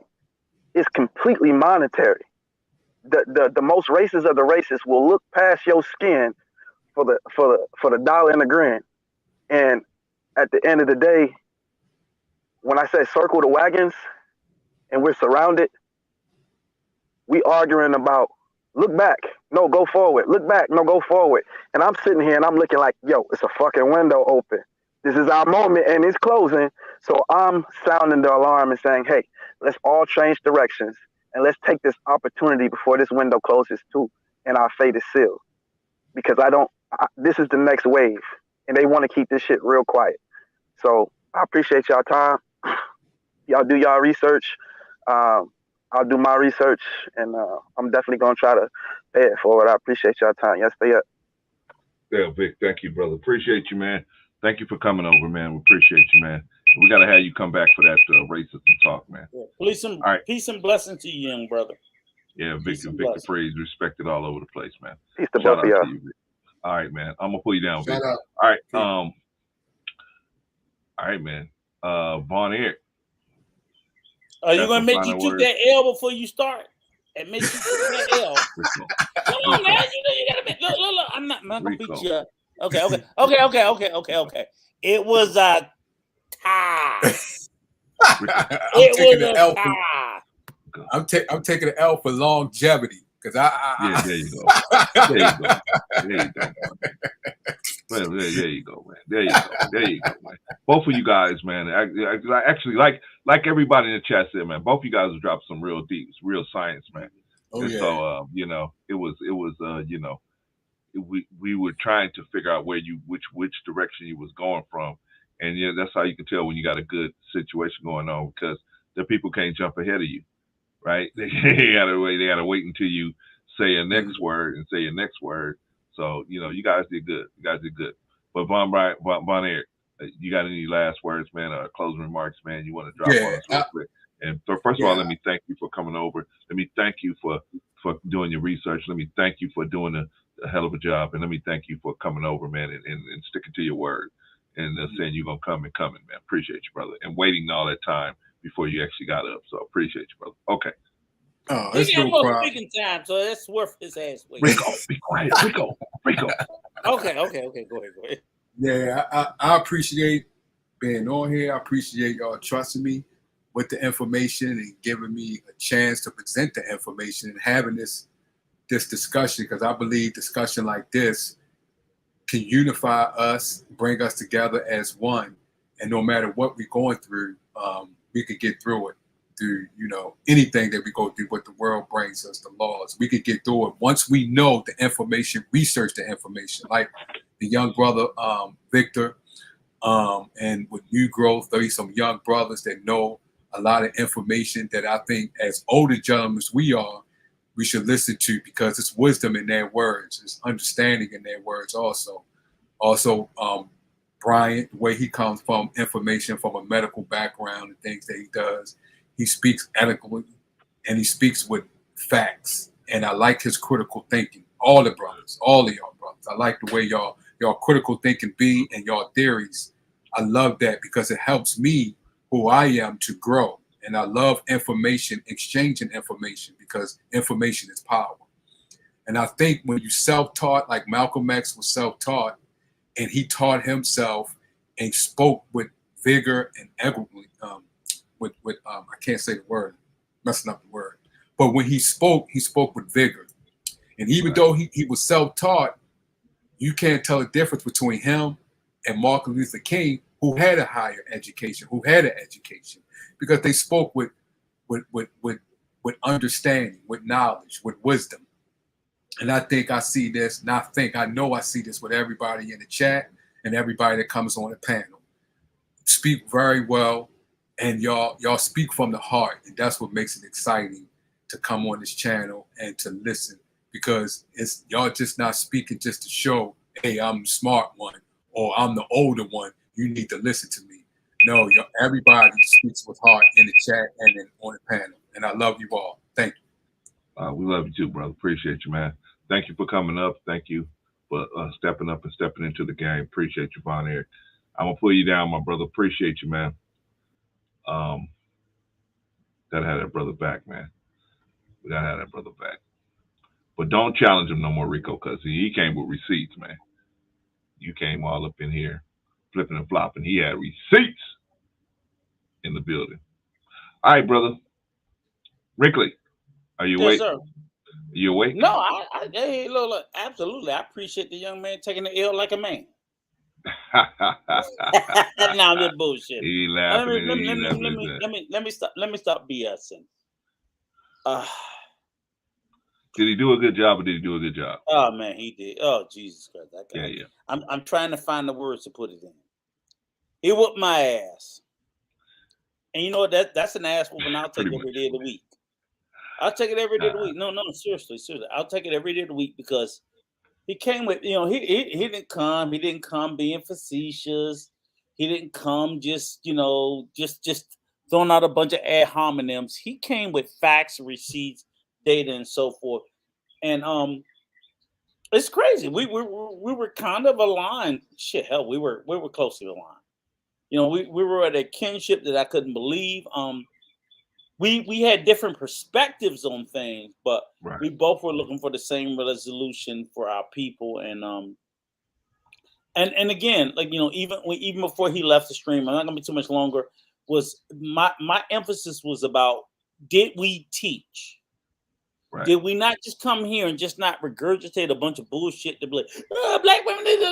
No. The topic was about CRT, critical race theory. And did we teach and give a serious and an honest, at a layman's level of what it's about?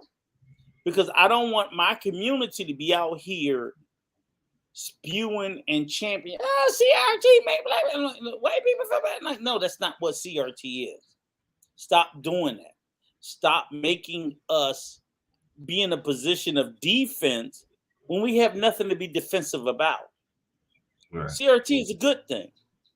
Right. It's just saying, let's look at these systems through a lens of race wherever they exist. And that's a good fucking thing. So I love the fact that, like I said, when the whole challenge was put together, I'll be honest with you, I was like with Brother Newbrook. I thought Von Eric was here to kick my ass about it was a bad thing. He was like, no. And I hope that we were, not that he had to be on my side. I just hope, because he could have been here to kick my ass. I hope, did we educate and teach the subscribers who watched us? I think so. That's what I want us to do. I think so. And if I said anything wrong, fact check me. Get the data, come bust my ass, and I'll be the first one to say, hey, I'm sorry, I was wrong. This is what I thought. But based on my research, my history, my belief, Brother Von Eric, and everybody else that we invited up here, today was your opportunity. Don't think you can't do it tomorrow or next week. Yeah. Push back on everything. this space is all about. That me and Bro Clarence, we push a narrative, we push our program, but when we're wrong and we need to be corrected, fucking correct us. Sir, drop me down. Hurry up, close this shit out. I'll see you in a couple of minutes. I gotta get dinner. Hey, well, Rico, if you gotta go, go. Yes, sir.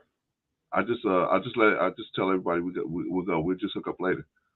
If you gotta go, I said if you gotta go. Will you just don't be long with it? I'm telling you, don't be long with it. You gotta get that pizza to go with the libation. You long with it. All right. Hang on. You don't need no 30-minute closing. Hang on. No, I seen you do a couple of your closes. I'm like, God damn, 30 minutes. Well, yeah, I gotta thank everybody, Rico. I gotta thank everybody. See, you don't want to start doing this part. You want to do this part? Hey, everybody in the chat, tell him he don't need 30 minutes to close. Yeah, you want to do this part, Rico? This part is see, I can do it. Y'all want me to do it like Rico? Like Rico would do it? I'll do it like Rico would do it. F everybody. Good night. Right? Clarence. No, we're not doing they that, said Pretty Rico. They didn't say Pretty Clarence. See, it was a joke, Rico. It was a joke. It was a joke. They all got good glass. I'm the only one wearing shades. They were wearing good glass. Rico. I see you on the backside. I'll put you down. Lord have mercy. Lord have mercy. Yeah, get that man. Once you get that man going, he's like a lawnmower, man. Once you pull the string, on. Ay. All right. What y'all think? What y'all think about today's show? I thought it was pretty good. You know what I mean? But Clarence, you don't really say too much. I really don't, because especially a lot of times when, unless I hear something really way off the rails, I let everybody just talk it out. You know what I mean? So if you guys see me just in a cut, it's not because I ain't got nothing to say. It's just because I'm letting everybody rock it out. And I think these guys rocked it out today. They did a good job. You know what I mean? Both of them, Von Eric, Rico, they did a good job. Even Patrice was up here, and Patrice was asking a lot of good questions.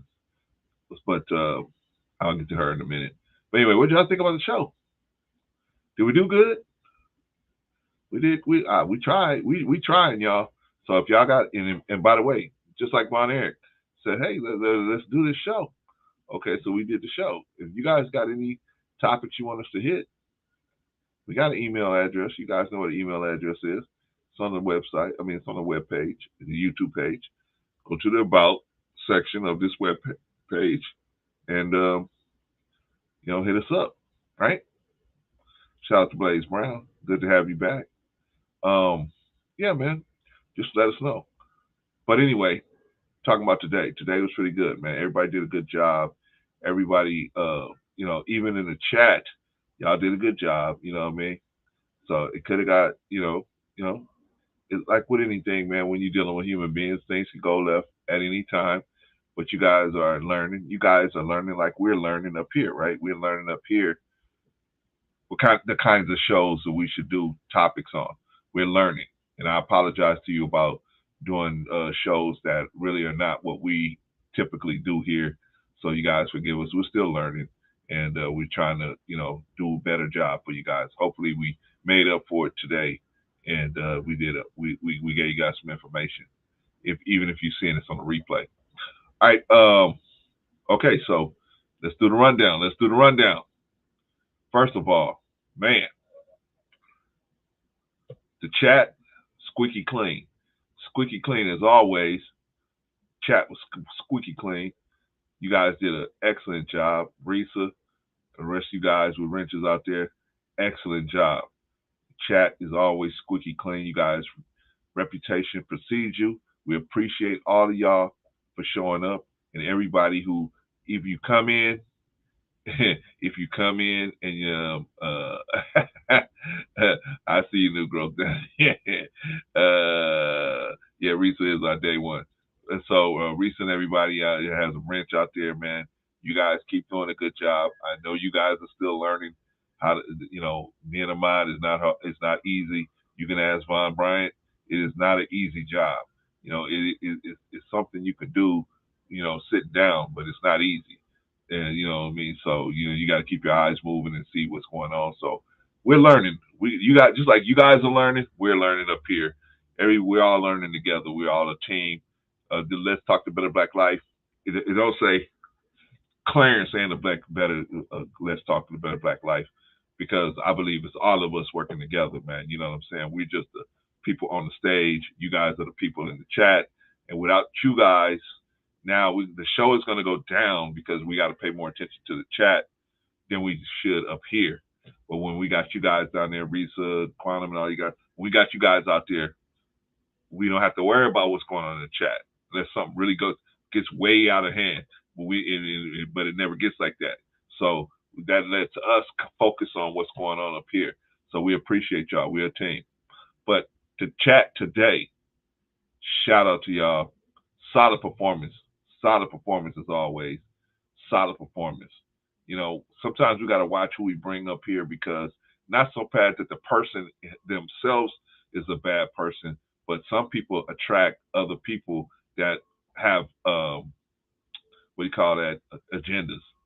So we got to watch that. We're gonna work on that. Me and Rico was talking about that this morning. We got to work on making sure that we don't have people that attract other issues and then they bring issues into here. You guys kept it real clean today. We appreciate y'all. Solid performance from the chat as always. Solid performance. All right, let's move down the line. Let me see. What I'm gonna start with. I'm gonna start with Von Eric, our special guest. Von Eric came through. I mean, he had his notes. He had his paperwork. I mean, he had his receipts. He was ready to roll. You know what I'm saying? Von Eric came through, ready to roll, ready to rock and roll. He did an excellent job. Man, I couldn't keep up with the dude after a while. I mean, he was lucky that last link I was just getting ready to tell him. I said, man, that's it on the links, man. We ain't doing no more links, man. I got you. But he came out, explained himself, went right to his points, knocked it out. And, that's how you're supposed to do when you're doing the debate. You're supposed to be neutral as you can, objective as you can. And then at the certain point, you pull your card and say, well, this is my stance on this, right? So that's what he did.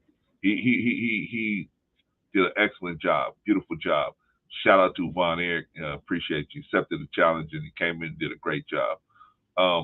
Strong performance, solid performance from Von Eric, man. Solid performance, solid.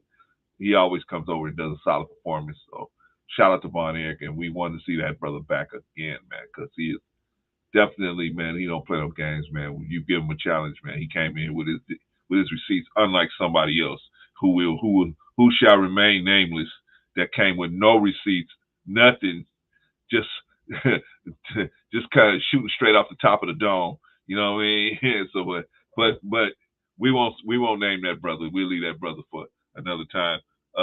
Shout out to we have to think about Von Bryant. Von Bryant came in, shot a couple shots. What I like about Von is very effective, and he doesn't need a lot of time to be very effective. He can come in, boom, boom, boom, boom, settle everybody down, or just drop his opinion. He has a couple different weapons in his arsenal, right? He can settle everybody down. He can settle everybody down in the chat. He can settle everybody down on the panel, or he can just give his opinion, or he could just lean back. You know what I'm saying? So shout out to Von Bryant. Solid performance, solid as always. And I love it, man. I'm glad we only got like 10, 15 people here because everybody's so solid. We had a whole bunch of people in here. It might get out of hand sometimes, but at least with the people we got here, everybody's solid. Everybody's solid. None of us are perfect, but we're solid. You know what I mean? We're solid. You find us, when you look around, you see all of us have our hands on the pump trying, right? I can respect all of that. I respect that. Risa said, I think Pretty Rico, what they call him. No, man. The blind people call him Pretty Rico, Risa. People who can see goes, oh, that's him. There go that man. That's what they say. All right, but shout out to Von Eric, Von Bryant, solid performance. as always. New growth. What do you think about the young brother? The young bucks are coming in here, man, and they just tearing stuff up, man. They come in here, man, and they it was a time where you just told young cats, hey man, you don't know nothing, just be quiet. Now these young cats, man, they on it. They on it like a hornet. At least the ones that come over here, they on it like a hornet, man. New growth came over here. He said, man, nah, man, you he tried to get Von Eric. He said, Von Eric, nah, man, you sound like you was with the business. And then Von Eric said, no, that wasn't it. I just was talking about this, so and such and such. And Brother New Growth went back and finally, hey, bro, just to let you know, here's a timestamp on it. Right? But shout out to New Growth also, man. New Growth is a really different type of brother, man. Really different thinking type of brother, man. When I say different, I mean different than the people probably in his age group are thinking about our people, man. And we love the fact that, man, he loves black people, and he's just trying to figure a way out, like we all are, man. Try to figure a way out that we can all use to do better and not suffer. Okay, definitely, I got you, Rico. Yeah, so definitely New Growth, solid, as always. I mean, always, as always, solid performance, solid type of. We have certain people, man, that we know they're gonna give us a solid stance every time. Gonna give us a solid performance. You know what I mean? They're gonna always add to the soup. They're never gonna put nothing stale in the soup. They're never gonna put nothing soggy in the soup. They're gonna always put something crisp and fresh in there. And so Brother New Growth is one of those young brothers that's gonna do that. And one day we got to find out if we can have a show around him and see, just get him to talk about a couple different things. Shout out to Brother New Growth, strong performance as always. Marcus, what you got to think about Brother Marcus? Brother Marcus came through. You know what I'm saying? Marcus came through, and what did he do? Came in, dipped his toe in, said what he said. Tried to say, one of the things I like about Marcus don't ever come in here trying to be, something he's not. You know what I'm saying? He never comes in trying to say, oh, I'm Mexican and that's just as good as black. He says he understands this unique situations to our situation. There's unique situations to his situation. You know what I'm saying? And so he don't ever come out trying to be, I'm this, I'm that, I'm black too, and he never tries to pull nothing like that. That's why he's respected so many places where he goes, because he tries to he's just himself. You know what I'm saying? He doesn't try to, but he'll let us know that, he can appreciate our situation, but at the same time, he doesn't try to say, well, y'all need to look at me the same way. No, he understands there's a difference. So, you know what I mean? But shout out to Brother Marcus. He came in, you know what I'm saying? He dropped them information, let us know that, yeah, it's a tough situation all the way around, not just for us, but on his side of the street too. But at the same time, you know what I'm saying, he wasn't trying to take nothing away from us. So we appreciate Marcus. What do you think? Did you learn anything from Brother Marcus? I did, because sometimes as a black person, you think, man, this is only happening to us. And take somebody like Marcus to come out and say, nah, bro, we got it going down too. So, we fighting that battle too. So, but anyway, shout out to Marcus. Came in, dropped a little science on us, and he stepped out. Marcus is kind of like Von Bryant. They don't need a lot of time. You know what I mean? They can sit back and shoot that set shot. But when you throw them the ball, they're ready to go, and they hit swish all day, right? But Brother Marcus, shout out to him. Solid performance as always. Solid performance as always. And last but not least, Victor Freeze. What y'all think about Victor Freeze? Victor Freeze came through. I mean, not where he usually comes through, but hey, he has some good takes. I hope he comes back, because it was a couple of questions I wanted to ask him, but we didn't have time to do it. So, but yeah, shout out to Victor Freeze, man. Good job. Came in, did a good job, said his piece, and he rocked out. You know what I mean?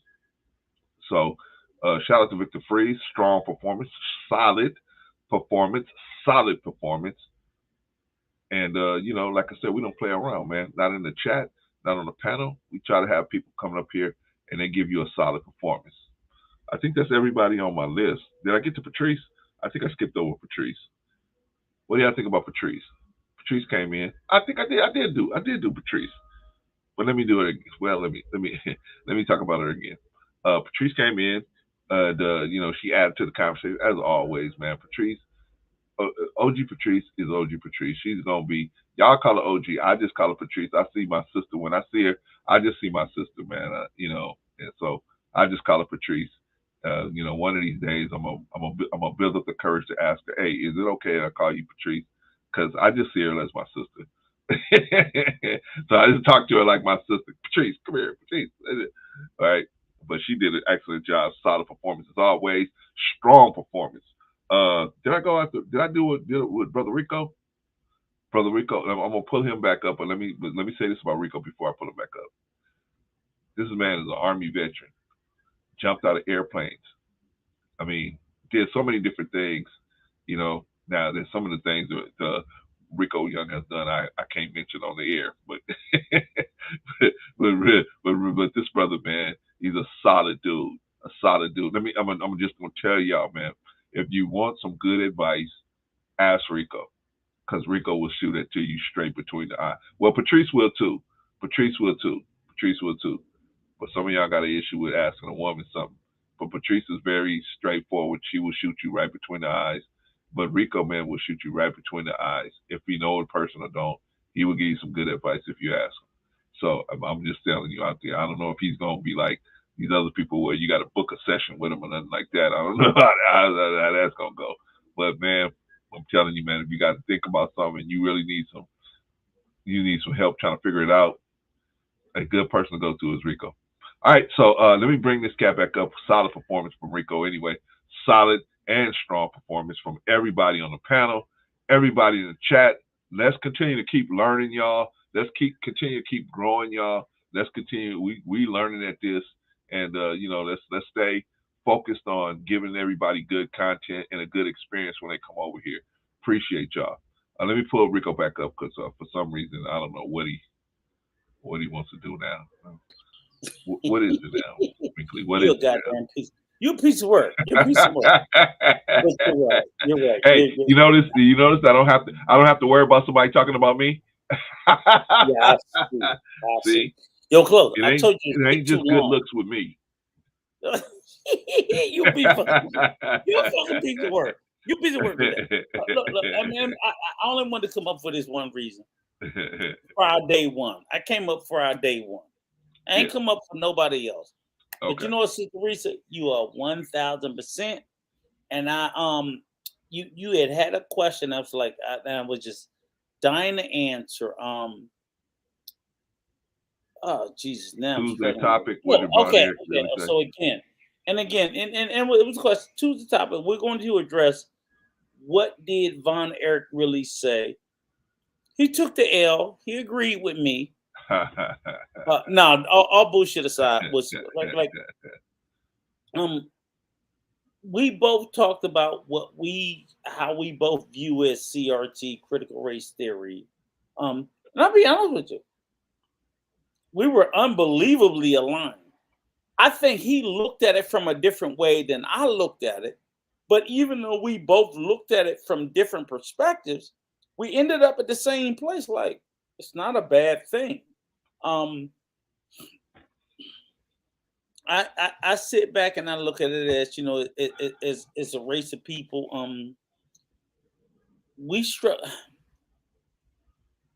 It kind of disturbs me because I'm trying not to get emotional about the shit. But as Black people, we've been through so much shit. We've been through so much stuff. And I know Sister Risa, I think I've always made jokes about Arkansas, and that's your hometown. And I get it, like I say, I know about the history of Elaine, Arkansas. I know that history of that shit. A lot of Black people don't. They'll sit there and be like, I ain't never heard of it, and then shut the fuck up. Because Elaine, Arkansas was Tulsa before Tulsa. See, we all celebrate Tulsa, Rosewood, and whatever, but I know about what happened in Elaine. And Sister Risa, I believe you do, but if you don't, go find out. That's in your neck of the woods. I feel my sympathy about my people everywhere and anywhere that we've been, whether it's Florida, Oklahoma, Arkansas, Tennessee, Texas, New York, Washington, D.C., Maryland, Virginia, all the places that I know where we built up community. North Carolina. We ain't gonna talk about North Carolina. What was it? I'm sorry. Let me slow my brain a little bit. I believe it's Wilmington, North Carolina, where after Reconstruction and Black people became senators, congressmen, and so on and so forth, and they literally burnt that predominantly Black town to the ground. That was Tulsa before Tulsa. Tulsa's not the only place. We had it all over America. We had it in Canada. We had it in Mexico. I'm going to tell you what I always say. Niggas just got to learn to read. Like to read. Because they'll look at me and they'll be like, oh, you watching it? I'm like, no. Yeah, I do like to watch the news. But I also like to read. Because I grew up reading. I don't know everything. I think I know 10% of what we've been through. But if my 10% is the depth and the breadth of what it is, and so many other people don't know. Oh, fuck you, Clarence. All right. But Sister Raisa, I love you. I love you.